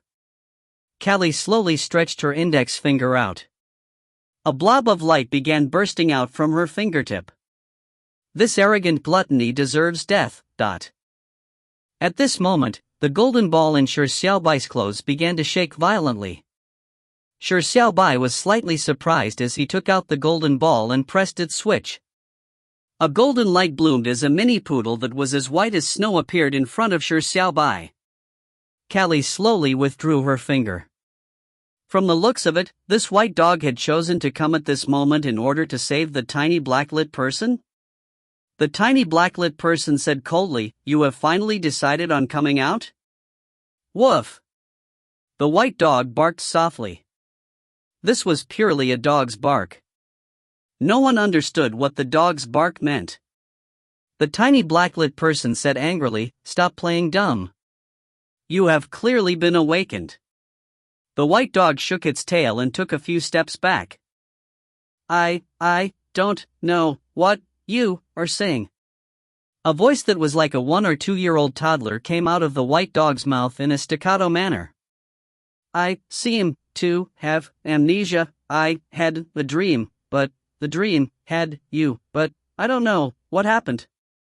Does this mean awakening?" When the tiny blacklit person heard this, it fell silent and looked at Shi Xiaobai. It coldly said, "Human, what did you do to it? Why did it become so weak, to the point of it losing its memory?" Shi Xiaobai shrugged his shoulders and said, "This king conquered it. To be precise, he had used a B-level reward from the Absolute Choice, the Master Conquest Ball, to conquer the Thousand-Eyed Demon Sovereign." However, Shi Xiaobai naturally could not disclose matters regarding the Absolute Choice, so he had streamlined his explanation. The tiny blacklit person immediately said angrily, "What a joke! How can a weak human like you even think of conquering Sire's sacred beast? Sacred dog, what did this scum do to you?" Shi Xiaobai's eyes turned cold slightly. The tiny blacklit person had repeatedly insulted him. Did it treat him as some good-natured nice guy? If not for agreeing Callie to not be easily angered, Shi Xiaobai did not mind letting the tiny blacklit person have a taste of the anger of a king. However, before Shi Xiaobai or Callie were angered, a dog was first to be unwilling to accept it. Shut up. The white dog puffed its chest and said loudly, Do you know who you are insulting? Take a good look. Look carefully at who he is." When the white dog said this, Callie and the tiny blacklit person immediately had a drastic change in expression. The tiny blacklit person looked carefully at Shi Xiaobai and said in horror moments later, "Impossible. How could that happen?" Callie was too deep for tears. Things had gone full circle back to the original point. If you find any errors, ads pop up, ads redirect, broken links, non-standard content, etc., please let us know. Report chapter so we can fix it as soon as possible. Chapter 336, Are you courting death or committing suicide? Chapter 336, Are you courting death or committing suicide? Impossible. How could that happen? When the tiny blacklit person heard the white dog tell it to look carefully at who Shi Xiaobai was, it began to observe Shi Xiaobai carefully. Apparently, it had discovered something new. It was a discovery that was enough to make it shocked. Callie's heart immediately leaped to her throat. She was originally suspecting the reason why Greed would become Shi Xiaobai's pet, and at this moment, with Gluttony's surprised attitude, it immediately made her guess ominously. Everything had seemed to return to the original point. Shi Xiaobai was indeed not an ordinary human. Then, who was he? Could it be? Human, how did that sword recognize you as its master? Gluttony said the discovery that had shocked it. The holy sword that had sealed it for eons had recognized this human as its master, shocking Gluttony greatly. Callie was dumbfounded upon hearing this. As she sighed, she found it quite amusing. It seemed like she was a bit oversensitive. Shi Xiaobai could not be bothered to answer.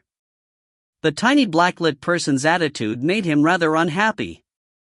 Seeing the Shi Xiaobai not answering him, the tiny blacklit person looked startled. To be able to make greed and that holy sword recognize him as master, he could not be an ordinary human in any possible way. The tiny blacklit person turned to look at the white dog and asked, "Who the hell is he?" The dog seemed to know who this human was. The dog shook its tail and shouted loudly, "Sure. Xiao. Bai. The tiny blacklit person said in wonderment, "Shi Xiaobai?" The white dog nodded and said with a grin, "Shi Xiaobai is my master. You are not allowed to insult him, or I will bite you." The white dog had clearly lost its memories and its intelligence was that of a 3-year-old. Hoping it would say anything of value was asking too much from a dog. Callie shook her head and smirked. She had neglected such simple logic, showing how her concern for the matter made her unable to think straight. The tiny blacklit person's face immediately turned sullen as it angrily said, "Are you kidding me? Fine, you silly dog, have recognized a human as your master, then you are no longer fit to be Sire's sacred pet. Die, and return your willpower to Sire." The moment the tiny blacklit person's words faded, it opened its mouth. A tiny hole darker than the darkness appeared in its throat like a black hole. A strong attractive pull struck the white dog. As the ground began to rupture, rocks began to be torn apart into fragments. Winds howled as stones began swirling around like they were in a vortex towards the tiny blacklit person's mouth. In the sky, clouds began to move at an astonishing speed, as though they were trying to escape the terrifying pull, but instantly they dissipated, and flowed towards the darkness like water. The white dog yelped, but it did not have the strength to struggle against the tiny blacklit person's pull. The struggle its 4 limbs did was useless as though it was being washed away by turbulent rapids. A beam of light bloomed as the white dog's body was wrapped in light, as the surging attractive force came to a halt. The white dog whined and hurriedly ran backwards. The way it was flailing its limbs in midair looked rather adorable. The white dog fled behind Shi Xiaobai, and produced a low whine, like a frightened child. The tiny blacklit person seemed determined to kill the white dog and began taking a deep breath in the direction of Shi Xiaobai and the white dog. Its mouth could devour the heavens and earth, and with it taking a deep breath, the attractive forces would definitely be extremely terrifying. Unfortunately, Callie was just beside. Courting death? Callie sneered. Did Gluttony think that she did not exist? Or was its brain screwed up after being kicked by a donkey? It was a suicide to attack Shi Xiaobai in front of her. Callie had repeatedly felt the apprehension of a possible truth, leaving her in quite a bad mood. Seeing the tiny blacklit person acting madly, she did not hold back anymore. Callie stretched out her slender hands, and her jade-like finger tapped in midair, as a small beam of light the size of a needle shot towards the tiny blacklit person. Wherever the light passed, darkness dissipated. The terrifying attractive force was instantly dispelled, and the tiny blacklit person was wrapped within the light. Ah! The tiny blacklit person screamed as the black light that covered it dissipated. Beams of light began to pierce through its thin, wizened and ugly body like needles. The tiny blacklit person's screams continued as the white dog peeked its head out from behind Shi Xiaobai. Its eyes were filled with a struggle. Its instinct made it want to plead for the tiny blacklit person, but its intelligence was only that of a 3-year-old. Having nearly been devoured by the tiny blacklit person, the horror it had experienced made it momentarily at a loss. Foolish pixie. The day of the Sire's awakening is the day of your regret. The tiny blacklit person cursed in a tragic scream. They were both at the psionic mortal realm, but its strength had yet to be fully restored. In terms of means and power, the gap between Callie and it was just too large. The light began to stab into the tiny blacklit person's body, like needles stabbing into a voodoo doll. Callie had a cold expression. Gluttony had devoured countless humans in the past 3 calamities, and so it had committed atrocious crimes. If not for hopes for fishing for bigger fish, Callie would have killed it a long time ago. Now, having discovered gluttony constantly making her feel apprehensive, nearly making her mistaken Shi Xiaobai as the original sin of calamity, she decided to kill it to cheer herself up. Callie decided not to hold back. With another tap of her finger, a golden beam of light shot out like an arrow, instantly penetrating the tiny blacklit person's chest. The tiny blacklit person's body suddenly began to swell like a constantly inflating balloon. "Sire, here I come. Ha ha ha ha." The tiny blacklit person suddenly guffawed with its head upright before its death. Its laughter did not sound like it was filled with indignation, instead, it had the inkling that its plan had worked. Callie fell silent. Gluttony's actions were clearly courting death. Could it be that its goal was to commit suicide? Boom! An explosion echoed as the inflated tiny blacklit person exploded, blasting into pieces. Instantly, it swirled into the light and vanished into nothingness. Gluttony had fallen. The white dog whimpered and lowered its head, as though it was feeling upset. Shi Xiaobai watched the scene of the tiny blacklit person dying. For some reason, this was clearly the first time he was seeing the tiny blacklit person and was unhappy with the tiny blacklit person's rampant attitude, but he felt a baffling sense of grief when he saw the tiny blacklit person die. Just his imagination?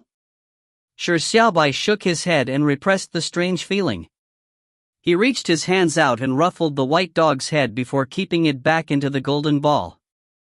Callie turned around and glanced at Shi Xiaobai, feeling a stone roll off her heart. Shi Xiaobai was not the original sin of calamity. If not, gluttony would not have been so overbearing with its words when talking to Shi Xiaobai, willing to attack him even at the cost of its life. Although Shi Xiaobai's experiences were somewhat unique, the kind and upright him definitely could not be the original sin of calamity that was attempting to destroy the world. Callie was relieved and immediately thought of something. She hesitated for a moment and whispered, "Xiaobai, it's almost time for me to leave." Shi Xiaobai was slightly taken aback. He understood a moment later that Callie was not a trial taker. Indeed, there was no reason for her to stay in the trials. Furthermore, if she were to stay by his side, the following trials would become overly simple because of her existence. Shi Xiaobai fell silent for a moment but did not retain her. After all, the trial was about to end soon, so it wasn't like they were short for time. He said with a nod, "All right, let us meet outside." Callie gave a gentle smile. Walking towards Shi Xiaobai, she hugged him in a very natural manner. In fact, Callie still wanted to accompany Shi Xiaobai to engage in more escapades, even if she just watched by the side. However, when Shi Xiaobai was unconscious, the assessment program's central computer took the initiative to look for her. The assessment central program put forth a peace agreement. The agreement allowed Shi Xiaobai to pass the 6th level unconditionally, and Callie agreed to leave herself after Shi Xiaobai recovered. There were only 7 dragons. 4 were already dead. Although the 5th dragon had been deliberately hidden by Callie, the assessment program quickly discovered this and recreated a new dragon. Callie was unable to determine when Shi Xiaobai would wake up. If all the dragons were killed before Shi Xiaobai woke up, Shi Xiaobai would automatically be deemed eliminated. Callie had no choice but to agree to the assessment program's concession. By leaving the trial, Shi Xiaobai would unconditionally clear the 6th level. "When you come out, I'll look for you," Callie whispered into Shi Xiaobai's ear. Shi Xiaobai nodded and said, "All right, you are free to find me anytime." "Really?" Callie chuckled, "Even when sleeping and bathing?" Shi Xiaobai was surprised and was at a loss as to how to respond. Callie laughed, and as her cheeks blushed, she suddenly forced a kiss on Shi Xiaobai's cheek. Releasing her hand, she walked into the light. She was as cool as ever, and it was also the best way to hide the sadness of their temporary parting. As Shi Xiaobai watched Callie leave, he suddenly realized he had a big problem. What was he to do now? Typically, wouldn't the assessment program tell him what the rules of the 7th level were? Why didn't it say a thing? Shi Xiaobai was filled with questions in his head. At this moment, he was located in a beautiful forest, and it was also where a crossroad was. Without the assessment program's hints, he did not know what to do for the moment or which direction he should take. Growl! Suddenly, a loud sound resounded in the quiet forest. Growl, growl. The sounds continued incessantly. Shi Xiaobai lowered his head in shock. Was this sound coming from his stomach? Suddenly, baffling pangs of hunger overwhelmed Shi Xiaobai's entire being. That hunger instantly went from a mild state to an intense state. Before Shi Xiaobai could realize what had happened, the intensity made Shi Xiaobai feel like he was close to starving to death. Why is this king suddenly so hungry? Shi Xiaobai was astonished. He began activating Unleaking Turtle Aura, but it could not stop the hunger pangs. It was an intense hunger of him not having eaten for months. Food, food. Where is this king's food? Shi Xiaobai's eyes turned slightly red. The hunger pangs had only begun less than 10 seconds ago, but Shi Xiaobai was already nearly fainting from the hunger. He only had one thing on his mind. Where can food be found? Regardless of what it is, this king can eat anything now. If you find any errors, ads pop up, ads redirect, broken links, non-standard content, etc., please let us know. Report chapter so we can fix it as soon as possible. Chapter 337, Shi Xiaobai's Delicacy Tour. Chapter 337, Shi Xiaobai's Delicacy Tour. Shi Xiaobai was at present extremely famished. It was not a hunger that made him feel so weak that he would nearly faint, but a strange hunger that made him feel like going mad if he did not eat something. Even Unleaking Turtle Aura could not inhibit it. Shi Xiaobai knew that there was no doubt that in his present state, he could swallow anything stuffed in his mouth as though it was the best of delicacies. However, Shi Xiaobai's willpower prevented him from losing his reason. Things like grass or tree bark were things he refused to eat. Shi Xiaobai immediately began running through the sparse woods. Come on out, this king's food. Shi Xiaobai shouted out loud, but did not see a single living creature after running for nearly a minute. What darn forest was this? Shi Xiaobai was nearly going mad, but thankfully, he was able to maintain his final bit of reason. Finally, Shi Xiaobai saw a wild pig in front of him. It was a gray-furred boar about twice the size of ordinary wild pigs. It had 2 vertical husks that made it look somewhat ferocious. Shi Xiaobai felt as though bliss had come too suddenly. He rushed at the wild pig impatiently. When the wild pig noticed an enemy, it immediately grunted angrily and charged at Shi Xiaobai with reddened eyes. This was practically it throwing itself into his jaws. Shi Xiaobai guffawed and dodged the wild pig's straight-line charge with crab steps. Appearing by the wild pig's side, he thrust out a knife. Slaughtering a pig obviously should be done with the pig slaughtering knife. Shi Xiaobai's pig slaughtering knife instantly pierced the wild pig's heart. With a slight whimper, the wild pig closed its eyes without feeling too much pain. Shi Xiaobai could not wait any further to feast on the wild pig. Although his instincts told him to swallow it as soon as possible, his habits as a human prevented him from eating it raw. At the very least, he needed to roast it. Shi Xiaobai beheaded the pig and dissected the pig's belly, digging out its innards. This procedure was something he had seen from his father back when he was still young. Following that, Shi Xiaobai used his psionic power to construct a psionic sword. Koanpang's sword of water slashed out, as water sprayed down like rain, cleaning the blood-stained pig's carcass in his hands. Finally, he cut down a tree branch and constructed a simple roasting rack. He placed the beheaded carcass that was void of its innards on it and used Koanpang's sword of fire to begin roasting it. The simple roasting process ended with Shi Xiaobai using his fastest speed to complete it. As he was going mad from his hunger pangs, he had nearly convinced himself to eat it raw several times. Shi Xiaobai had even activated his sword truth to produce the sword of fire, allowing the temperature of the fire to be even higher.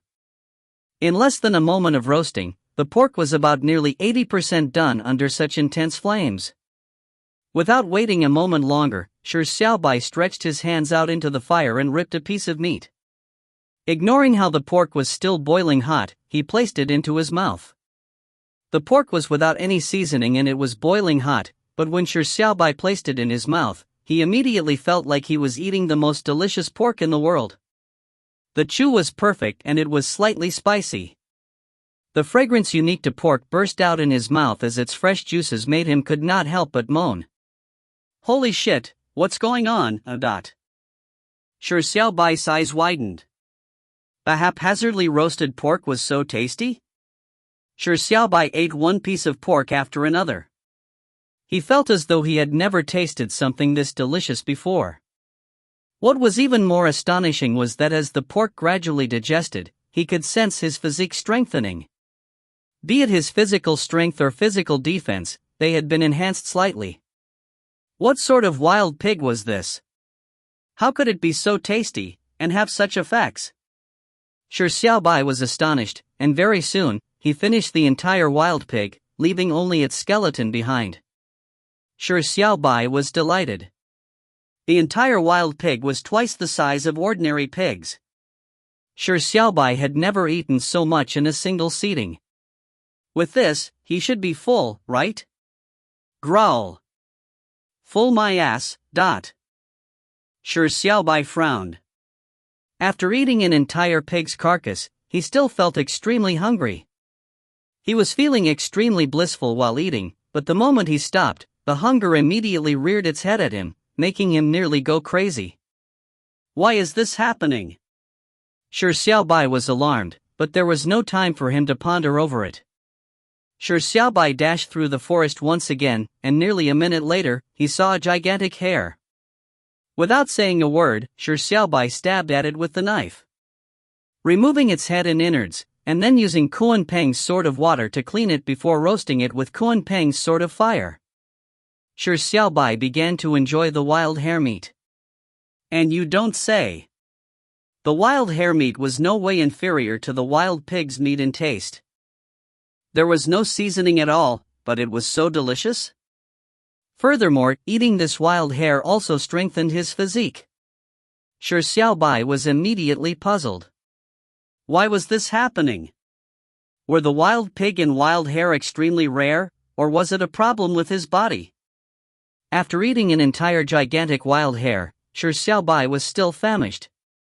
How much did he need to eat in order to resolve this insufferable hunger? Shi Xiaobai felt helpless as he continued running through the woods. The torment of his hunger as well as the flavors of the wild pig and hare accentuated his desire to eat more. Thankfully, there were still animals in the woods despite there being only a few. Shi Xiaobai encountered a gigantic wild chicken, a gigantic wild ox, as well as other edible animals. These animals were extremely delicious after roasting. Furthermore, it could slightly enhance his physique, and with that, Shi Xiaobai finally realized that it was not a problem with the animals, but a problem with him. Although he was suffering from his hunger, he still found the roasted meat that lacked any seasoning to be delicacies. Furthermore, it could also enhance his physical strength and defense. It could be said to be both woe and will together in one. However, Shi Xiaobai was close to tears. After eating so much meat, he was still famished.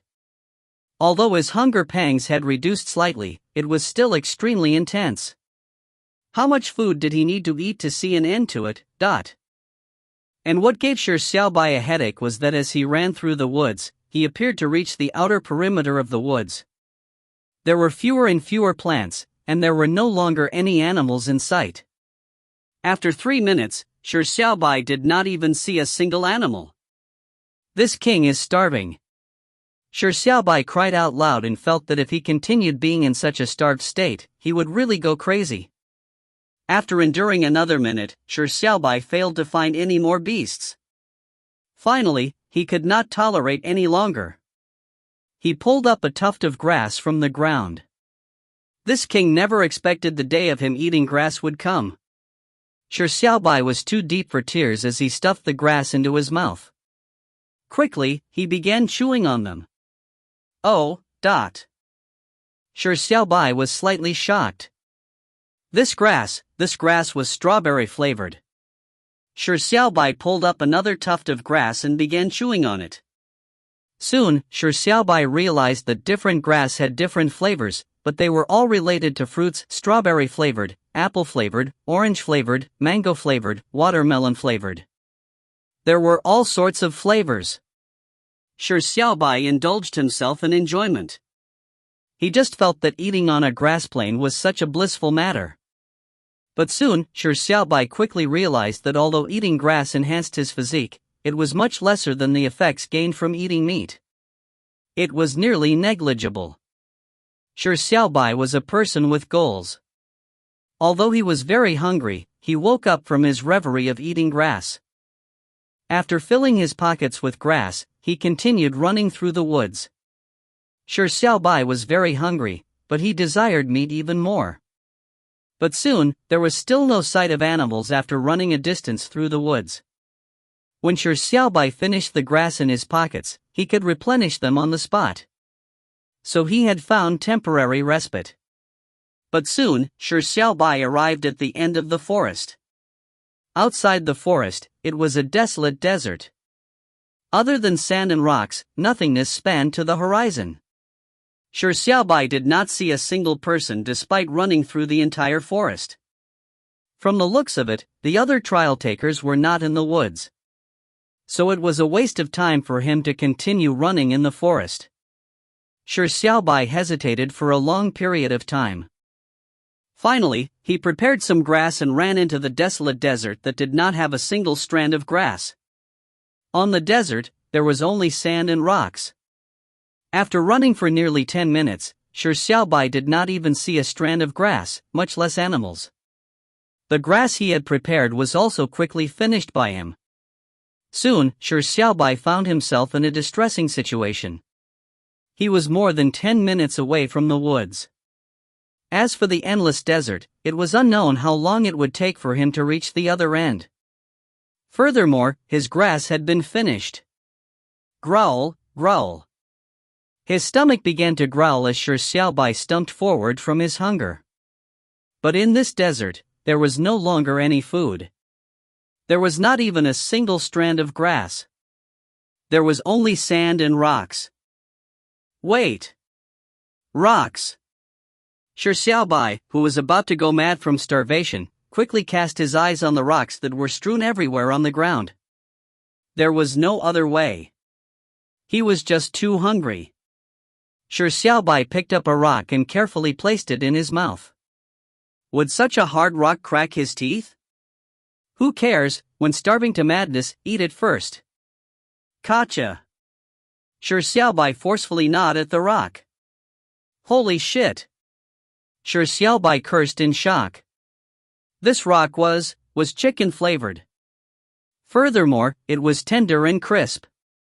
Shi Xiaobai picked up another rock and bit at it softly. He could not help but widen his eyes. The rock was so hard in his hand, but when placed in his mouth it was as soft and sweet as cotton candy, but it was as though Shi Xiaobai had discovered a brand new world as he madly ate the rocks. There were rocks everywhere in the desert, so Shi Xiaobai got a kick from eating. However, the rocks were inferior to grass. Eating them did not improve his physique. Shi Xiaobai quickly got sick of eating these. He continued dashing through the desert. This time, it was much simpler. With rocks everywhere on the ground, Shi Xiaobai was no longer afraid of him lacking food. He felt a clear decrease in his pangs of hunger. Although it was still extremely intense, it had made Shi Xiaobai heave a sigh of relief. At least there was an end to it, wasn't there? Shi Xiaobai had dashed through the desert for more than 10 minutes, but had not seen any living things during this period. Finally, he saw a massive creature at the horizon. Shi Xiaobai's eyes lit up slightly as his drooled. That was a stone dragon made of stone. A stone dragon could be eaten for very long. Furthermore, what would its flavor be? Shi Xiaobai had a bit of anticipation as he charged towards the stone dragon that was flying in the air. As he approached it, he realized that there was a human sitting on the dragon's back. It was as though the stone dragon was transporting this human. Did this gigantic dragon have an owner? Who cares? No one can stop this king from eating this stone dragon. If you find any errors, ads pop up, ads redirect, broken links, non-standard content, etc., please let us know. Report chapter so we can fix it as soon as possible. Chapter 338, This matter was so hard to refuse. Chapter 338, This matter was so hard to refuse. Above the vast stretches of barren deserts, the sky was covered in a thin veil of sand. A stone dragon more than 10 meters long was flapping its heavy stone wings as it flew forward. And on the back of the stone dragon sat a youth who looked and dressed extremely normally. The youth had his hands crossed, while his eyes were closed. He did not seem worried at all that a sudden backflip by the stone dragon would result in him being thrown to the ground. The stone dragon was flying very smoothly as it steadily flapped its wings. Its flight trajectory was very simple and was nothing fancy. It was as though it was afraid to stir the youth riding on its back.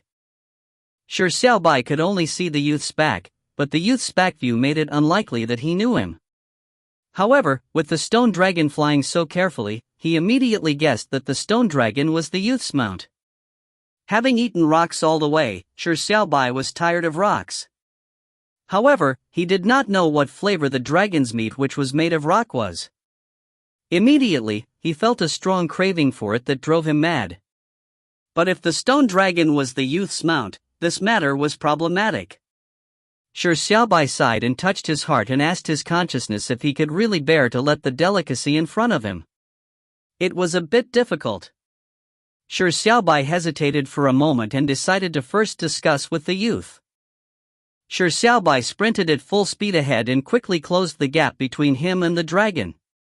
The youth on the dragon's back appeared rather mighty since he could sense someone chasing him from behind.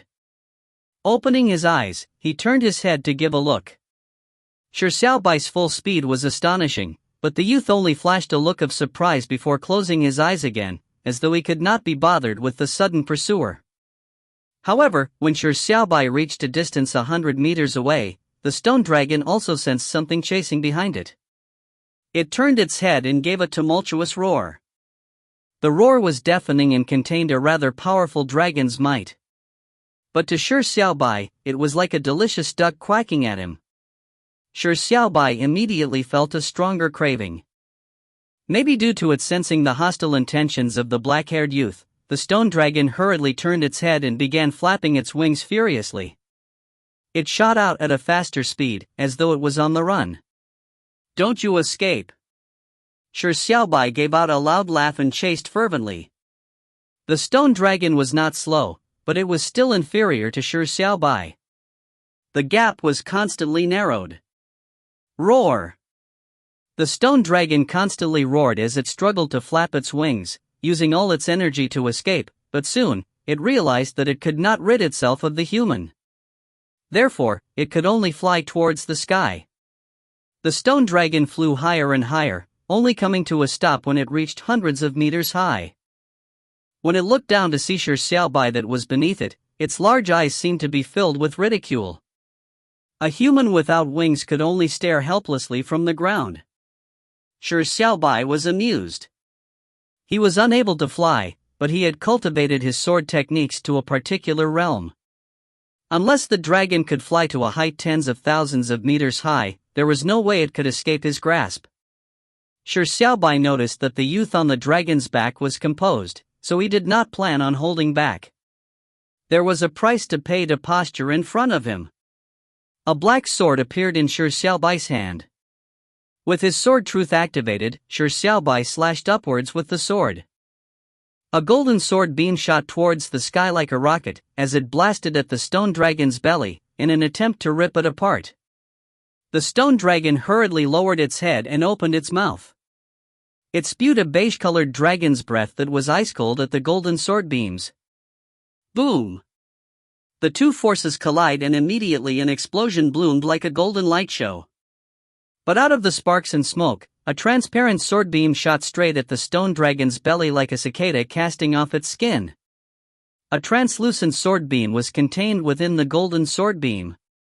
This sword within a sword attack was a move Shi Xiaobai thought off after countless of his sword beams had been resisted. The stone dragon clearly did not expect the human to have such an ingenious method and was momentarily at a loss. It watched as the translucent sword beam nearly struck its belly. At this moment, the youth on the dragon's back finally opened his eyes once again. A silver light flashed from his normal-looking eyes. Without making any movement, a silver shield appeared in front of the stone dragon's belly. With a clang, the sword beam collided with the barrier as both of them shattered. Shi Xiaobai's eyebrows pricked up slightly. The second translucent sword beam was weaker, to begin with. After being retarded by hundreds of meters, it was not a surprise for it to be blocked. However, the silver shield looked somewhat odd. How did the youth, who was sitting on the dragon's back, conjure a shield so precisely with the dragon's body separating him? Interesting. As Shi Xiaobai ran, he gathered energy and slashed at the stone dragon in the sky once again. A golden bladestorm stirred as sword beams swept towards the stone dragon like arrows. The sword beams surged disorderly while it was mixed in the wind. The youth pricked up his eyebrows and his hands that were crossed against his chest finally extended out straight. The youth stretched out the index finger on his right hand as a silver halo bloomed on his fingertip. He quickly drew in the air what looked like a magical incantation. A gigantic silver shield appeared beneath the stone dragon, covering its entire body. Pang! Pang! Pang! Dot! More than 100 golden beams struck the silver shield, causing the silver shield to quiver incessantly, and very soon, cracks began to appear, as though it was about to shatter at any moment in time. But only up to the final sword beam strike did the precarious silver shield shatter. Shi Xiaobai was slightly taken aback. Was this a coincidence? Or was it calculated ahead of time? This youth was not a simple person. Shi Xiaobai immediately felt his fighting spirit stir. It was not going to be easy to beat the stone dragon, but the harder it was to obtain it, the more compelling it was. Shi Xiaobai was contemplating how he could slaughter the stone dragon that was hundreds of meters in the air with an inclination to fly even higher, under the aloof youth's hands. At this moment, a shout came from the sky. "Watch your feet!" It appeared to be a shout from the youth. Shi Xiaobai was slightly surprised as he suddenly felt an inkling of danger. He immediately came to a halt, and thankfully, crab steps possessed a deceptive trait to it. The level of changes he could do was what most movement techniques could not match, so Shi Xiaobai was able to seemingly violate the principle of inertia as he came to a sudden stop. After coming to a stop, Shi Xiaobai looked in front of him. In front of him was a wide ravine hundreds of meters across. The ravine spread through the desolate desert without any end in sight. It looked like endless darkness, and the gap that spanned hundreds of meters was impossible to cross with one's strength alone.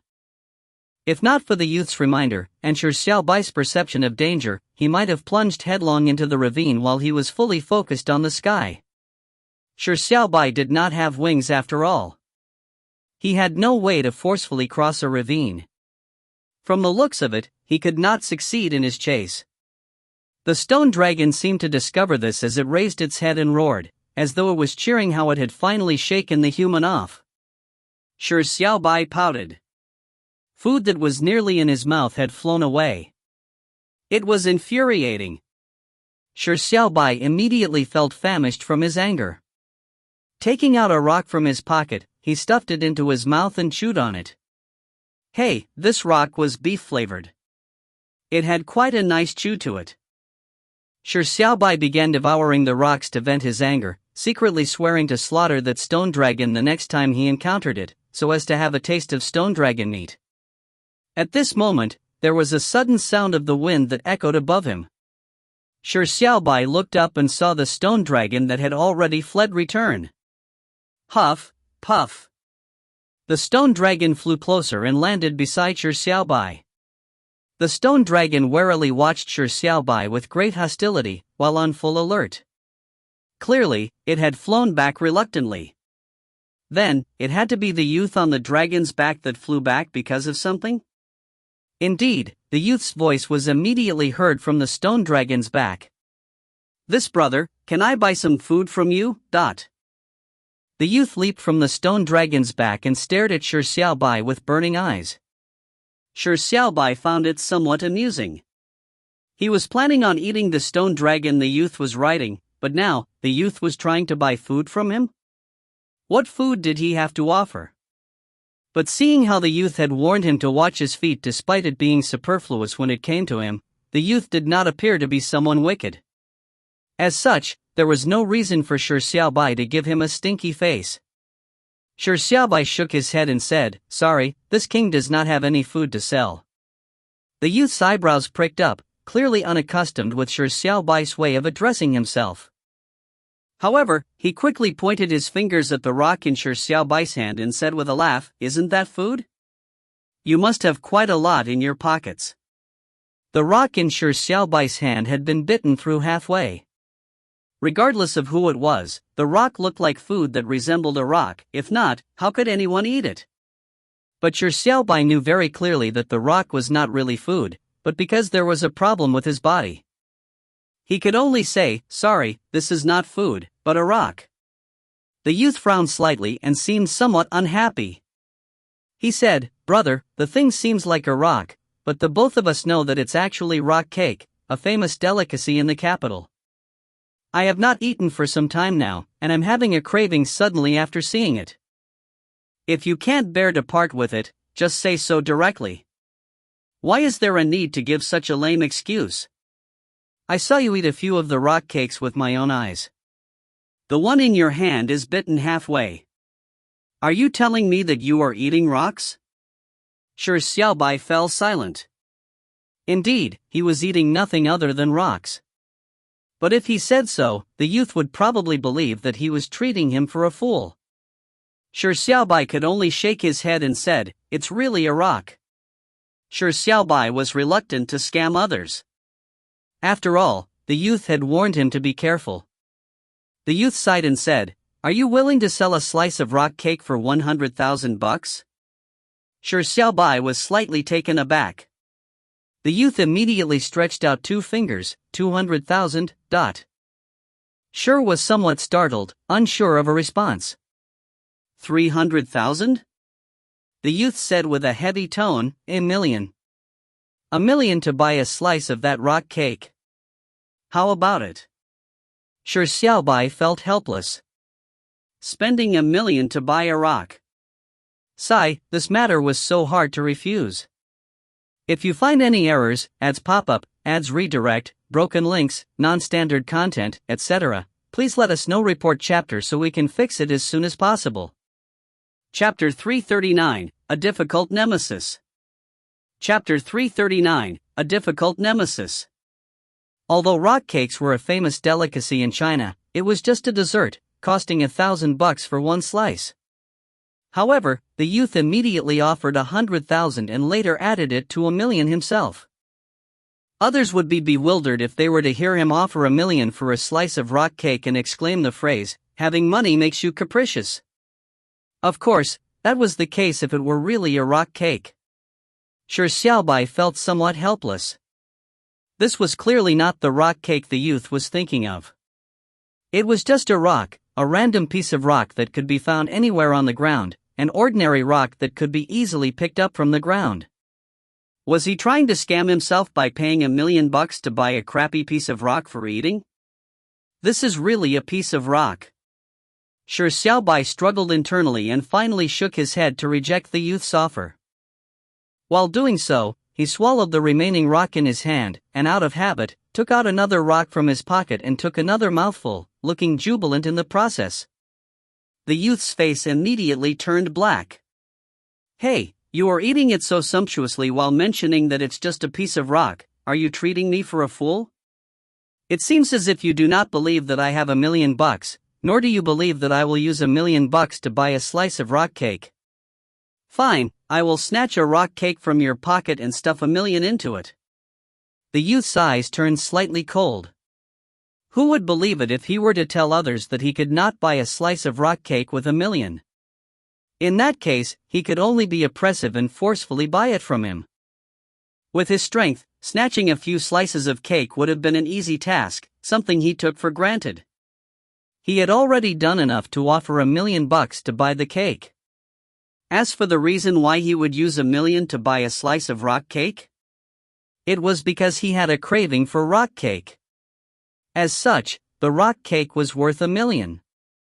Upon hearing this, Shi Xiaobai was delighted instead of turning furious. He said, "Perfect, this king happens to have something to snatch from you as well." Shi Xiaobai had been coveting the stone dragon for a very long while, but he was unsure of the trigger for casus belli. Now, his robbery was justified. The youth chuckled and said, "Fine, then let's fight. If you can win, you can take anything from me, including my life." If I were to win, it wouldn't be as simple as taking a slice of rock cake from you. Shi Xiaobai's eyes turned slightly austere.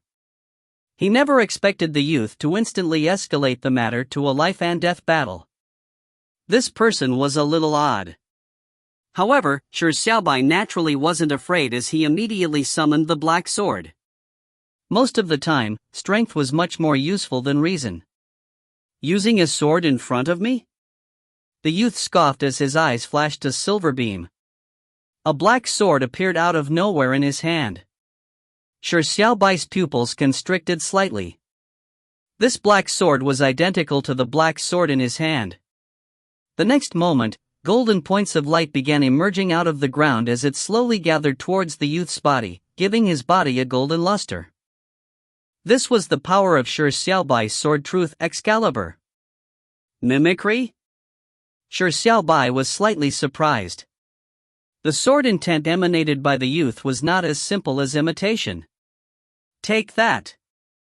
Without waiting any longer or grapple over who should attack first, the youth slashed right at Shi Xiaobai. Golden sword beams burst out forcefully. Shi Xiaobai pricked his eyebrows up slightly. He activated his sword Truth as well, producing a golden sword beam that was hardly any different from the one it was meeting. Boom! The two golden sword beams collided and shattered. Bang! As the golden sword beams shattered, two translucent sword beams shot straight out like a cicada casting off its skin.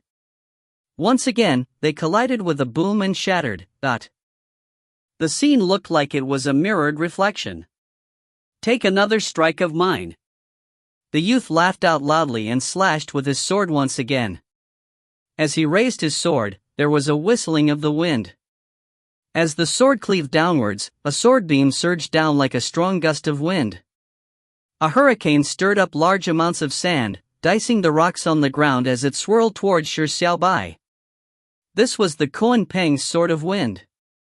Shi Xiaobai similarly used Kuan Peng's Sword of Wind to resist the attack. As the two sword winds clashed, they reached a stalemate for a moment before sounds of sword beams clashing resounded incessantly. Once again, this clash of swords was like a reflection of each other. The youth said with a laugh, "Come on, it's time for you to attack. Use whatever move you have." Shi Xiaobai fell silent. Did this youth think of him as a fool? Using other moves to let him imitate them as well? Shi Xiaobai had figured that it was likely that the youth had a superpower that allowed him to copy the moves or even items of others. His sword Truth power and Kuan Peng's Sword of Wind had been learned by the youth when he was pursuing the stone dragon. Shi Xiaobai gradually lifted his sword. If any attack he used could be mimicked, he could only use the easiest method, a competition of speed and power. Shi Xiaobai charged at the youth and slashed out. This attack was the purest and simplest beginner sword. The youth could read Shi Xiaobai's intentions. While shaking his head with a laugh, a silver light flashed in his eyes. A silver shield appeared in front of him, instantly blocking Shi Xiaobai's sword. Following that, the youth took a step forward and the black sword in his hand transformed into a silver spear. Tyrant Spear. The youth bellowed as a cold beam flashed. The spear thrust forward with a domineering force as though it was a dragon. Shi Xiaobai's heart leaped. Wasn't Tyrant's spear one of Pulp Farmer's moves? From the force coming at him, the youth's strike was much stronger than Pulp Farmer's Tyrant spear. Shi Xiaobai's sword had been blocked by the shield, and was momentarily unable to parry the thrusting spear, therefore, he could only retreat. At this moment, the silver spear in the youth's hand transformed into a purplish-golden will gun. The transformation took only an instant, and at the moment it completed its transformation, the youth had pulled the trigger. A purplish-golden bullet shot out at Shi Xiaobai. This was no doubt Sun Sinyuan's attack. Shi Xiaobai knew the power of this bullet. He did not dare to block it with only beginner sword, so he had no choice but to quickly dodge sideways and escape the explosive range of the bullet. Boom! The bullet exploded as sand blasted in all directions and filled the sky, like a mushroom cloud.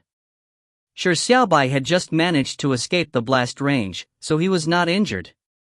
But he was now facing a dilemma. The youth had countless means and it was unknown how many moves he had learned from others. If he only restricted himself to using beginner's sword or Kuan Peng's sword of wind, it was unlikely for him to defeat the youth. Knowing that his moves could be replicated, Shi Xiaobai did not even plan on using the essence of crab steps, flash motion.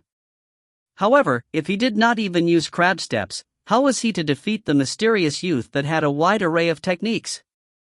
The youth could apparently tell Shi Xiaobai's dilemma, or it should be said that he had intended to force Shi Xiaobai into such a dilemma. The youth chuckled and said, Shi Xiaobai, you should not only be this strong considering how you have conquered 5-level lords. Come on, use the most powerful techniques you are proudest of, or else, this will be the end of your trial.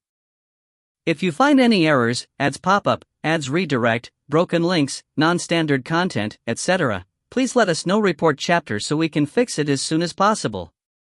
Chapter 340, Not Only Mimicry. Chapter 340, Not Only Mimicry. Shi Xiaobai was not surprised that the youth knew of his identity. After all, he was rather famous among the rookies at present. It was very likely that news regarding him had spread throughout each level in the trial. Many of his features were very identifiable. In fact, Shi Xiaobai had also roughly guessed the identity of the youth. Although they had exchanged only a few blows, the trouble and pressure the youth gave him was higher than any rookie, much higher than Sun Sinyuan and Pulp Farmer. The rookies with such power that participated in the trials could only be the ones ranked first or second, Speechlessly or Mu Lingxi in the official forecast. Shi Xiaobai did not know the identities of these two people. However, Mu Lingxi was apparently a girl based on the official forecast's information. Then, the mysterious and powerful youth that had arrived in the 7th level was most likely Speechless, a person he had frequently heard people mention, but had no understanding of him. Apparently, this was a person who rendered people speechless. Using $1 million to buy a slice of rock cake and even going to the point of using force to force a cell was indeed rather speechless rendering. Furthermore, the strength he possessed made him feel rather helpless. Speechless had requested to buy a rock cake from Shi Xiaobai from the very beginning. Shi Xiaobai had rejected it a few times, and he had even told him that it was only a rock. In fact, Shi Xiaobai could have thrown the rock in his hand or a rock from his pocket to let the youth test its authenticity, then everything would have been simpler. But in actual fact, the matter was not as simple as it seemed. Place yourself in the other person's shoes. If you were to see someone eating a cake that looked like a rock with relish, but when you bit at it after it was given to you, only to find out that it was a rock, what would be your first reaction? Would you really think the other person was truly eating a rock? No, you would think the other person was playing you for a fool. A certain trick undetectable to you that had replaced the cakes in your hand or pockets with a rock might have been employed. When that happened, Shi Xiaobai would have to come up with a new explanation and a cumbersome way to prove himself.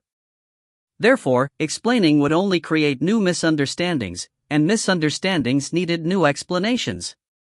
Trying to prove that he was really eating a rock was quite a troublesome matter to begin with.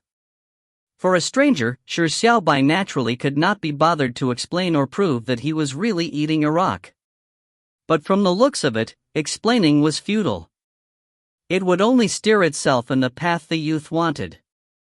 Shi Xiaobai said scornfully, speechless, since you wanted to fight this king from the beginning, why is there a need to go through so much trouble? Seeing his identity and goal seen through, Speechless did not quibble. He said with a chuckle, there's no other way. There is no one in the trial that dares to fight this emperor. Pulp Farmer, Lu Yu and the rest run whenever they see this emperor. It wasn't easy to meet a passable opponent, so how can this emperor let you go? Therefore, it's best if you want to fight, and even if you don't, you have to. With Speechless' ability to imitate the moves and abilities of others, there was indeed no one who would be willing to fight him. However, Shi Xiaobai was different. He was not afraid that his moves would be stolen, or even easily replicated. This was because a move depended on the person using it. Different executors of the same move, regardless of how powerful it was, would definitely be different. Furthermore, there was a sentence Shi Xiaobai always remembered: every superpower had its weakness and limitations. Shi Xiaobai condensed a psionic sword in his left hand as his eyes burned with fighting spirit. Since you insist on doing battle, this king will keep you company to the end, shattering the ability that you hold so much pride in. Dual blade style? Slightly interesting. The corner of Speechless' mouth suffused a belittling smile. The spear in his right hand transformed into a black sword and his left hand similarly condensed a psionic sword. People said that being able to learn a particular move with a single look meant being a rare genius. And the heavens gave Speechless possession of the most outstanding talent in the world. He could replicate his opponent's moves and weapons with a single glance. He could use his own insights to enhance them to an even stronger realm. Speechless said with a sneer, Shi Xiaobai, if you think this emperor is strong only in replication and imitation, then you can't get any wronger. Shi Xiaobai naturally did not think so because Tyrant's spear that Speechless had used was clearly replicated from Pulp Farmer, but it was much stronger than Pulp Farmer's. Speechless had added his own insights over his imitations. Unfortunately, this king is often imitated, but never surpassed. Shi Xiaobai responded with a sneer as well. The period of smack talk came to an end as the sound of winds echoed. The two of them charged at each other nearly simultaneously. At the same time, golden beams of light lit up from their bodies as they activated the power of sword truth. Shi Xiaobai looked at the golden light from Speechless' body as a sneer suffused across his lips.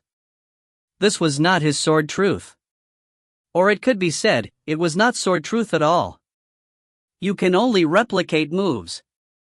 Shi Xiaobai roared loudly and by attacking with both swords as one, he slashed them at Speechless. Sword truth was the sublimation of sword intent. It was the path of enlightenment that one's sword pointed in. It was a swordsman's understanding of swords. Speechless was only able to replicate sword moves, sword beams, sword shapes, but he could not replicate sword intent or sword truth. The golden light was just a superficial imitation.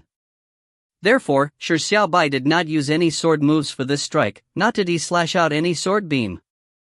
This was a strike that was augmented purely by sword intent, as well as the essence of concentrated sword truth.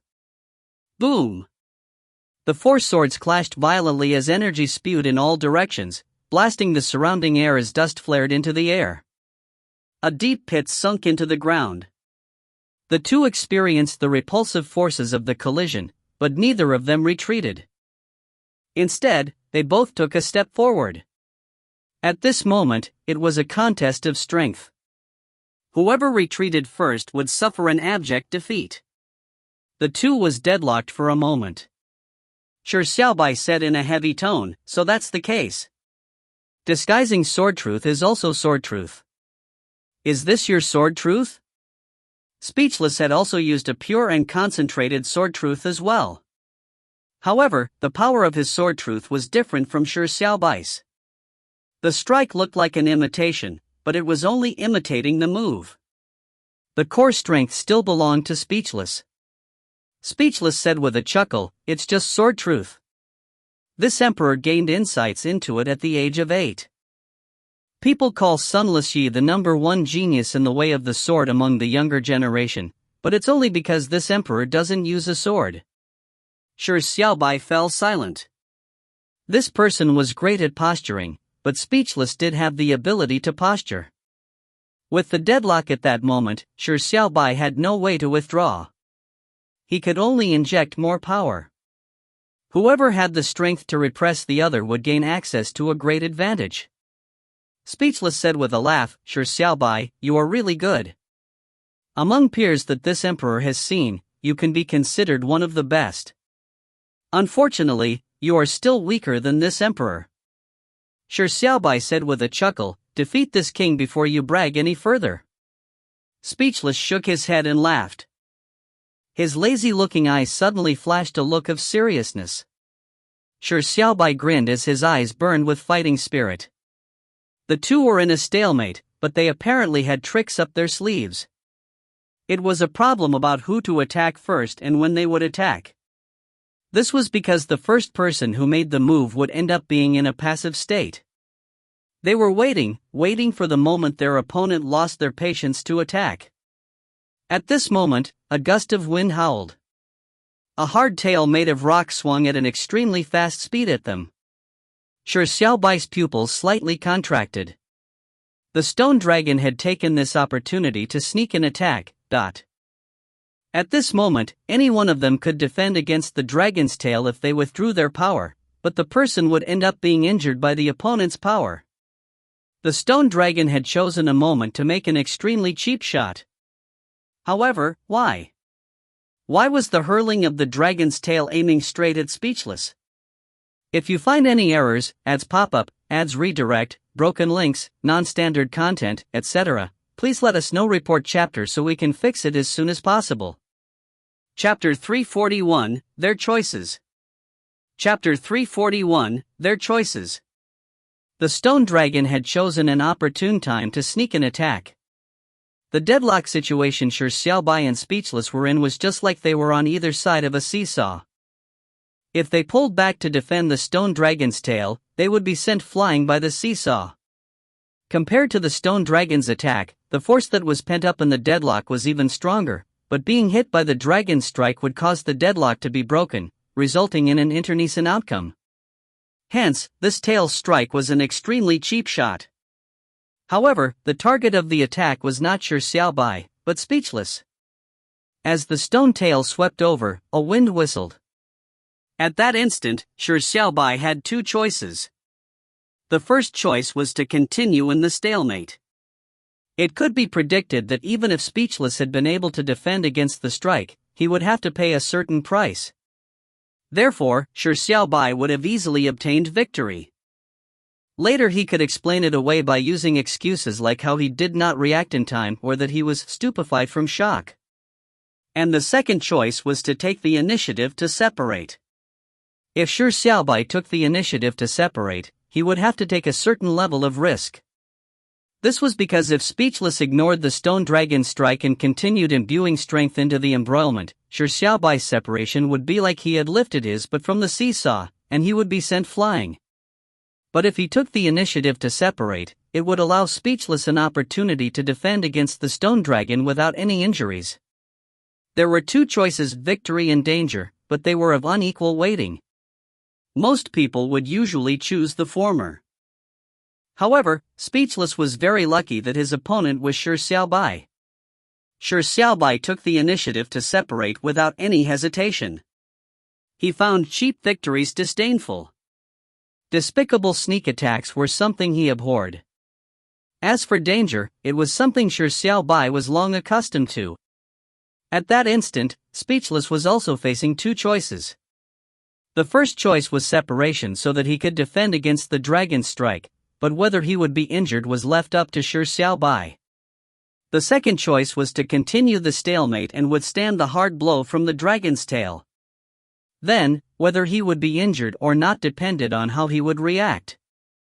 Believing in someone else or himself was similarly of unequal weighting. Most people would tend to choose the latter. Speechless was a person with great confidence in himself. Logically speaking, it was very likely that he would choose the second choice. But this time, Speechless believed in himself, but what he chose to believe in was his ability to read someone.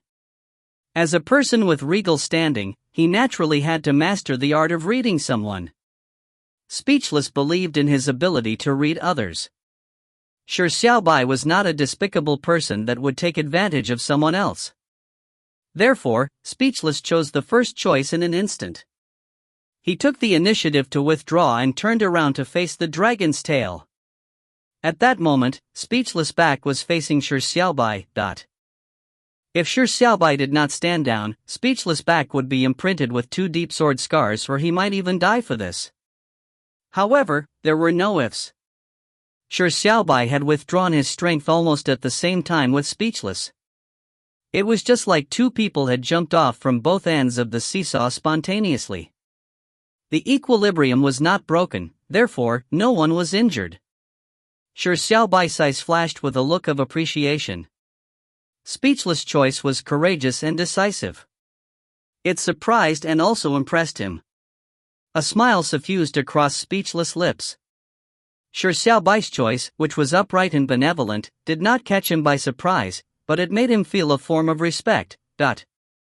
The stone dragon's ferocious eyes flashed a look of stupefaction, but it immediately turned to horror. It never expected that the 2 would make a choice that was detrimental to its well-being in such a short period of time. It was going to suffer from this happening. But spilled water was difficult to retrieve, the flick of a tail could not be retracted. With 2 sword beams flashing, the shimmering stone tail was diced into 3 segments. Speechless' eyes were cold and he looked enraged. Sneak attackers had to die. Roar! The stone dragon cried out as it tried to flap its wings to fly higher, but its nightmare had only just begun. Shi Xiaobai had already leaped up. Go down for this king! Shi Xiaobai roared as he slashed out.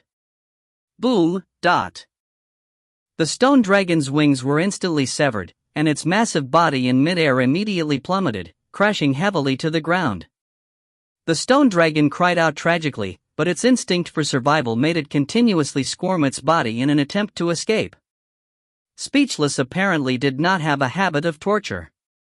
With a sneer, he slashed out, decapitating the stone dragon as it bellowed tragically. The tiny episode of a sneak attack came to an end. The 2 looked each other in the eyes and immediately laughed, clearly very satisfied with each other's choices. A smile vanquished any enmity.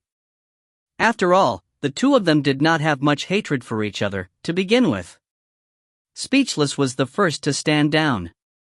Shi Xiaobai asked with a smile, "This stone dragon isn't your mount? Why did it sneak an attack on you instead of this king?" Speechless said with a scoff, "How can that trash dragon be qualified to be this emperor's mount?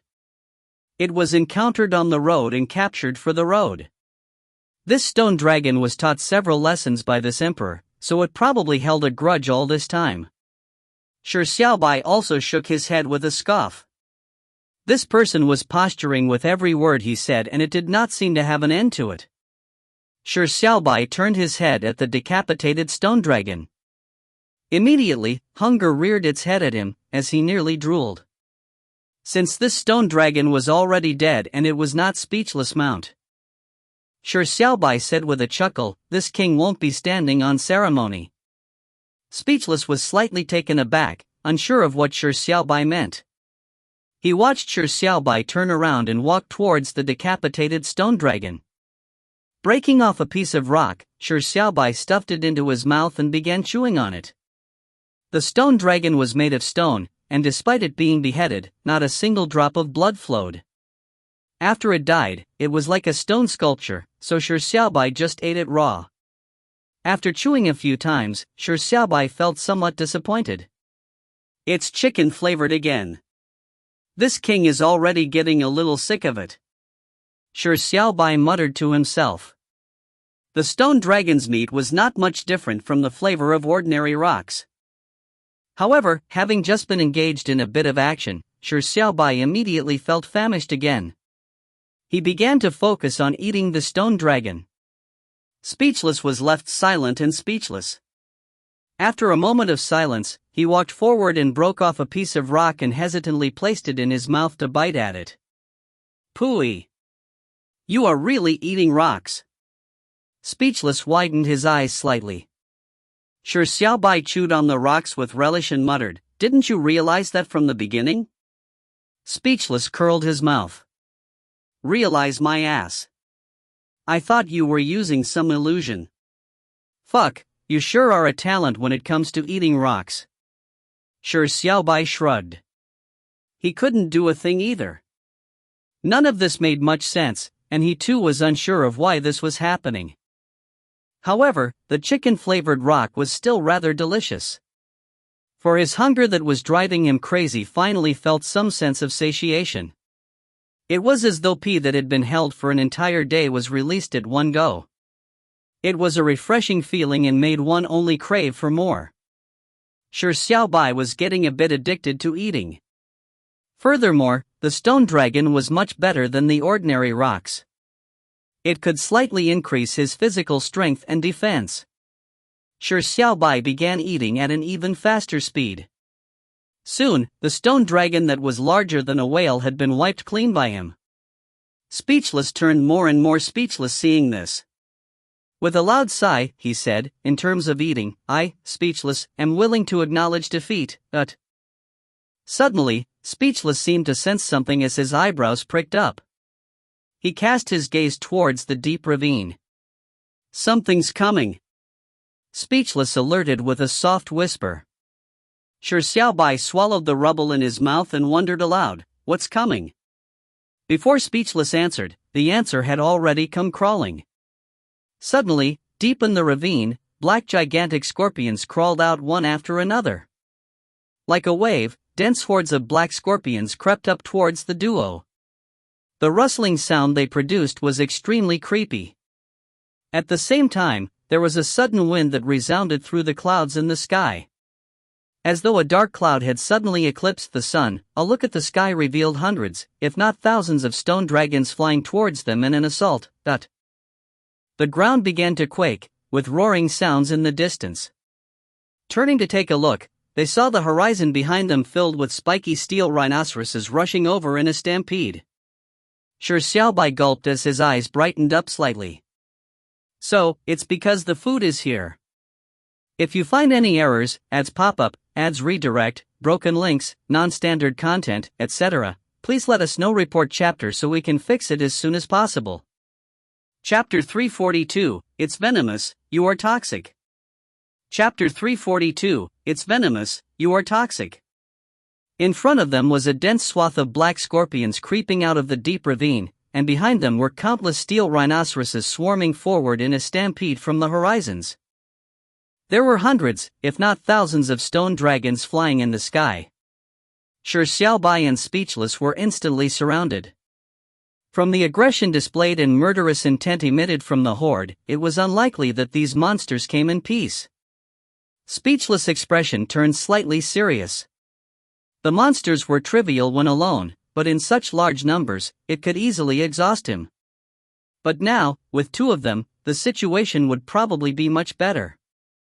The only thing he was unsure about was how psychologically robust Shi Xiaobai was. Just as he was thinking of this, Speechless heard Shi Xiaobai mutter to himself with eyes shimmering, "So, it's because the food is here. Gee, why does this fellow seem more fearless than he was?" Speechless said, "Each person takes one side. If you can't hold on or you lack the stamina, shout out and this emperor will save you." Shi Xiaobai said scoffingly, "You stole this king's line. Alright, this king will take this side." With that said, Shi Xiaobai took a step towards the ravine. Judging from the momentum of the beasts, the stampede of the steel rhinoceroses looked fiercer, but in terms of danger, the gigantic black scorpions were far more dangerous than the steel rhinoceroses. The reason was because the gigantic black scorpions were venomous creatures.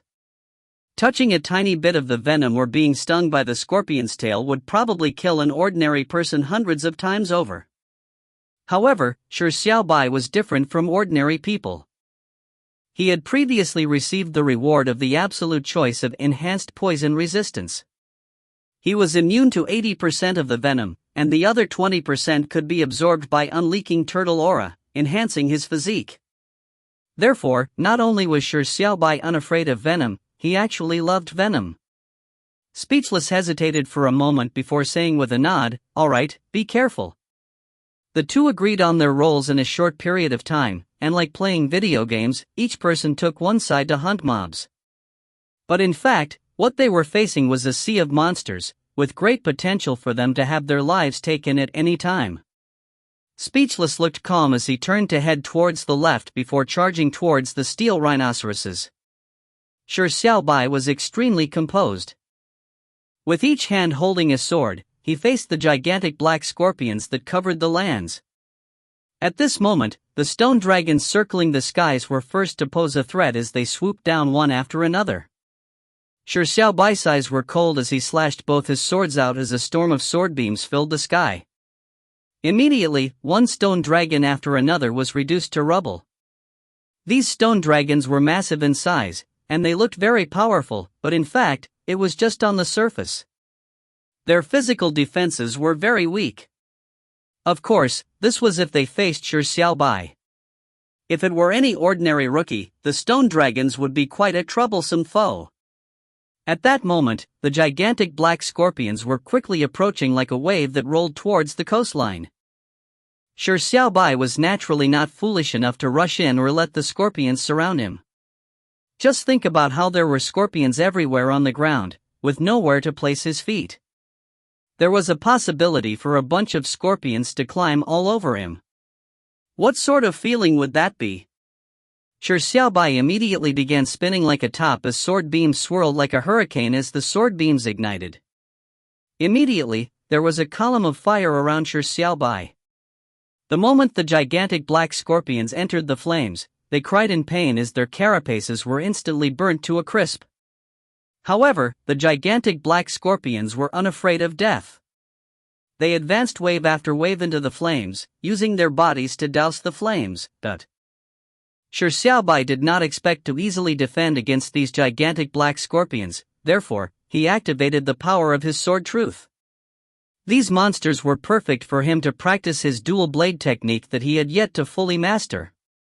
A sword like wind slashed at the stone dragons. A sword like fire burned the gigantic black scorpions. With swords used in unison, wind and fire raged into the sky, as the sweeping inferno illuminated the ravine a shimmering red. The gigantic black scorpions that had yet to climb out of the ravine cried out tragically as they plummeted. Shi Xiaobai constantly brandished his swords as the endurance provided to him by unleaking turtle aura allowed him to have sufficient energy to do so. The stone dragons that deluged the skies were diced to pieces in midair, while the gigantic black scorpions that flooded the ground were burnt to a crisp before they even proceeded half the distance. Shi Xiaobai did not even move from his spot from the beginning to the end. A smile suffused across his mouth. Unknowingly, he had already become so powerful. However, this was far from sufficient. He needed to become stronger at a faster rate. These monsters were not powerful, but their numbers were terrifying. Shi Xiaobai slew the endless gigantic black scorpions that crawled out of the ravine from noon till dusk until they were completely wiped out. With the endurance provided by unleaking turtle aura, Shi Xiaobai was able to persist all the way despite being exhausted. However, he did not have much free time to eat during this period of time. His hunger was driving him crazy. With the gigantic black scorpions no longer crawling over, Shi Xiaobai finally could no longer endure it. He immediately picked up a gigantic black scorpion that was grilled to a crisp. "It's poisonous!" A warning cry came from behind him. Shi Xiaobai turned to take a look and Speechless had dealt with the problem on his side as well. At this moment, his forehead was dripping with a few beads of sweat, and his clothes were somewhat messy, but he did not look too exhausted. He clearly still had strength left. Shi Xiaobai was slightly surprised. From the looks of it, Speechless had an endurance technique on par with unleaking turtle aura. Shi Xiaobai said with a laugh in response to Speechless' warning, "This king isn't afraid of poison." Although the gigantic black scorpions were roasted, they were still extremely poisonous. It was not something edible by normal people, but to Shi Xiaobai, it was equivalent to a tonic. Without another word, Shi Xiaobai took a bite. Immediately, there were the crisp, crackling sounds. It was very crispy, and the flavor was... It's actually potato chips. Shi Xiaobai could not help but moan. Having starved an entire afternoon, the feeling of being able to finally eat something felt too good.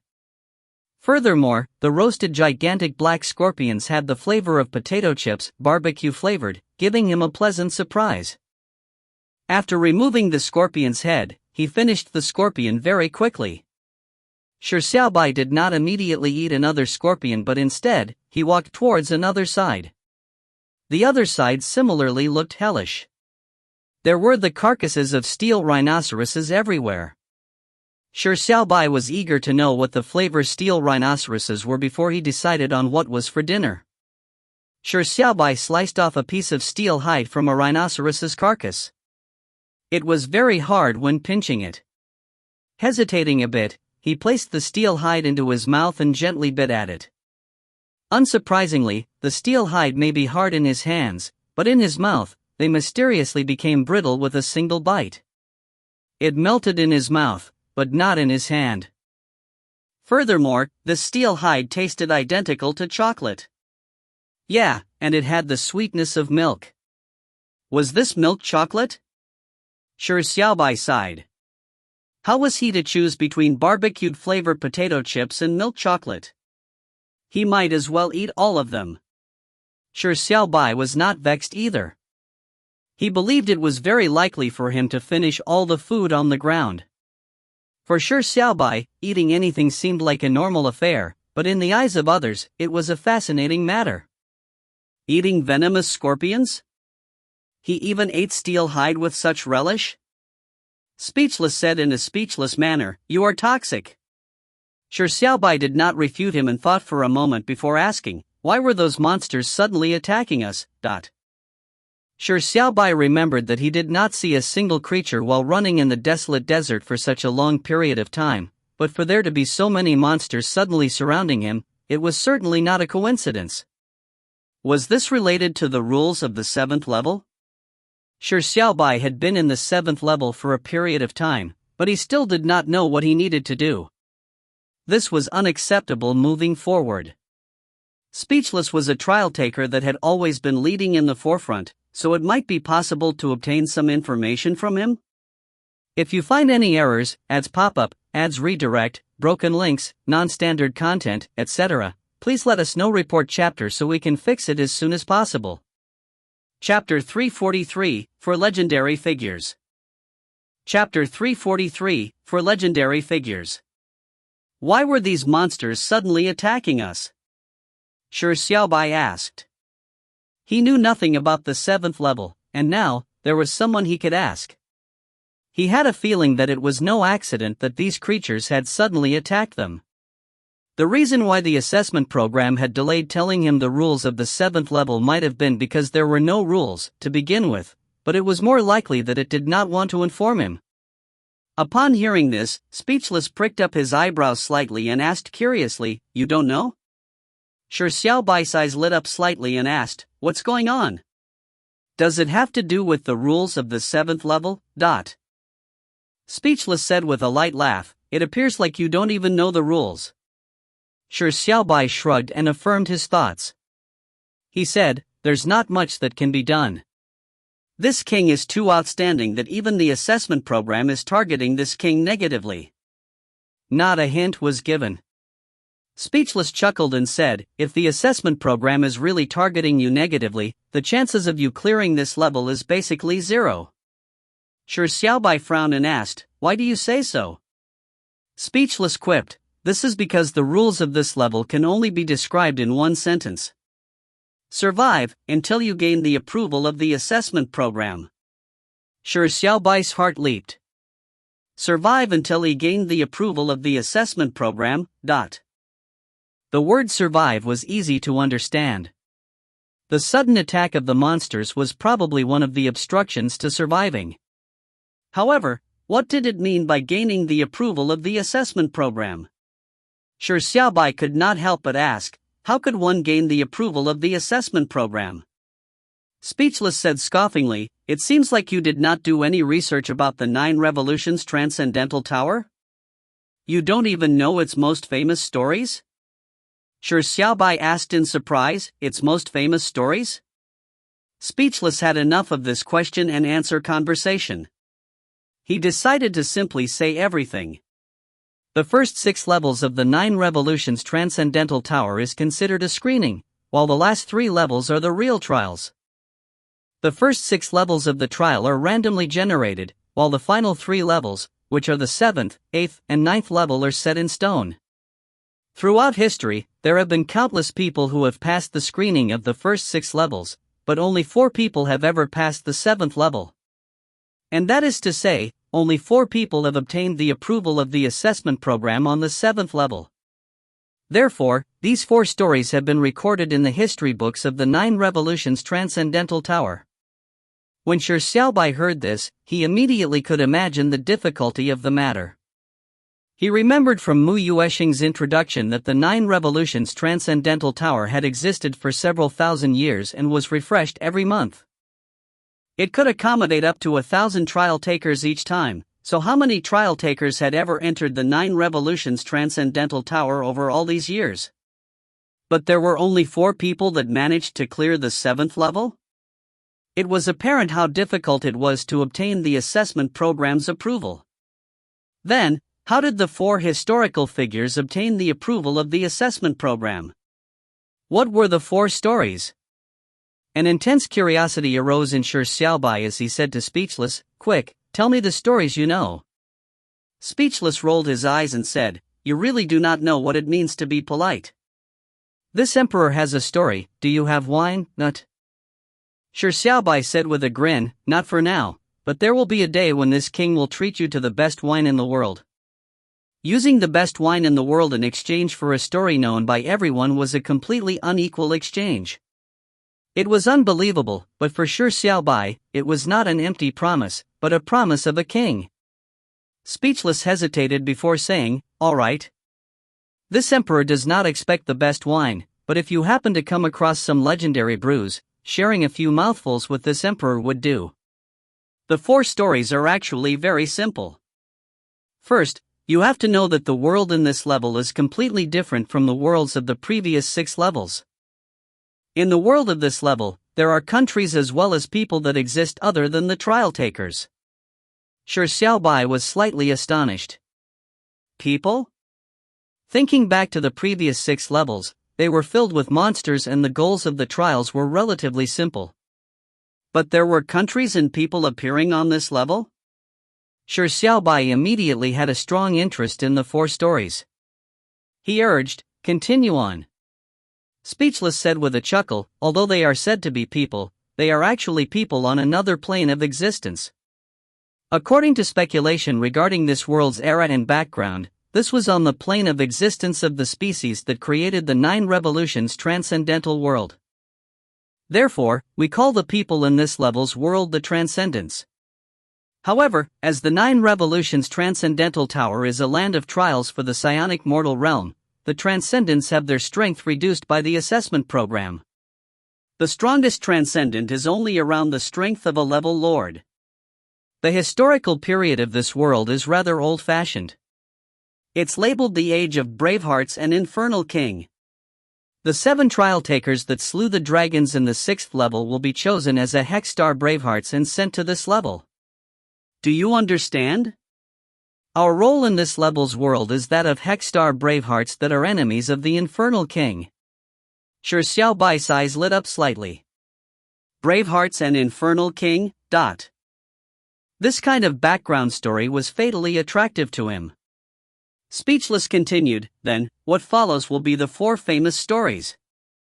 In mankind's history, the first person to clear the 7th level of the 9 Revolutions Transcendental Tower is the most famous overlord, Jifeng. This person was fearless and rash, but he lacked intelligence. He chose to forcefully clear the level. Shi Xiaobai immediately said with a smile, survive? Smart, said Speechless with a nod. Back when humans did not know how to obtain the approval of the assessment program, survival was not considered a way to clear the level. However, Overlord Ji Feng managed to survive 100 days on the 7th level.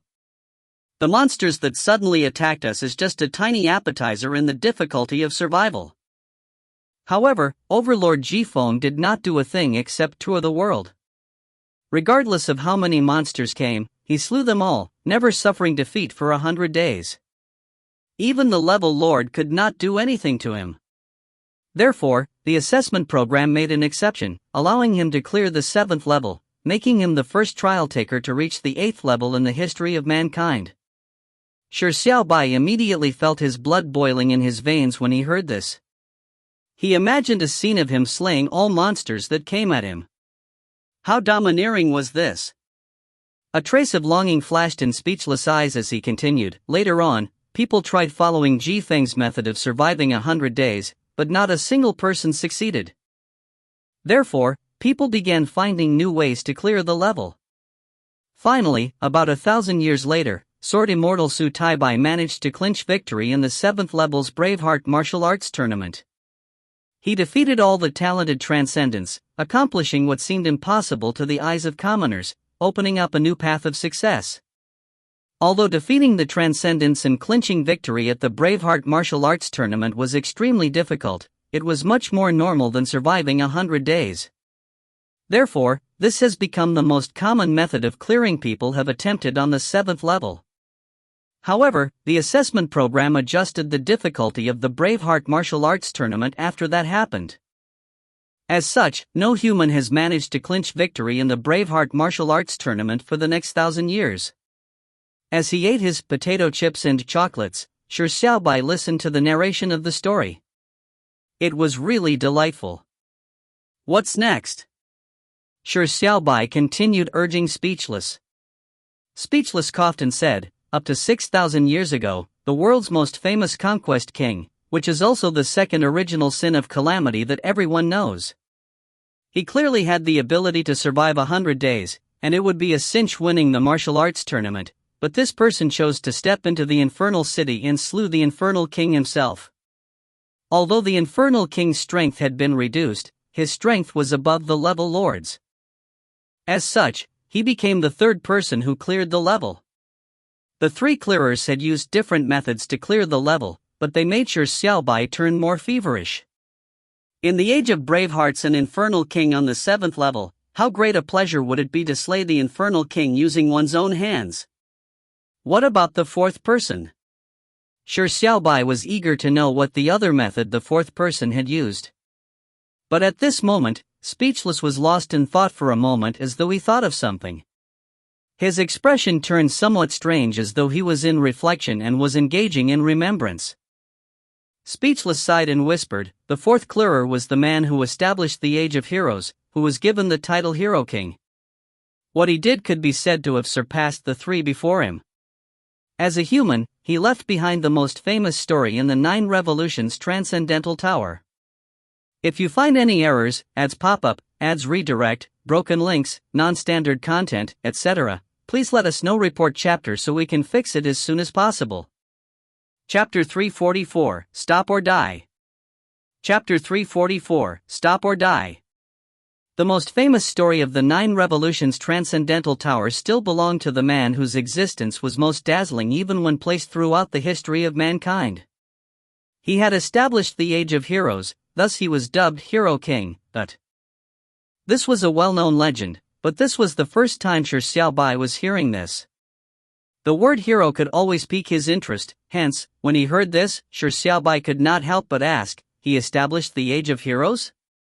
Speechless said appalled, it can't be that you don't even know the legend of the Hero King? Shi Xiaobai nodded calmly. Speechless rolled his eyes and said in a speechless manner, in the 9 years of compulsory education, nearly every textbook has mentioned the stories of the Hero King. Therefore, all hero organizations and hero institutes would pay homage to this great man on December 25th. The first person that comes to mind for every child who aspires to become a hero would be the Hero King. You are at least a rookie of a particular hero organization, but you don't even know of the Hero King. It's best you read some books in the future. The stories of the Hero King can go on for 3 days and 3 nights. Shi Xiaobai nodded in silence. He did not like reading books, but speechless exaltation of the man known as Hero King made him suddenly have the urge to read to better his understanding. Shi Xiaobai asked, "What did the Hero King do on the 7th level?" This was the matter Shi Xiaobai was most concerned about at the moment. Be it surviving 100 days or defeating the Transcendents in the martial arts tournament to be made the champion, or killing the Infernal King, were stories that caused his blood to boil in excitement. And what the Hero King had done had surpassed the 3 predecessors. It had the honor of being the most famous story, so the story was bound to be a lot more interesting. A look of anticipation flashed in Shi Xiaobai's eyes. Speechless quipped, it was common for this emperor to narrate stories to his younger sister back in the day. When it came to the highlight of the story, the look in her eyes would be identical to the one you currently have, but usually, at such a moment, this emperor can't help but keep her in suspense. Shi Xiaobai said, "Therefore, you plan to keep this king in suspense?" Speechless gave a sinister laugh and said, "No, this emperor plans to stop right here. To learn more, wait till next time." Shi Xiaobai could not help but pull his sword out as he said coldly, "Wretch, pull your sword out." Speechless guffawed before his expression turned slightly serious. He solemnly said, "Shi Xiaobai, to tell you the truth, this emperor has only one goal in joining this trial, it is to replicate the legend of the Hero King. You and this emperor are the same type of person, so this emperor is somewhat afraid that if you were told what the Hero King did, you would not help but want to go down the same path. This is a very dangerous path that only admits one, hence, this emperor does not plan on continuing the exposition." Upon hearing this, Shi Xiaobai shook his head and said, "You are wrong. This king is not the same kind of person like you. This is because this king will not walk down the same path others have gone down. No matter how legendary the feat accomplished by the Hero King is, this king would not deliberately mimic it. This king will walk down a path that belongs to him." Speechless eyebrows pricked up slightly as he said with a laugh, "It looks like this emperor has looked down on you. Go ahead, create a 5th story that belongs to you. It's time for this emperor to leave.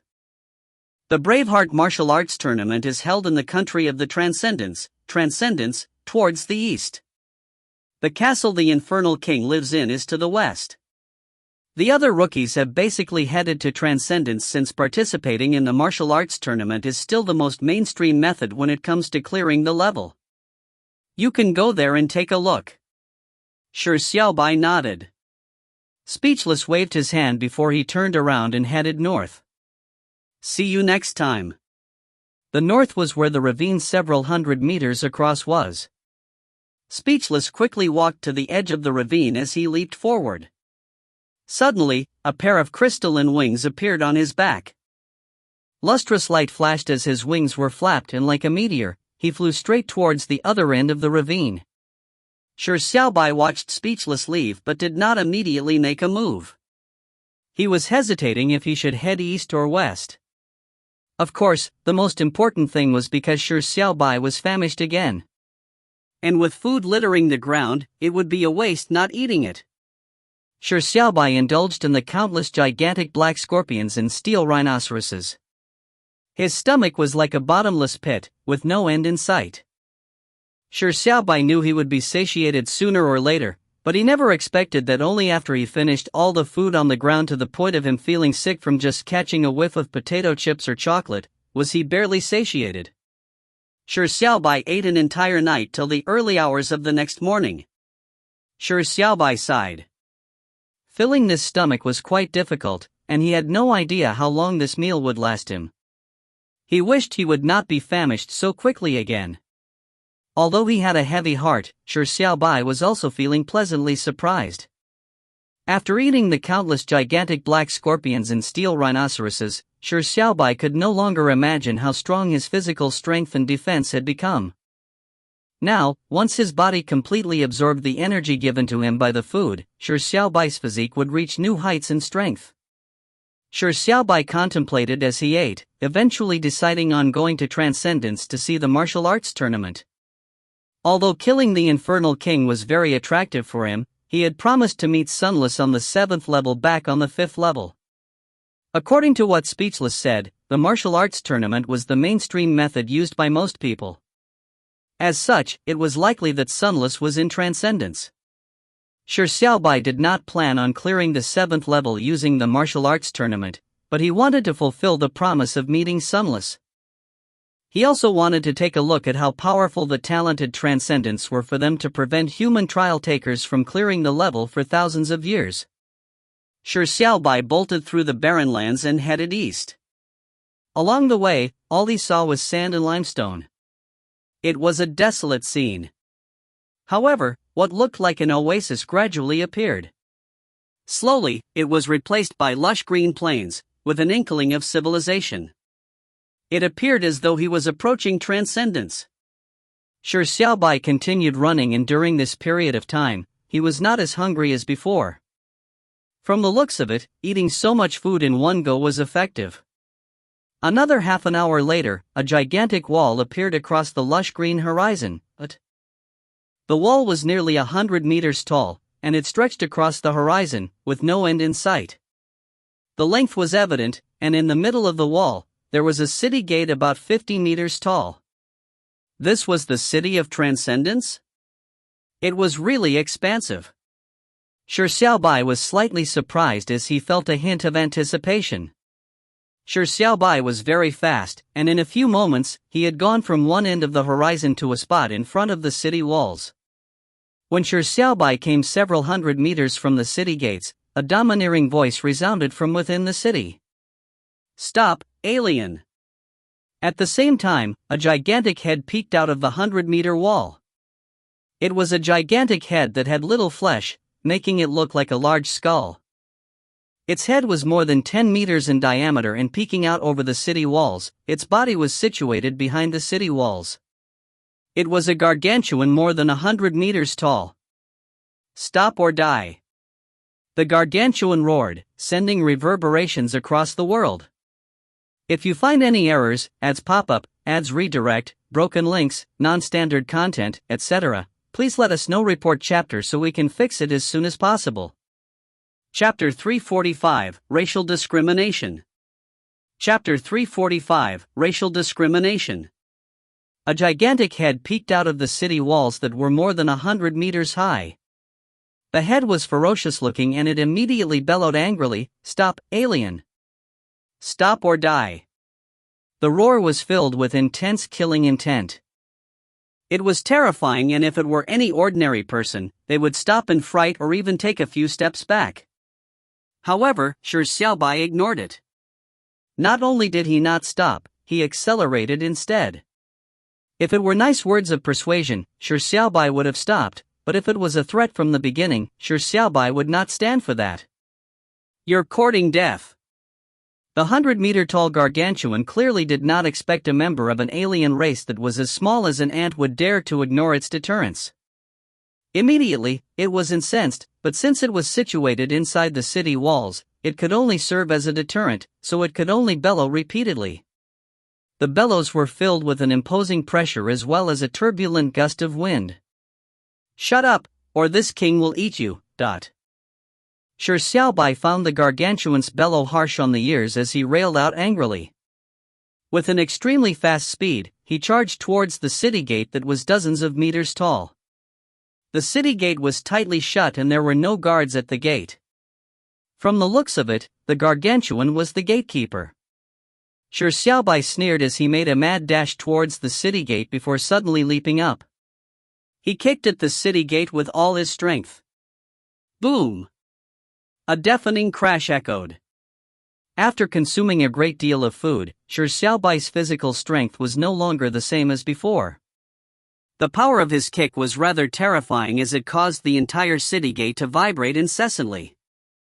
However, the city gate was rather hard, made of some unknown metal, so Shi Xiaobai had failed to knock it down with a single kick. "Open the gate, or this king will not stand on ceremony any further." Shi Xiaobai looked up and yelled. Following that, he began entering a punching stance. The gargantuan's threats had pissed him off greatly, and it appeared as though there was no intention for the tightly closed city gate to be opened. If the city gate was still closed after 10 more seconds, Shi Xiaobai did not mind letting the city gate have a taste of the horrifying power of Turtle Speed Divine Punch. The 100-meter-tall gargantuan found it unbelievable that an ant-like alien would dare to rave about eating it or even dare to attack the Transcendence city gate. This was a provocation on the mighty Transcendence. Alien, you will definitely die. The gargantuan roared angrily as a large pair of hands appeared above the city walls. The entire city wall began to vibrate. The gargantuan was planning on leaping across the walls by using the walls as support. Shi Xiaobai immediately pulled his black sword out. If the gargantuan dared to jump out, Shi Xiaobai did not mind slicing off its legs. At this moment, an anxious voice resounded from inside the city walls. Stop immediately. The moment this voice resounded, the gargantuan immediately withdrew his hands and the shaking of the city walls came to a stop. You fool, are you trying to tear down the city walls? The anxious voice turned into one of condemnation. The gargantuan's deep voice sounded from inside, No, Lord Moya. There is a lowly alien outside the city who ignored my warnings. He even dared to hit the city gate. It's a provocation on us, the Transcendence. The scolding voice bellowed angrily like it was fuming, Fool. Is this the reason for nearly tearing down the city walls? What right does a gargantuan halfling like you claim to be a part of the Transcendence? Also, your job is not to be a gatekeeper, but a gate watcher. Do you understand? All you need to do is report what is happening outside the city in a timely manner, and not take the liberty to be rude to outsiders. Yesterday, you nearly entered a conflict with the alien Bravehearts, and you have yet to learn your lesson today? The gargantuan lowered its head as its voice turned increasingly muffled, but, today is the day of the martial arts tournament. His Majesty, Leonis, instructed me to be vigilant. Shut up! The scolding voice from within the city immediately cut the gargantuan off. Leonis only instructed you to be vigilant and to report if any Bravehearts come from afar to participate in the martial arts tournament. It is not for you to bar them access. Fool, why aren't you opening the city gate yet? The gargantuan grunted indignantly but did not dare to refute the scolding voice. When Shi Xiaobai heard this conversation, he slowly withdrew his fist. He did not have any grudges with the Transcendence. The only thing that slightly pissed him off was the gargantuan's threatening words, but since the gargantuan was only a watchdog, Shi Xiaobai would not go as far as to pick a fight. He found it odd. The 100-meter-tall gargantuan did not even dare retaliate verbally after being scolded in such a manner. What sort of monster was the other creature inside the city? At this moment, the heavy city gates slowly opened. It was obvious how heavy the city gate was from the screeching sound it produced as it dragged across the ground. Just opening this city gate would require tremendous strength. As the city gate slowly opened, it revealed the gargantuan's body. It was extremely thin, as though it was a massive body that had been reduced to bones. The tiny amount of flesh did not make it look like a skeleton, but most of its large innards could be seen, making it look rather terrifying. The gargantuan had pulled the city gate open with his bare hands before walking to the side of the city gate. The person scolding inside the city was finally seen by Shi Xiaobai. Shi Xiaobai's eyes immediately flashed a look of disappointment when he saw this. The existence that was freely scolding the gargantuan was a tiny dwarf. He did not look much different from humans, but his skin was dark green in color. He had a single horn on the top of his head. Was this dwarf a transcendent? Why could he scold the 100-meter-tall gargantuan freely? Shi Xiaobai was disappointed. The green-skinned dwarf, Moya, similarly flashed a hint of disappointment in his eyes. So it's a human. Moya deliberately suppressed mutter did not escape Shi Xiaobai's ears. Shi Xiaobai's eyebrows pricked up slightly. From the dwarf's tone, it appeared as though he looked down on humans. Moya gathered himself and said, "If I didn't guess wrong, you must be here to participate in the martial arts tournament with the other humans that came yesterday. Although it's unfathomable how the god of courage showed favor upon you humans with such weak physiques, the Braveheart Martial Arts Tournament welcomes the participation of all Hex-Star Bravehearts. Weak physiques?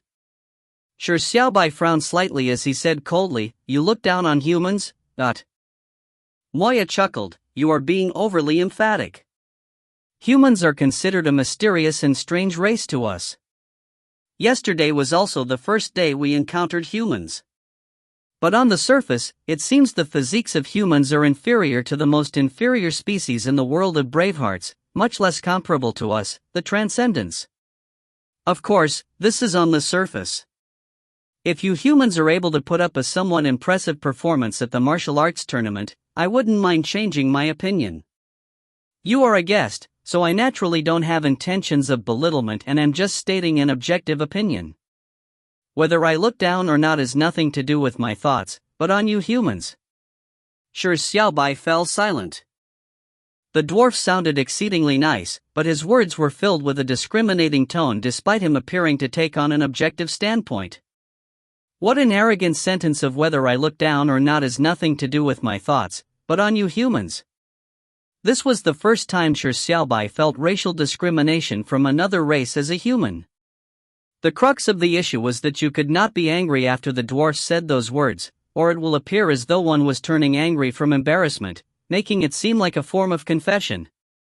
Open your eyes well and wait. Humans will very quickly prove their excellence.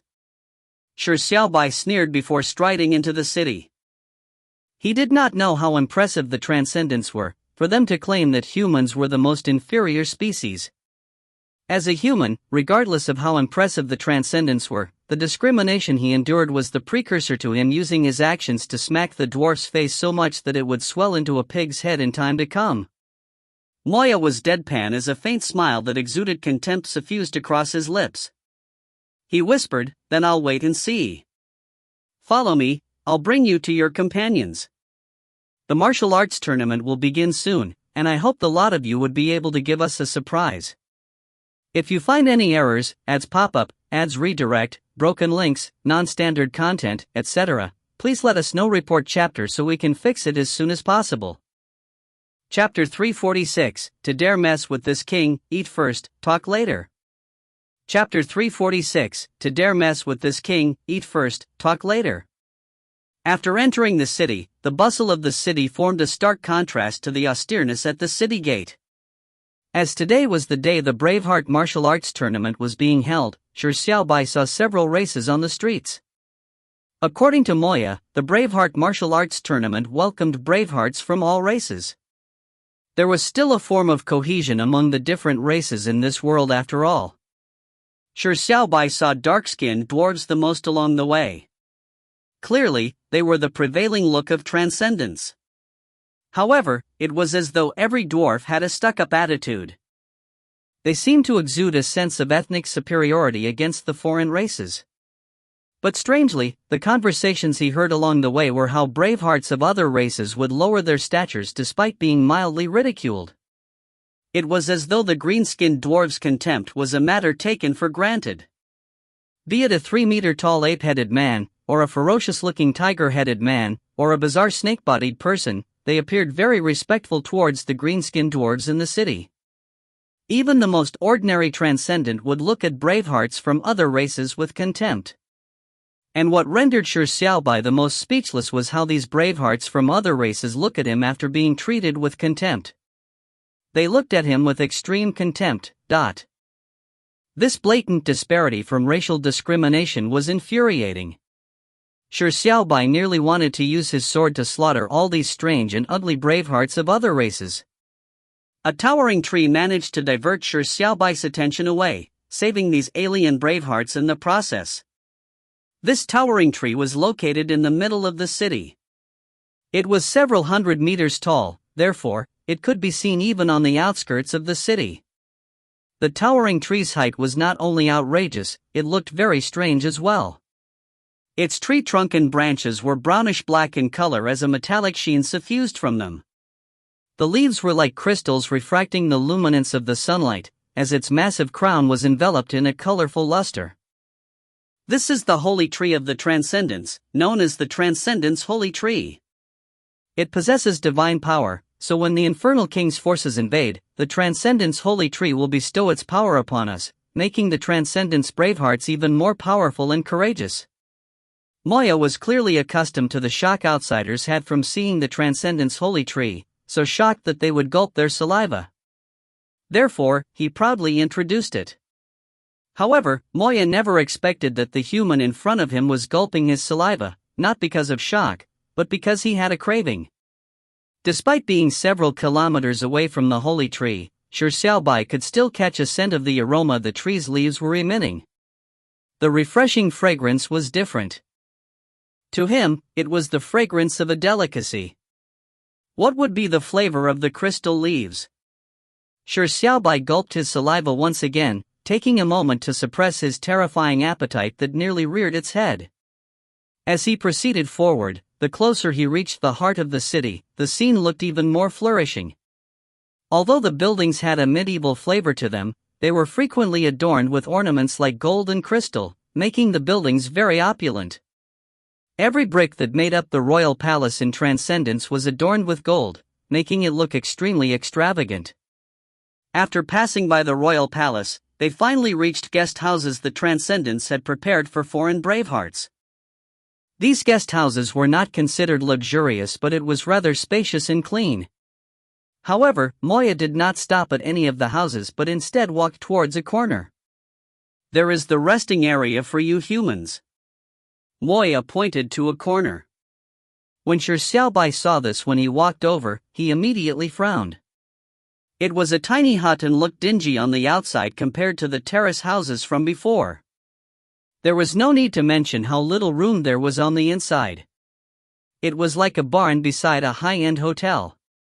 This was the guest house prepared for humans. Shi Xiaobai was immediately incensed. Moya said with a chuckle, "Sorry, as you humans, who suddenly have the title of Bravehearts, appeared out of the blue, it has exceeded our expectations.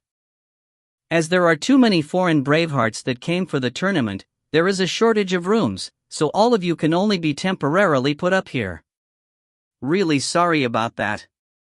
The green-skinned dwarf's words were apologetic, but be it his facial expression or the tone in his voice, there was not the slightest hint of apology. Shi Xiaobai took a deep breath and said coldly, "You will feel remorse for what you have done very soon." Despite knowing that the Transcendence did not really exist, with them being non-playing characters created by the assessment program, Shi Xiaobai was so infuriated that he nearly lost his reason when faced with such racial discrimination. However, Shi Xiaobai was vaguely aware how terrible things would become if he were to let his anger boil. Therefore, he forcefully repressed his anger. Moya said in a deadpan manner, "It seems you are very angry, but that is normal. You should cherish this moment of anger. That's because when you realize the power of the Transcendence, you will have awe and fear left in your heart. Look at all those other species, they are just like you humans. They complain and resent the disparate treatment, but now, they have accepted it. This is because the world is not fair. From the moment you are born, your race is decided, destining your stature. Then, we shall meet in the martial arts tournament. If you wish to prove the stature of humans, that is the best opportunity." After Moya finished speaking, he left. Shi Xiaobai stood in his original spot with a deadpan expression. He took a few deep breaths, suppressing an inexplicable impulse in his heart. He realized that when he was angered, he felt a faint feeling of him losing his reason. There was a raging desire to destroy. That primordial foul emotion made Shi Xiaobai have no choice but to force himself to calm down. Shi Xiaobai realized that he could not be so easily controlled by anger. However, it was impossible for him to take this injustice lying down. Smacking faces only at the martial arts tournament? No, that would be too late. Shi Xiaobai was eager to vent his pent-up feelings. This desire was extremely intense. As Shi Xiaobai took deep breaths, he could not help but look at the towering tree that could be seen from any location. This was the holy tree of the Transcendence. Shi Xiaobai's eyes lit up slightly as he had a thought on his mind. Since these transcendents who thought highly of themselves belittled humans, to the point of giving them unfair treatment, why did he need to maintain any decorum with them? It's all of you forcing this king to eat your holy tree. Shi Xiaobai sneered as he began pondering how to devour the holy tree. Regardless what problem would be provoked from eating the holy tree, Shi Xiaobai could not take this lying down. To dare mess with this king? Eat first, talk later. If you find any errors, ads pop up, ads redirect, broken links, non-standard content, etc., please let us know. Report chapter so we can fix it as soon as possible. Chapter 347, The Powerful Transcendence. Chapter 347, The Powerful Transcendence. The reason behind Shi Xiaobai having thoughts of eating the Transcendence holy tree was not only due to the unfair treatment of humans by the Transcendence that infuriated him, but also because the leaves of the Transcendence holy tree emitted a fragrance that made him salivate. Now, Shi Xiaobai was located in the middle of the city, so he was very close to the holy tree. The fragrance was permeating through the air, constantly invoking his appetite. Eating the holy tree could vent his anger as well as satisfy his appetite, so why not? However, Shi Xiaobai did not immediately take action. Back when he passed the holy tree, Shi Xiaobai had taken note of the area. The holy tree did not have many guards, apparently because the Transcendents were not too worried that others would have nefarious thoughts on the holy tree. However, the area around the holy tree had a steady stream of foreign races passing through. The holy tree was the most famous landmark of Transcendence, so it was very natural for foreigners to take a look, having come to Transcendence. Therefore, if Shi Xiaobai were to eat the holy tree in a view of everyone, he would be committing a crime openly, which would definitely stir everyone in Transcendence. Shi Xiaobai did not mind causing a scene since he did not plan on obtaining the assessment program's approval through the martial arts tournament. However, the other trial takers belonged to the same human camp as he was. If he were to do something so atrocious, he might implicate them, causing them to lose their eligibility for the tournament. They might even be dealt with as enemies by the Transcendents. Shi Xiaobai could ignore the rest, but he did not want to harm Sunless. Therefore, his plan of eating the holy tree could only be done incognito. He had to find an opportunity when there would be fewer tourists so as to hide inside the holy tree's crown. He could then slowly eat clean the holy tree without anyone knowing. Now, it was best he met up with Sunless first, so as to fulfill the promise that he made with her on the 5th level. Go ahead first. Let us meet on the 7th level. This was what Shi Xiaobai had previously said, and he was never one to break his word. Knock, knock, dot. Shi Xiaobai gently knocked on the mottled wooden door on the short and aged hut. The door isn't locked. Please enter. A voice responded immediately from the inside. It was a familiar but also unfamiliar male's voice. Shi Xiaobai had heard it before, but it had not left a deep impression on him. Shi Xiaobai immediately opened the door. As the wooden door opened, it let out a light creaking sound. The scene inside the narrow house was imprinted in his eyes. It was a house without a single window. There was only a chimney for ventilation, and the sunlight that entered was extremely dim, therefore, the room was lit with candles. In the dim candlelight, the old walls and floor were filled with the marks of time, but they were extremely clean, apparently having been meticulously cleaned not long ago. Shi Xiaobai scanned the room and saw only 3 people. They were sitting in 3 separate corners of the room. 2 of them were in cogitation with their eyes closed, while one of them was looking extremely bored. Shi Xiaobai focused, and indeed, the 2 people in cogitation were familiar. One of them was Pulp Farmer and the other was Lu Yu. As for the person looking bored, he was an armored youth. If he wasn't mistaken, this youth was called Feng Yuanlin? From what Mu Yueshang said, the youth had once protected him on the 5th level. With the door opened, the cogitating Pulp Farmer and Lu Yu did not open their eyes, apparently unconcerned with the person who had knocked. Feng Yuanlin widened his eyes as he looked over, and when he realized it was Shi Xiaobai, he immediately exclaimed, "Wow, boss Shi Xiaobai. With this said, Pulp Farmer and Luyu spontaneously opened their eyes as they looked surprised. Shi Xiaobai's appearance here was a very problematic matter for them. This was because the bravehearts that had slain the 7 dragons had already been decided. They were finding it unfortunate that Shi Xiaobai had been eliminated on the 6th level, but now, he had appeared here with them. Could it be that he was directly promoted to the 7th level after killing 4 level lords? If that was the case, it was somewhat reasonable. However, how was Shi Xiaobai able to kill 4 level lords? And why did he do so? The 3 people in the room were immediately filled with questions. Shi Xiaobai asked before they could ask their questions, "There's only the 3 of you?" Feng Yuanlin guessed at what Shi Xiaobai was really referring to and answered, "That's right. We are the only 3 participating in the martial arts tournament. Sunless isn't here." Shi Xiaobai was slightly disappointed when he heard this. After all, he had specially made the trip to Transcendence to meet Sunless. He never expected that she wasn't here and that only 3 people, a number less than half the Bravehearts, were participating in the tournament. Shi Xiaobai could not help but ask, "Isn't it said that participating in the tournament is the most mainstream way to clear the level?" Feng Yuanlin said with an awkward smile, "The most mainstream way usually means the simplest. Proud geniuses like Speechless, Mulingshi, and Sunless probably do not wish to go down a well-trodden path, or they might be attempting to leave the beaten track, or challenge the Conquest King or the Hero King's feats." With Feng Yuanlin saying so, Shi Xiaobai was immediately enlightened. After all, he too did not wish to clear the level using the tournament. After hearing the 4 different stories, there was an inclination for people to have the impassioned hope of creating the 5th story. However, Shi Xiaobai had a feeling that things were apparently not that simple.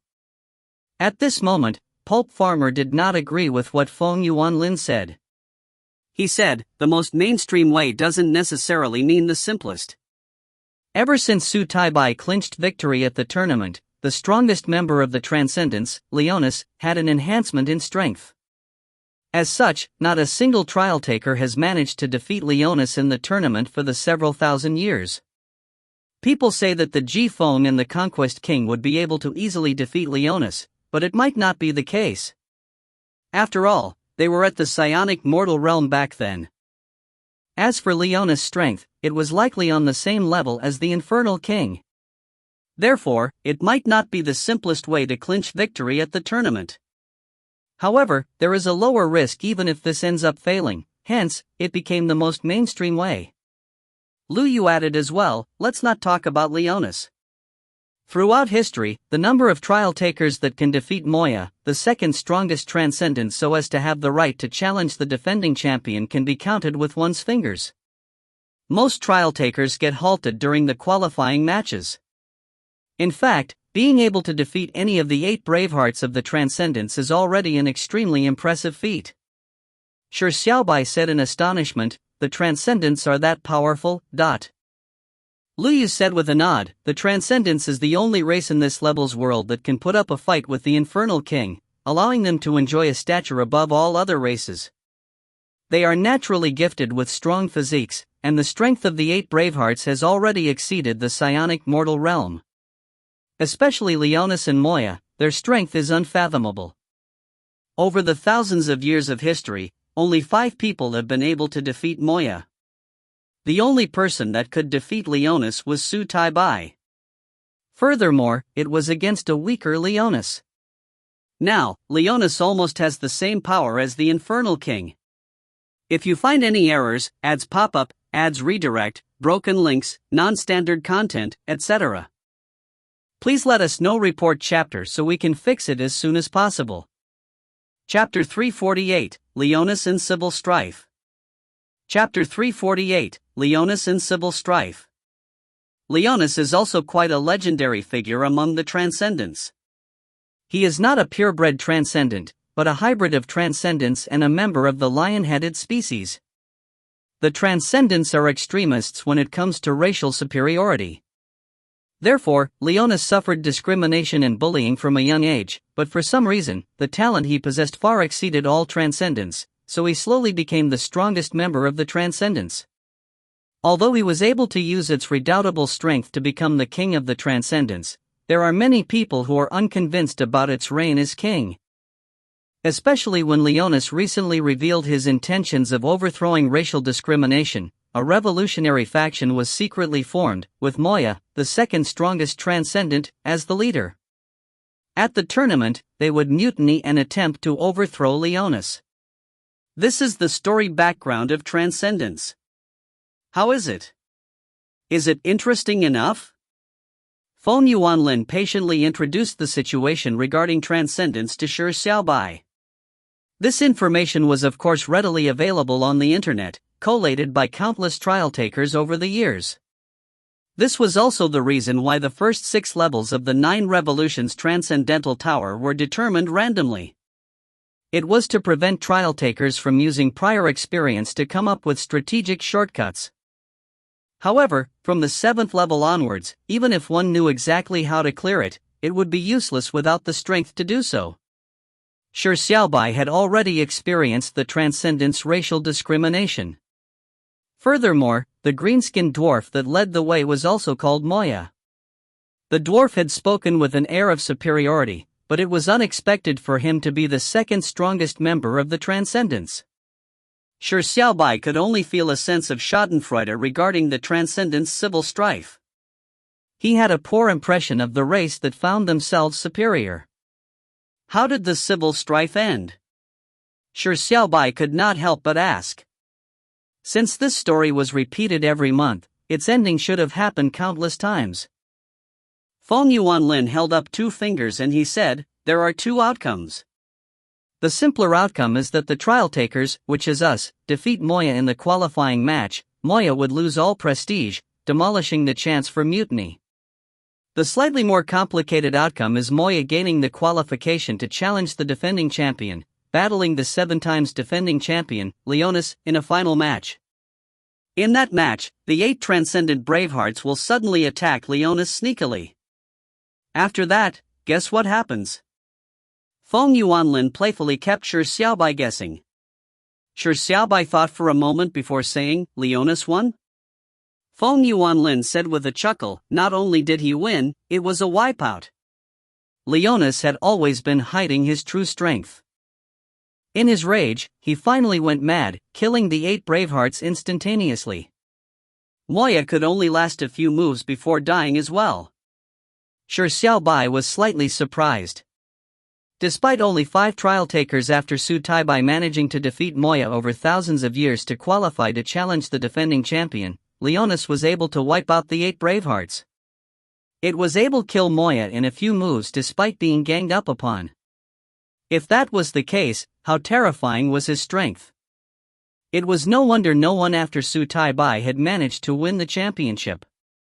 At this moment, Lu Yu said, therefore, although challenging the tournament is the most mainstream method, it might not be the easiest. The true strength of Leonis should not be much worse than the Infernal King. However, this method is less risky. Even if one fails in the challenge, one can still attempt the other methods. Feng Yuanlin said with a bashful smile, it seems that's the reason. Thinking about it carefully, there's no hope to clinch victory at the tournament. Being able to defeat Moya is enough to brag for years. Anyway, Lu Yu and I are nobodies here to join in the bustle. Being able to reach the 7th level and enter the top 10 for the selection is already something to be content with. The remark sounded lacking in ambition, but Lu Yu, who had been dubbed a nobody, did not retort. Instead, he said earnestly, this penniless priest doesn't have great ambitions. Being able to witness the outcome of the civil war is enough to content me. But for Benefactor Xiaobai and Benefactor Pulp Farmer, both of you are different as both of you possess limitless possibilities. If it's possible, please do your best to defeat Moya. Let those snobbish transcendents see how powerful we humans are. Be it the way the transcendents looked at them or how bad the guesthouse designated to them was, they could feel the racial discrimination from the transcendents, as well as the unequal treatment. In fact, Lu Yu and company were infuriated just like Shi Xiaobai. Pulp Farmer nodded his head seriously and said in a heavy tone, there's no need for you to say that. I already can't wait to let the Transcendents know that we humans are a great race that far exceeds their imaginations." Upon hearing this, Shi Xiaobai's blood boiled with fervor. He could not help but sigh. This king does not intend to participate in the tournament. Shi Xiaobai never planned on participating in the tournament, even though he had the strong desire to brutally smack Moya and the Transcendents in the face at the tournament. However, he could not do so, because once he participated in the tournament, he could not lose, at least not to the Transcendents. He would have to work hard at clinching the ultimate victory. However, by winning, it also meant losing the opportunity to create a fifth story. It would also mean leaving the 7th level before meeting Sunless. It would be equivalent to breaking his word. As for abstaining after fighting a few rounds, it would be a waste of time. He might as well use the time to eat the holy tree secretly while the tournament was ongoing. Therefore, Shi Xiaobai did not plan on participating in the tournament. Shi Xiaobai said with a sigh, "Sorry." Pulp Farmer said calmly, "There's no need to apologize. We can understand your choice." Feng Yuanlin laughed and said, This kind of trifling matter really doesn't need Boss Shi Xiaobai to take action. The three of us will be enough to make those transcendent idiots sit up and take notice." Shi Xiaobai nodded his head seriously. "Alright, this king believes that all of you will definitely be able to ruthlessly smack those aliens in the face. This king may not be participating, but this king will accompany all of you till the tournament ends before leaving." At 9 in the morning, the tournament unfolded.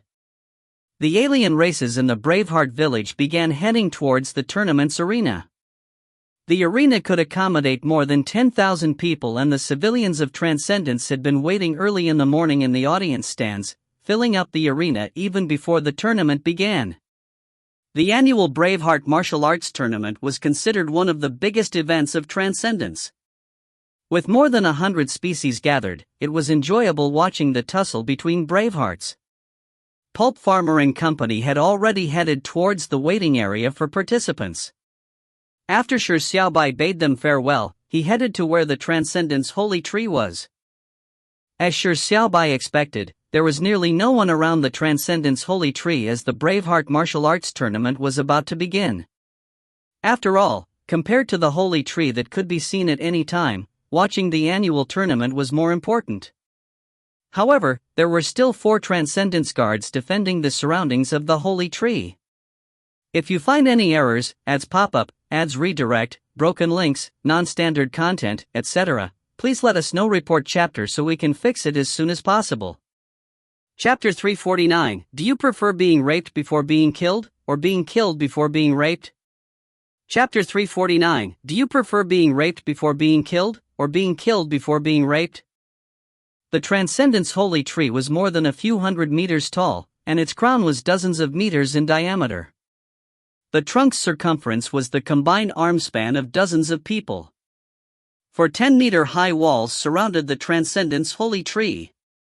Although the Transcendence holy tree was free for tourists to view, they could only watch it from afar. Tourists could only awe at the magnificence of the holy tree outside the walled compound. The 4 guards were standing on each of the 4 walls. In fact, it was not considered heavily guarded. Furthermore, the guards looked rather lazy. This was because, despite the Transcendence holy tree looking divine and how there was a fragrance emitted by its leaves, the bark and leaves were poisonous.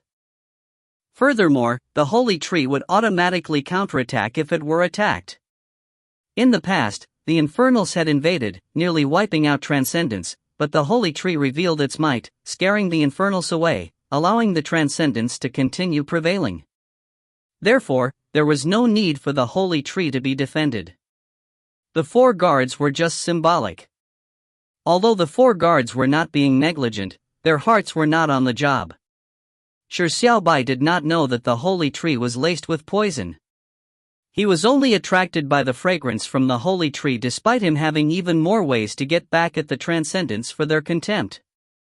However, the fragrance from the holy tree made him willing to take the risk to do it this way. There was a fiery voice in his mind that made him unable to abandon such delicious food. Shi Xiaobai was patiently observing from a secluded corner and soon realized that the guards were daydreaming. Such lax defense was equivalent to nothing for Shi Xiaobai. Shi Xiaobai patiently waited until the last tourist headed to the tournament arena. Only when there were only the 4 guards did he begin his mission. Shi Xiaobai first pretended to be a tourist that was here to admire the holy tree. As he approached it, the guard who was daydreaming gave him a quick glance before ignoring him. Shi Xiaobai looked up as he pretended to admire the holy tree. As he nudged his feet slightly, he slowly came to a blind spot of the guard. Now is the time. Shi Xiaobai seized the moment when the guard blinked his eyes as crab steps went into full motion. Instantly, he came in front of the wall and by repressing his sounds and breathing, he leaped up gently onto the wall. With both hands supporting him, he somersaulted once in the air and landed on the holy tree's trunk. This set of actions was done fluidly at an extremely fast speed. There was almost no sound to it. The guard only felt a sudden gust of wind but did not pay attention to it. Shi Xiaobai had specially picked the moment when there were no tourists around before jumping onto the tree trunk. Therefore, no one noticed him. From afar, all that could be seen was a tiny black speck on the tree trunk. The 4 guards were standing guard with their eyes facing forward, but they had no idea that someone had went past them and entered the wall's confines. Shi Xiaobai naturally wasn't dumb enough to hang on the trunk or any tourist would see him at a glance. In fact, it was now a race against time. Please don't let there be any tourists. Shi Xiaobai climbed up the straight trunk like a nimble monkey. As the trunk was massive, there was no way to cling onto it. Therefore, it was as though he was climbing up a wall, but this was not too difficult for Shi Xiaobai. However, Shi Xiaobai quickly sensed poison entering his body through his pores. Shi Xiaobai immediately realized that the tree bark was laced with poison. The poison was extremely pervasive. If it were anyone else, they would have been poisoned to death. It was no wonder the defense was so relaxed. But thankfully, Shi Xiaobai possessed a poison-resistant body. Furthermore, with unleaking Turtle Aura's ability to inhibit his senses, the poison did not impact his movement in the slightest. Shi Xiaobai climbed up at an extremely fast speed. In fact, this was an exhausting affair because Shi Xiaobai needed to use strength from every muscle he had. If he relaxed just a bit, he would plummet straight down. But the fatigue was nothing compared to the delicacy in front of him. Shi Xiaobai climbed up at full speed, approaching the crystalline leaves. Their fragrance was assaulting his olfactory senses. Shi Xiaobai penetrated the leaves and finally reached the tree's crown. The crystalline leaves refracted the sunlight, causing the crown to have a myriad of colors. It was nearly impossible to see into the crown from outside. This meant that Shi Xiaobai was temporarily safe. In the crown, it was as though he was immersed in a rainbow, somewhat like a fairyland. However, Shi Xiaobai only had eyes for the leaves. Stretching his hand out, he plucked a leaf and quickly placed it into his mouth. Pooey! Shi Xiaobai nearly spat it out. The crystalline leaves were as bitter as Chinese medicine. It was extremely unpalatable. Shi Xiaobai was somewhat stunned. Why were these fragrant leaves so unpalatable? He could even eat rocks with great relish, but he could not even chew on the leaves. Suddenly, Shi Xiaobai realized that something was wrong. He stretched his hand out and plucked a leaf, placing it to his nose to take a deep sniff at it. The fragrance isn't coming from the leaves? When he took a deep sniff with the leaf in front of him, Shi Xiaobai was surprised to realize that the tantalizing fragrance did not come from the leaves. However, the fragrance was too rich, nearly permeating the entire crown of the tree, causing Shi Xiaobai to be mistaken. Then, what was the thing emitting such a fragrant aroma? Shi Xiaobai took a deep breath and climbed up the canopy based on his intuition. The higher he went, the richer the aroma became. He was approaching it. He was getting closer to the source of the aroma. Shi Xiaobai gulped down a mouthful of saliva. What was it that was so fragrant? Suddenly, Shi Xiaobai saw a fruit the same color as the leaves in the foliage.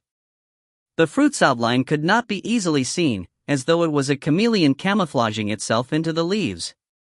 If not for the fragrance leading him, Shi Xiaobai would not have noticed the fruit hidden in the leaves. After he pushed the leaves away, the crystal fruit that was shaped like a heart revealed its contours. Shi Xiaobai took a deep breath and immediately felt like he had ascended into heaven, moaning out a few times. Shi Xiaobai was certain that the fragrance he caught a whiff of from several kilometers away and nearly made him lose control was a result of this crystalline fruit. Transcendence capital, King Leona's palace. A green-skinned dwarf with a lion head was lazily sitting on a throne. One of his hands held his cheek, while his other hand was putting grapes into his mouth. Two transcendent beauties were massaging him. There was only Leonis, his maidservants, and a green-skinned dwarf that was genuflecting in the palace. The green-skinned dwarf said in hushed tones, "Your Majesty, according to the spy you planted beside Moya, Moya plans to mutiny during the finals tomorrow. It seems, the other 8 bravehearts have joined the ranks of the rebellion." When Leonis heard this, he lazily lifted his eyelids, as though he did not put this alarming matter to heart. Since they plan on courting death, this king does not mind letting them know what reality is. Take your leave. This king has plans of his own. Leonis waved his hand. Yes. The green-skinned dwarf nodded and quickly left the palace. Leonis turned to look at the transcendent beauties massaging him. Do you prefer being raped before being killed, or being killed before being raped? Leonis asked with a chuckle. The two transcendent beauties immediately knelt down in fear, claiming repeatedly that they did not hear a thing. Leonis stood up from the throne and pushed a beauty down beneath his crotch. I was planning on eating it only after it matured a bit more. It looks like it's time to eat it now. Leonis' gaze penetrated the palace as it landed on the Transcendence holy tree that ascended into the sky. If you find any errors, ads pop up, ads redirect, broken links, non-standard content, etc., please let us know. Report chapter so we can fix it as soon as possible. Chapter 350, Some fruits no longer exist if you miss them. Chapter 350, Some fruits no longer exist if you miss them. Leonis' gaze penetrated the palace as it landed on the Transcendence holy tree that ascended into the sky. His eyes revealed a nostalgic look. Leonis' mother was an aristocrat in Transcendence, but for some baffling reason, she fell in love with a lion-headed man, to the point of giving birth to him, against all opposition. The Transcendence racial discrimination was deeply rooted. In their minds, a transcendent beggar was of even greater nobility than the kings of other races. It was conceivable how terrible the repercussions Leonis' mother had faced. She was expelled from her family, going from an aristocrat to a lowly civilian. Leonis' father could not withstand the external pressure and left, abandoning the helpless mother and son to fend for themselves. Therefore, Leonis' life was divided into 2 parts. The second half was obviously the brilliant moment as king, while the first half was dark and bitter, unimaginable to the common person. Leonis tried his best to forget his tragic childhood, but he could never forget the spring when he was 10 years old. It was a sunny and vibrant morning. His mother, who felt despair towards life and the future facing her, had cooked a pot of gruel. Leonis' mother drank a bowl with a deadpan expression before spitting out a black blood that soaked the ground before dying in pain. The gruel was poisoned, and it was extremely poisonous. Leonis had only taken a sip but did not immediately die from the poison. However, he was unlikely to live for long. This was not murder but suicide. His mother could not put up with the hardships of life and the cruel reality she faced, so she chose death. Leonis still loved life, but no one would save him. Leonis was filled with despair. He knew that he would die once the poison spread through his body. However, before his death, what could he do in his young and powerless state?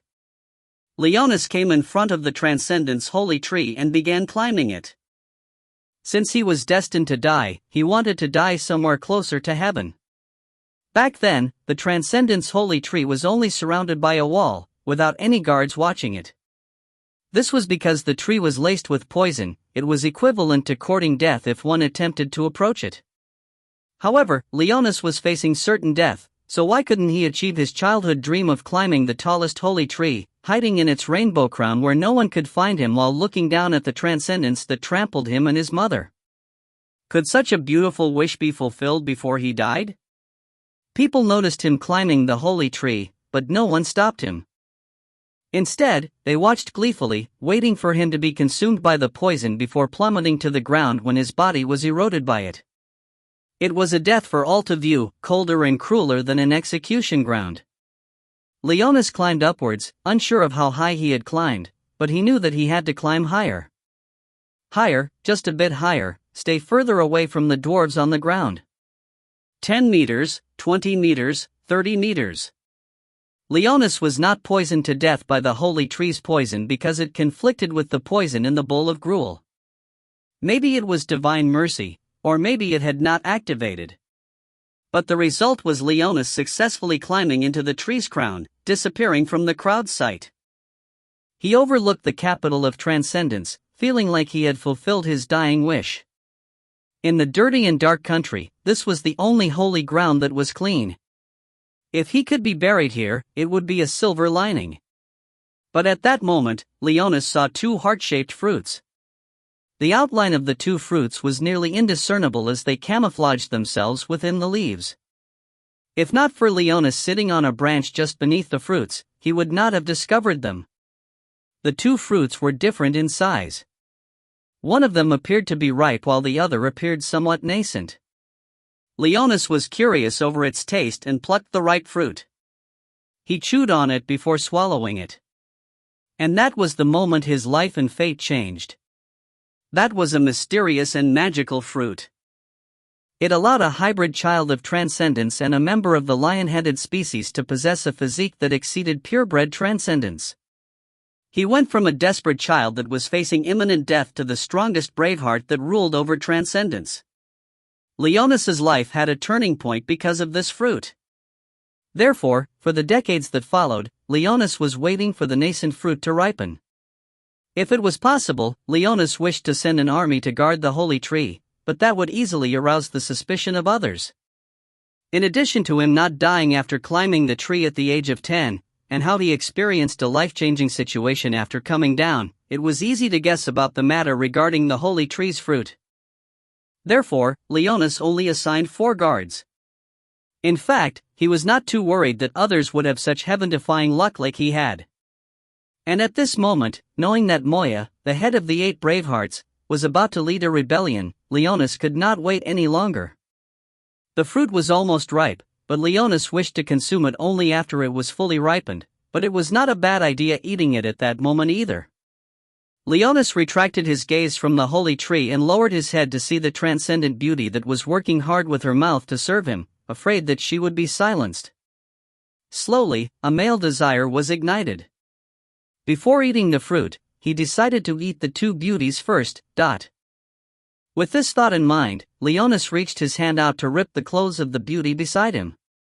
Soon, moans that sounded closer to screaming sounded in the palace in an endless fashion.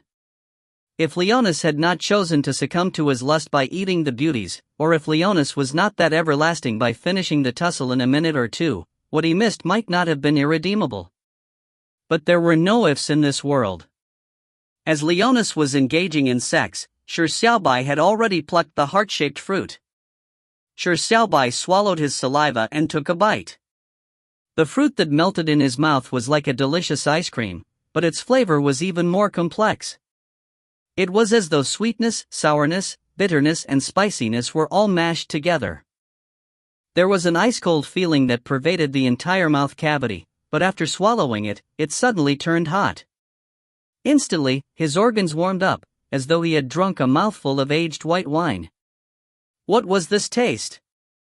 It seemed rather superficial to describe it as a delicacy because the flavor of the fruit could not be considered to be the most flavorful, but it was certainly the most unique. Shi Xiaobai felt that his trip was worth it. This fruit seemed to be the most delicious item he had ever eaten. It was probably addictive if he ate more of it. The coolness shot straight to his brain, while the warmth filled his blood. The complex blend of the four flavors felt like a microcosm of life. Shi Xiaobai enjoyed every mouthful of the fruit. He did not even spare the fruit's core. When the entire fruit was finished, he could not help but lick the juice off his fingers. Burp. Shi Xiaobai could not help but burp after finishing the fruit. Shi Xiaobai suddenly widened his eyes. He was finally satiated? Despite eating countless rocks, gigantic black scorpions and steel rhinoceroses that filled the desert, he had never been satiated. But just eating a single fruit made his stomach feel bloated. It appeared as though he did not need to eat for a long period of time. Shi Xiaobai immediately realized that the fruit contained unimaginable power. As he felt his body digesting this inexhaustible energy, his physique was being enhanced at an exaggerated speed, so much so that Shi Xiaobai nearly laughed out loud. However, Shi Xiaobai quickly noticed that the fragrance that permeated the holy tree was vanishing. With the fruit eaten, the fragrance left behind on the leaves was dissipating. Soon, the fragrance would vanish completely. Time to run. Shi Xiaobai did not dare to stay in the holy tree for long. The fruit was clearly extraordinary. If the fragrance were to disappear, someone would likely discover that the fruit had been eaten. Since the tree leaves were unpalatable, there was no more reason to stay in the tree. Shi Xiaobai quickly left.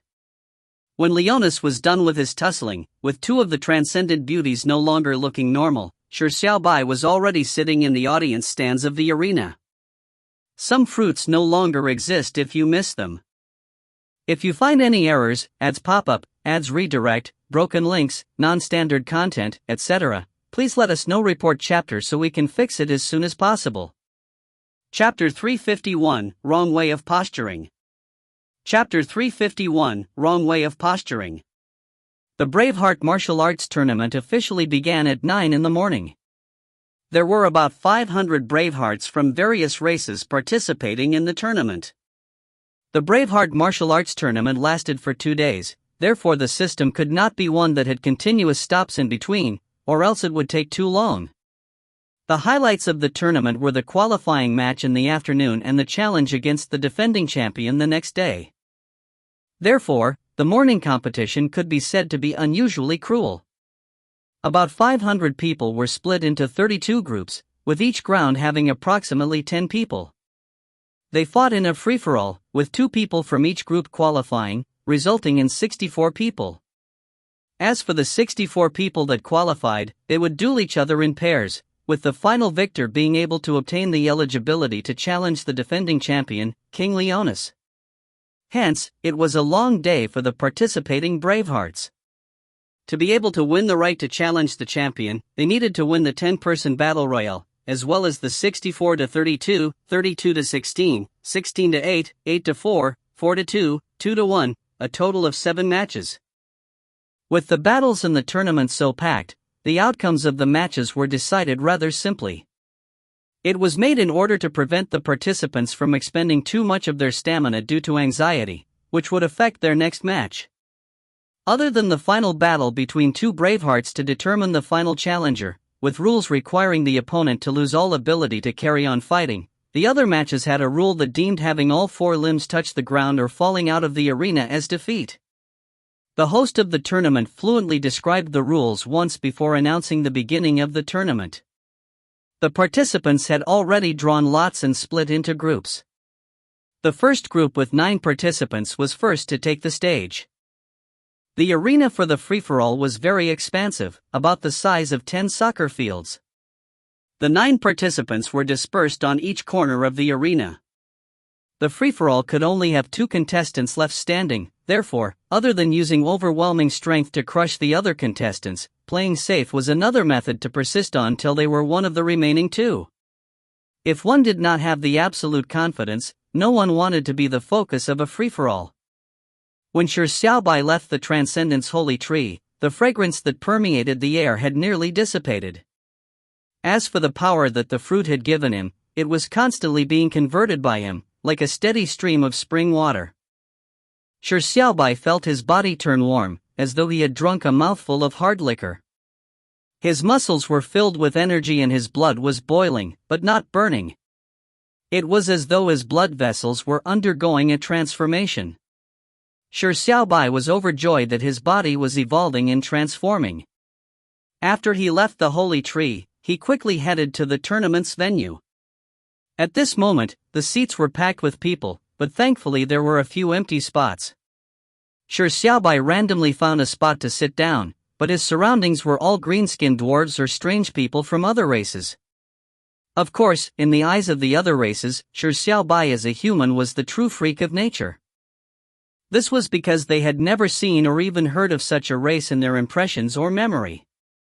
Shi Xiaobai ignored the probing eyes of the others. He watched the intense battle in the arena while he experienced his body's absorption of the energy. When Shi Xiaobai came to the arena, the tightly packed free-for-all battles had already begun. It was unknown which group it was, but Shi Xiaobai immediately lost interest in it when he noticed that Pulp Farmer and company or the 8 Transcendent Bravehearts were not participating in this round. He focused on experiencing the growth of his strength. This form of focus could also speed up the absorption to a certain extent. Time quickly passed as there was no stalemate that lasted very long in the free-for-all. After all, having 4 limbs touch the ground or falling out of the arena resulted in elimination. Therefore, there were only 2 participants left after about 5 minutes. After this free-for-all ended, the next round of contestants was already ready along the sidelines. 36 free-for-all rounds had to be completed in the morning, therefore time was rather tight. Shi Xiaobai found it rather boring, but the audience was enthusiastic. Although the scrimmage was not gory or even considered violent, as long as the confrontation during a scrimmage was complicated enough, be it the overwhelming might or psychological intrigue, the brainless spectators would find it awesome despite not understanding a thing. At this moment, Shi Xiaobai's eyes lit up slightly. He noticed that Pulp Farmer and Lu Yu were in the next group of participants. The 2 human trial takers had been chosen to be in the same group. Thankfully, there were 2 spots for each group, preventing the need for the 2 to engage in an internecine struggle. They could even cooperate. Before the battle began, Shi Xiaobai heard an unbridled discussion. "Look, what race is that? They look so weird. Have you seen it before?" "I've never seen it before, but I heard that they are called humans." Previously, there was some conflict with the Gate Watcher Gargantuan when they entered the city. Apparently the Gargantuan felt that humans were a race even lowlier than ants, so they were barred from entry. So that's the case. No wonder they look so frail and weak. How were they chosen to be Bravehearts? Who knows, but it doesn't matter. Such weaklings would not even last a single round, so they are nothing of concern. Sigh, this group doesn't have any of the 8 Transcendent Bravehearts. I'm so looking forward to Lord Moya's appearance. 2 green-skinned dwarves behind Shi Xiaobai discussed without considering their words. The contempt in their words caused Shi Xiaobai to frown slightly. Shi Xiaobai was somewhat angry, but he did not speak, nor did he turn his head. Engaging in a war of words did not lend credence to the matter. Using facts to smack someone in the face was most practical. Shi Xiaobai believed in Pulp Farmer and Lu Yu's strength. None of the 8 Transcendent Bravehearts were in this group, so they were likely able to quickly end the match. When that happened, the 2 green-skinned dwarves would know to shut their mouths. The free-for-all began. Just as Shi Xiaobai expected, without the 8 Transcendent Bravehearts in the group, the Bravehearts from other races did not apply any pressure on Pulp Farmer and Lu Yu. However, the quick end to the battle rendered Shi Xiaobai speechless, because it ended too quickly. At the instant the free-for-all began, Pulp Farmer thrust out his spear, and with his domineering strength, he pushed down 5 participants in front of him. With a wave of Lu Yu's whisk, the remaining 3 participants were pushed out of the arena by an unknown force. Immediately, only Pulp Farmer and Lu Yu were left standing in the arena. Pent-up anger had welled in the 2 of them, therefore, they used a domineering strength immediately. The free-for-all lasted only a few seconds before it ended. The scene should have been shocking, But the ordinary transcendent civilians did not understand what had happened. What happened? Why did all the participants except the humans fall down by themselves or fly out of the arena? Was this match fixed? Despicable. They'd probably bribed the participants. It seems that the humans are very rich. Shi Xiaobai felt somewhat helpless hearing these ignorant conversations. Sometimes, posturing too much would end up being overdone. It required the audience to understand what sort of posturing you were doing. Shi Xiaobai sighed, but he was not too anxious either. The tournament still had a long way ahead. With the opponents overly weak, there was no way to reflect the might of Pulp Farmer and Lu Yu. When they battled with the 8 transcendent bravehearts, these snobbish idiots who looked down on humans would realize how ignorant they were. Maybe the heavens had heard the inner voice in Shi Xiaobai's heart. In the next free-for-all, Shi Xiaobai was surprised to see Feng Yuanlin as well as the second strongest transcendent, Moya. If you find any errors, ads pop up, ads redirect, broken links, non-standard content, etc., please let us know. Report chapter so we can fix it as soon as possible. Chapter 352, The Importance of a Posturing Technique. Chapter 352, The Importance of a Posturing Technique. Pulp Farmer and Lu Yu had won too fast, resulting in the ignorant audience to mistake it for match fixing. Immediately, there was public outrage, but at this moment, the third human braveheart had come on stage. He was also in the same group as the second strongest transcendent, Moya. The audience went into a frenzy. Lord Moya, wipe out those despicable humans that engaged in match fixing. Despicable humans, get the fuck out of the tournament. The denouncement and cursing went back and forth, and of course, there were some voices of reason in them, but they were quickly drowned out. At this moment, Moya had walked to the middle of the arena. Other than Feng Yuanlin, the other 7 contestants knew their worth and walked to the edges of the arena in a bid to get as far away from Moya as possible. Feng Yuanlin stood closest to Moya at a corner of the arena. His usual cheeky grin was replaced with something more serious. Just like Shi Xiaobai, even if they were maligned, they would not waste their breaths in an argument. They would use facts to speak for themselves and smack faces. This was because they possessed the power to do so. Even though his opponent was the second strongest warrior, Moya, who had only been defeated by 5 trial takers throughout history, Feng Yuanlin would not cower. After all, the reputation of his partners, as well as the dignity of humanity, was at stake. What he wanted to defend and prove was 100 times more important than being defeated. Therefore, he had to face it straight on. Go to one side and let me fight Moya alone. Feng Yuanlin bellowed angrily at the other participants. He was extremely high-handed and arrogant. Moya's eyes were filled with an ill-humored look. The other bravehearts showed disdain for him as they scoffed, "Who the hell do you think you are? Wouldn't it be humiliating if we followed whatever you said?" Feng Yuanlin's eyes turned cold. He did not mind demolishing the bunch of idiots. Shi Xiaobai's impression of Feng Yuanlin increased by several times upon seeing his domineering attitude. He was extremely eager to see Feng Yuanlin fight a wonderful match so as to vent the anger that had welled up. At the same time, he was somewhat curious how strong this green-skinned dwarf, Moya, was. At this moment, the referee announced the commencement of the battle. At that instant, the 1-meter-tall Moya suddenly swelled up, as though he was a shriveled balloon that was suddenly injected with a large amount of gas. In an instant, the green-skinned dwarf turned into a 3-meter-tall green-skinned gargantuan. His muscles bulged, making him look as hard as a rock. His massive limbs contained terrifying power. What was going on? The audience immediately answered Shi Xiaobai. Wow, Lord Moya has activated his first form. It looks like Lord Moya does not plan on going easy. Heh, it's just the first form. It's said that Lord Moya is a monster that can reach the 3rd form. Other than King Leonis, no one can match him. Shi Xiaobai was slightly surprised. So this was the reason why the Transcendents were so powerful?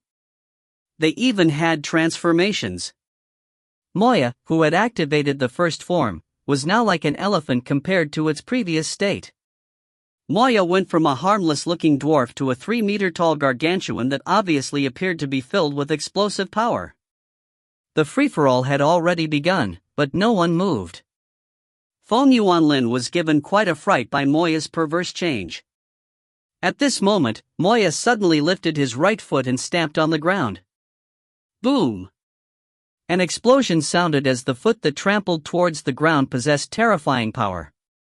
Instantly, the ground cracked as a shockwave emanated. Feng Yuanlin snapped out of his daze as he quickly concentrated. He bent his legs and stood firmly as though he was rooted to the ground. As the ground quaked, he could sense the vibrating energies surge through his body from his foot. Feng Yuanlin wobbled gently a few times, abating the energies. This stamp naturally could not knock him down. 2 shields appeared out of thin air into Feng Yuanlin's hands. Moya! Eat this! Feng Yuanlin bellowed angrily as he raised his shields and charged at Moya. Your contempt! You're slandering! I'll destroy them all. The match has only just begun. The match is over. The referee's resounded voice suddenly splashed a basin of cold water, dousing Feng Yuanlin's burning rage. He stopped in surprise as he surveyed his surroundings. He realized that the remaining 7 participants had fallen to the ground, with some of them even unconscious. Moya's stamp was something Feng Yuanlin could withstand, but the other bravehearts could not resist it at all. They instantly lost their ability to continue doing battle. Fuck, aren't they just too weak? Feng Yuanlin could not help but curse. Moya transformed back to a dwarf state and nonchalantly glanced at Feng Yuanlin before leaving. The free-for-all had ended in an instant, and Moya had no interest in staying even though the human that spoke recklessly had managed to withstand his most ordinary stamp. Feng Yuanlin was unable to give him the slightest desire of fighting. This was because the opponent was too weak. The scene Moya left behind while departing was like it was an invincible powerhouse seeking defeat. It looked somewhat lonely, but it was also excellent posturing. It was a successful act of posturing because the audience had clearly seen Moya's stamp. They had also seen the resulting cracks on the ground, as well as the shocking scene of how the powerful stamp had ended the battle. Moya! Moya! Moya! The Transcendents went wild as they screamed Moya's name at the top of their lungs. At this moment, Moya was the center of attention. As for why the human did not fall down despite the stamping attack, it did not matter. He was just an irrelevant side character. There was no end to the deafening cheers because the audience could no longer extricate themselves from the magnificence and thrill of that single stamp. Only after a long time did the cheers fade away, allowing the next free-for-all to continue as per normal. In the following matches, the 8 Transcendent Bravehearts took the stage one after another. For some odd reason, the 8 Bravehearts were experts at posturing. They used a variety of methods of posturing, attracting the wild screams of the audience till they turned hoarse. A silent Shi Xiaobai had no interest to continue watching the matches any further.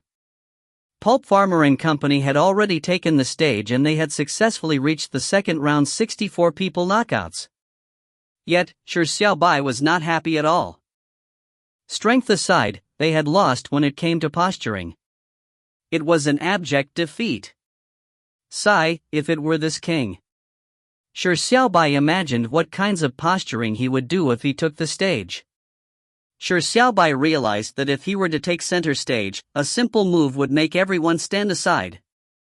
In terms of posturing, the 8 Bravehearts were greatly lacking. Unfortunately, this king did not participate in it. Shi Xiaobai was somewhat regretful that he did not participate in the tournament. If he knew that posturing could redeem themselves as humans, he would have done it without any qualms. Shi Xiaobai sighed, but he was in no hurry at the moment. There was still the 64-strong playoffs in the afternoon. There were no tricks to a duel between 2 people. When the time came, Pulp Farmer and Company would demonstrate their strength, letting those idiots shut their mouths. Afternoon, please come quickly. If you find any errors, ads pop up, ads redirect, broken links, non-standard content, etc., please let us know. Report chapter so we can fix it as soon as possible. Chapter 353, Shi Xiaobai, I want to learn to posture. Chapter 353, Shi Xiaobai, I want to learn to posture. After the battle royale ended in the morning, there was only an intervening hour. The 64-strong playoffs ensued in the afternoon. The enthusiasm among the audience in the afternoon was soaring even higher. One-on-one duels were even more exciting. During the break, Shi Xiaobai, Pulp Farmer and company convened. Indeed, the trio was furious. Pulp Farmer and Lu Yu had overdone their posturing, making the audience think that they had fixed the match. Feng Yuanlin won without doing a thing and was mocked by the audience as winning while lying down. The trio found the situation fucked up. However, after drawing lots during the break to determine the battles, the three immediately felt better. They had pretty good luck. In the first playoff that reduced 64 people to 32, Pulp Farmer had drawn a lot to fight Siba, who was ranked 5th among the Transcendent Bravehearts. Feng Yuanlin had drawn a lot to fight Mill, who was ranked 7th among the Transcendent Bravehearts. The other contestants were dreading to meet the 8 Bravehearts, but the 3 of them had encountered 2. This was considered bad luck from a probability point of view, but to them, it was an extremely good thing. Lu Yu said, according to this penniless priest's information, only Moya has a special transformation unlike the rest. The other 7 Bravehearts are only slightly stronger. With how strong the both of you are, it wouldn't be a problem winning. Pulp Farmer said with a sunken tone, winning is not a problem. The problem is that it needs to be beautifully won in a manner. Before Pulp Farmer finished his sentence, Feng Yuanlin finished his words, won in a manner with sufficient posturing. The idiotic audience really maddens me. Other than Moya having a bit of strength, the other 7 Bravehearts are just fucking posturing. They didn't even do a good job, but the audience had orgasmic reactions as though they had eaten aphrodisiacs. Pulp Farmer said with a sigh, actually, there is no need for us to care about them or what they think. However, there is really no way of swallowing this anger. In the afternoon, I'll beat that Siba, making all of them shut their mouths. Lu Yu said, is shutting their mouths enough? This time, I agree with what Feng Yuanlin just said. Not only must we must win with sufficient posturing. The more posturing we do, the more we smack those suckers in the face. Feng Yuanlin nodded when he heard this. Pulp Farmer said with a wry smile, sorry, I'm not good at posturing. Feng Yuanlin said with a chuckle, Lu Yu and I aren't good at posturing either. Power is needed for posturing after all.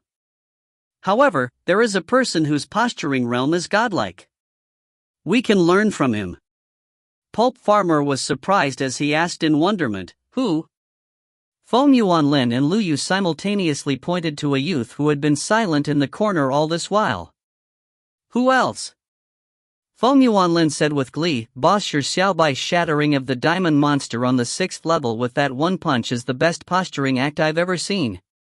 Lu Yu said with a nod, in terms of posturing, Shi Xiaobai is the only person that can awe this penniless priest. Both of you should ask for his advice. Shi Xiaobai slowly shook his head and said in all seriousness, this king isn't good at posturing either. That punch was purely lucky, and there happened to be a mountain behind it. If it was a diamond mountain, it would probably need 2 punches. Pulp Farmer was not at the 6th level back then, but upon hearing what they said, he could immediately imagine the scene. In addition to what Shi Xiaobai had said, Pulp Farmer's expression was extremely fascinating. Pulp Farmer said with great emotions, Shi Xiaobai, I want to learn to posture. At 1 in the afternoon, the tournament continued. The first match was looked forward to by the audience.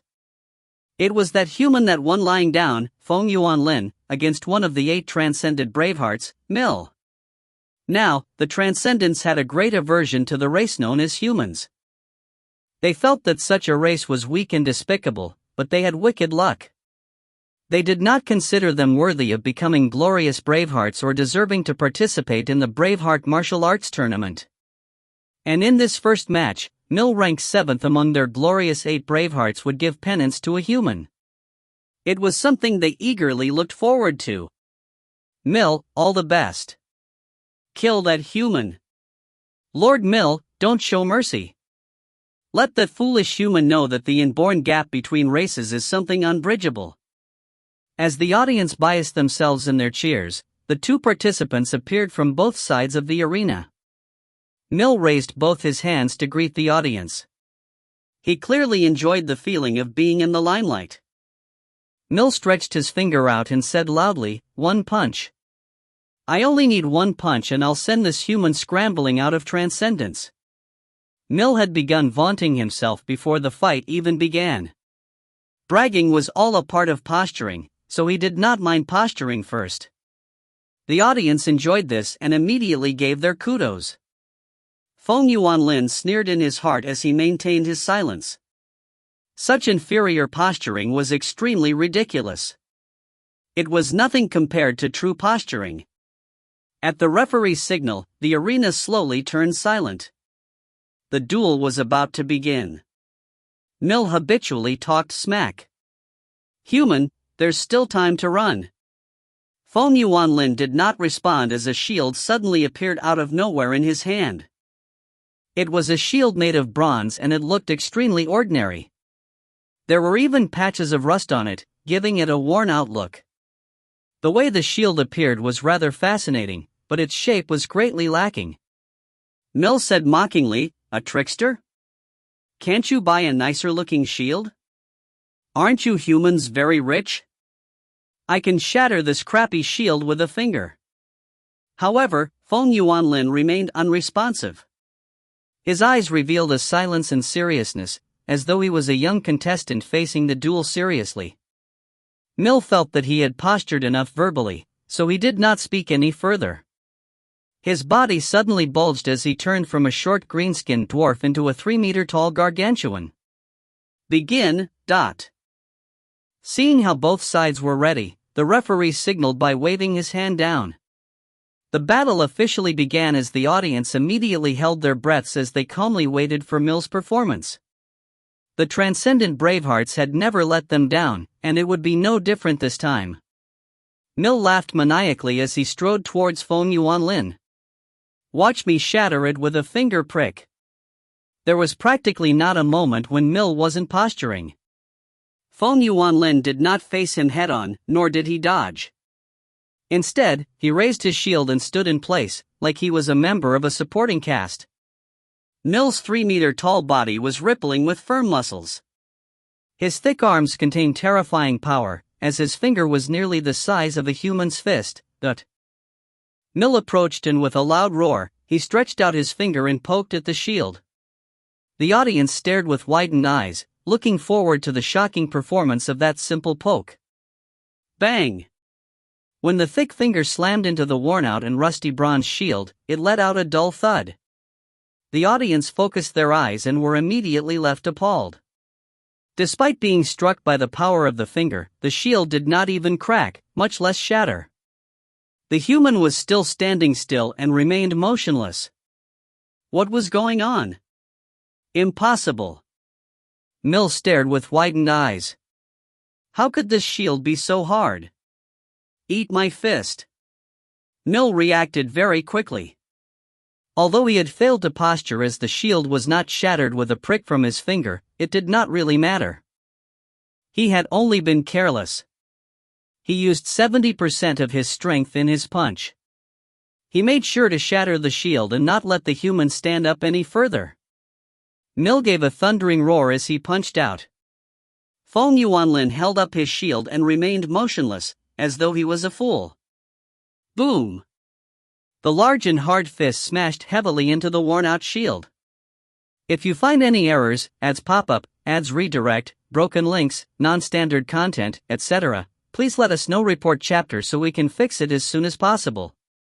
Chapter 354, Sure-Style Posturing Technique. Chapter 354, Sure-Style Posturing Technique. Mill's first transformation made him 3 meters tall. His arms were as thick as a tree trunk, and his solid fists looked like a savage hammer. His angry punch would cause winds to howl, nearly to the point of creating a sonic boom. Feng Yuanlin continued holding up his shield without dodging, as though he was a fool. Boom! When this punch struck straight into the shield, there was no loss in power. An explosive collision sounded like a gigantic cruiser had hit the rocks. Sound waves blasted like explosives. The force of this punch was apparent from its sound. The audience pricked up their ears and held their breaths as they stared at the rusty and worn-out shield with widened eyes. At the instant the hammer-like fist made an impact, it looked like it had been fixed in place. And the worn-out bronze shield looked as though it had been frozen, remaining in impeccable condition. Feng Yuanlin's legs only shook gently. The power of that punch only resulted in this? The audience let out exclamations of disbelief. In terms of sound and momentum, this punch did not appear lacking in any way. Mill's slightly red face was extremely real as well. It was impossible for this fist to look impressive but lack real worth. But how did that worn-out bronze shield perfectly withstand the blow? How could this shield be so strong? Impossible. The person who found it most unbelievable was Mill. He refused to believe that 70% of his strength had failed to shatter the worn-out shield.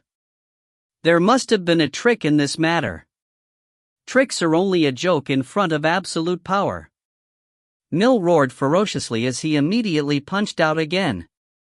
This time, he used all his strength. The sound and momentum of the punch were boosted once again. He did not believe that his punch would fail to shatter the worn-out shield. The transcendent citizens refused to accept the situation as well, but they had no reason to doubt. They stared at the arena with widened eyes, unwilling to miss the heart-wrenching scene. Feng Yuanlin, who still had his shield raised up, remained extremely confident. Against Mill's third punch that came seamlessly, he remained motionless like a mountain. The way he held up his shield was like a firm rock. Boom! The third punch struck the shield. What was the outcome? It still did not break. The audience exclaimed, The worn-out shield managed to withstand 3 consecutive punches from Mill, who was ranked 7th among the 8 transcendent bravehearts. That human's feet moved slightly. A meticulous transcendent citizen brought attention to this point that was easy to miss. However, immediately there were indignant citizens who began sparking a war of words. So what? 3 punches only to make someone move his feet slightly? How can that trash, Mill, be one of the 8 bravehearts? Fuck, it can't be that the title of the 8 bravehearts is hogwash? In any team, race or country, anything could lack except bashers and anti-fans. Bashers who had been lurking but never had a chance to vent their displeasure finally encountered the ushering in of a great opportunity, so how could they miss this opportunity to criticize without needing to pay any responsibility? Failing to shatter a crappy shield is putting us transcendents to shame. I already said that other than Moya, the other 7 bravehearts are hogwash. Mill has let the cat out of the bag. Sigh, if the 8 bravehearts are only this strong, how are we to fight against the Infernal King? The bashers had seized the perfect moment. Most citizens would not choose to remain silent at this moment. Although true fans of Mill refuted, they were clearly being overwhelmed. The truth was for all to see. Mill's 3 consecutive punches had failed to shatter the worn-out bronze shield. The excuse that the opponent was too strong or that the shield was extremely strong was something the transcendent citizens refused to accept. Then, the only explanation was Mill was crap. Mill naturally heard the boos ringing as his expression immediately turned as ugly as if he had eaten shit. I have to shatter it. Mill realized this point. If he failed to shatter the shield, this matter would leave on a lifetime stain on him. Well done, human. I admit that I have belittled you. You have forced me to turn serious. Just now, I only used 20% of my strength. Now, watch me use 30%. Mill pretended that he had yet to use his full strength and continued posturing forcefully. Now, as long as he shattered the shield, he could still save his reputation. Thankfully, this human continued to not take any action, as though he was waiting for him to continue hitting the shield. This gave Mill a final chance. "It's time to crack." Mill roared angrily as he smashed his fist at the shield. Boom! In this punch, Mill used his full strength and more. But it was useless. The shield remained indestructible. Then what else could Mill do? Another punch. After striking with a right punch, Mill immediately followed up with a left punch. Boom! Two punches that were made using his full strength and a little bit more were still unable to shatter the shield. However, the worn-out bronze shield finally revealed a new crack. There was hope. "I can shatter it." Mill saw hope. Bam! Bam! Bam! Bam! Bam! Mill began striking the shield wildly. One punch, two punches, three punches. Feng Yuanlin was also extremely accommodating as he continued raising the shield, withstanding the storm-like barrage of punches from Mill. The audience gradually fell silent, with some of them frightened by the scene. A frenzied Mill emitted a menacing power, and his storm of fists was astounding. That worn-out bronze shield finally began to reveal cracks. Some of the meddling members of the audience had already begun counting the number of Mill's punches loudly. In the silent arena, other than Mill's angry roars and deafening sounds of the impacts, there were only voices of people counting with others joining into the foray. 56. When the number of punches reached 56, a loud crack resounded. The worn-out bronze shield finally shattered, only after Mill frantically bashed at it for 56 times. "It has shattered, it has shattered." Ha ha ha. Mills laughed in madness as he looked overjoyed. He did not forget to posture by saying, "Not bad, human. You forced this braveheart to use 60% of his strength. You are worthy of praise." This time, the silent arena did not break out into cheers. The Transcendents were all silent.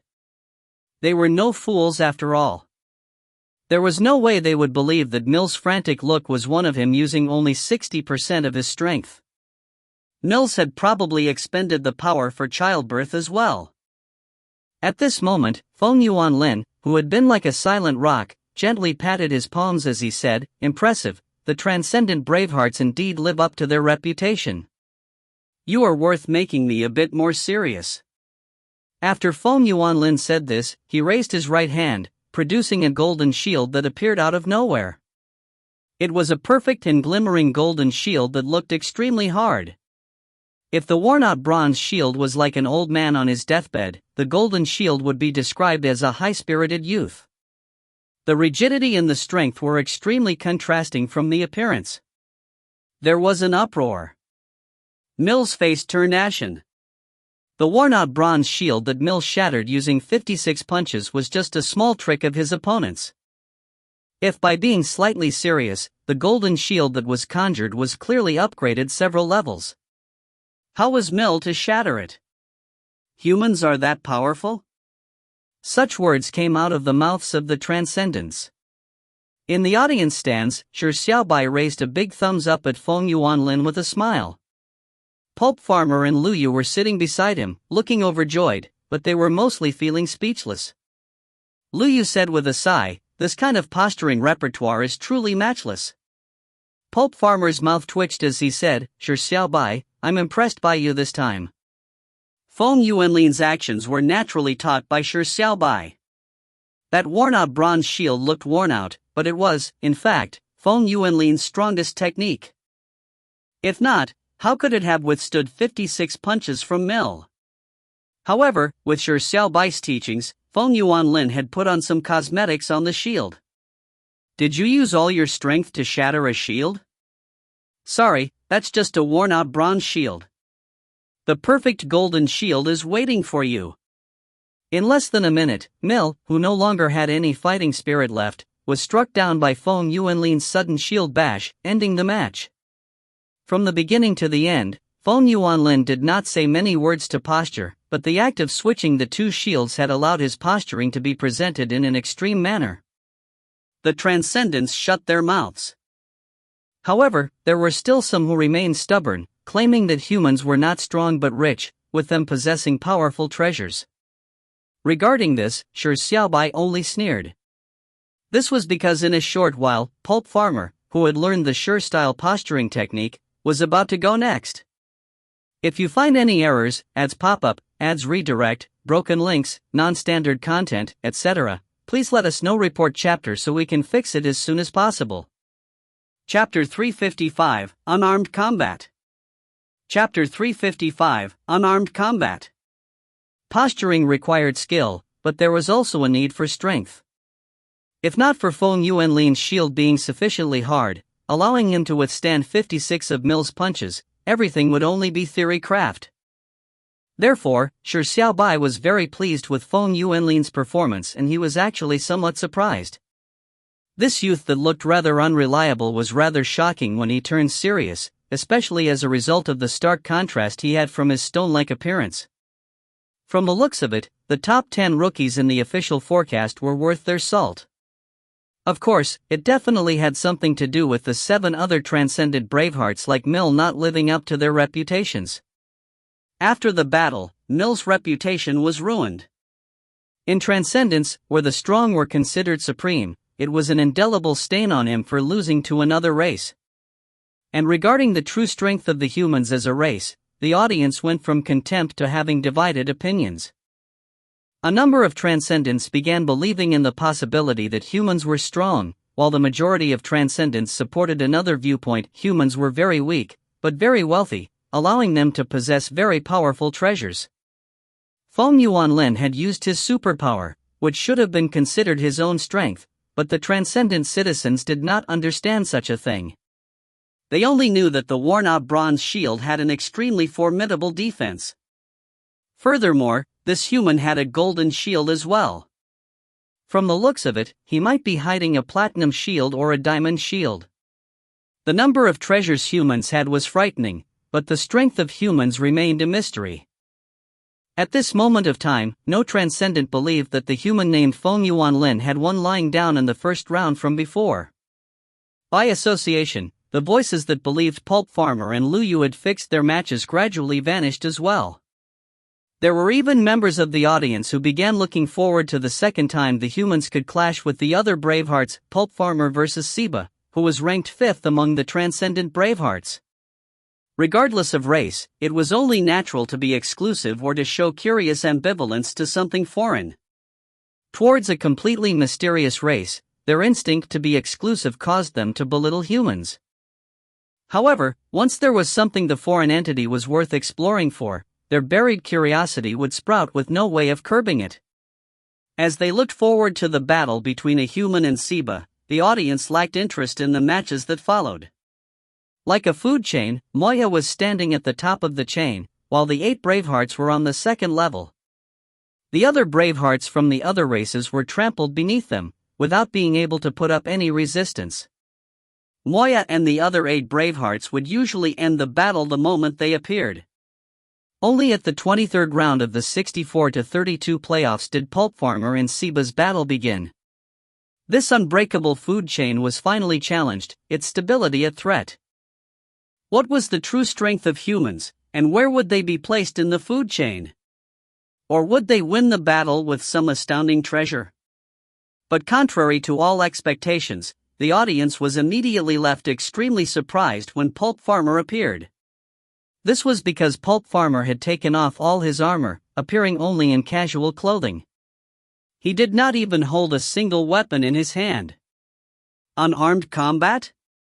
Is this human crazy? The Transcendent citizens were feeling somewhat stupefied and also somewhat incensed. As Transcendents, their biggest advantage came from their natural physique, allowing them to surpass the physiques of other races.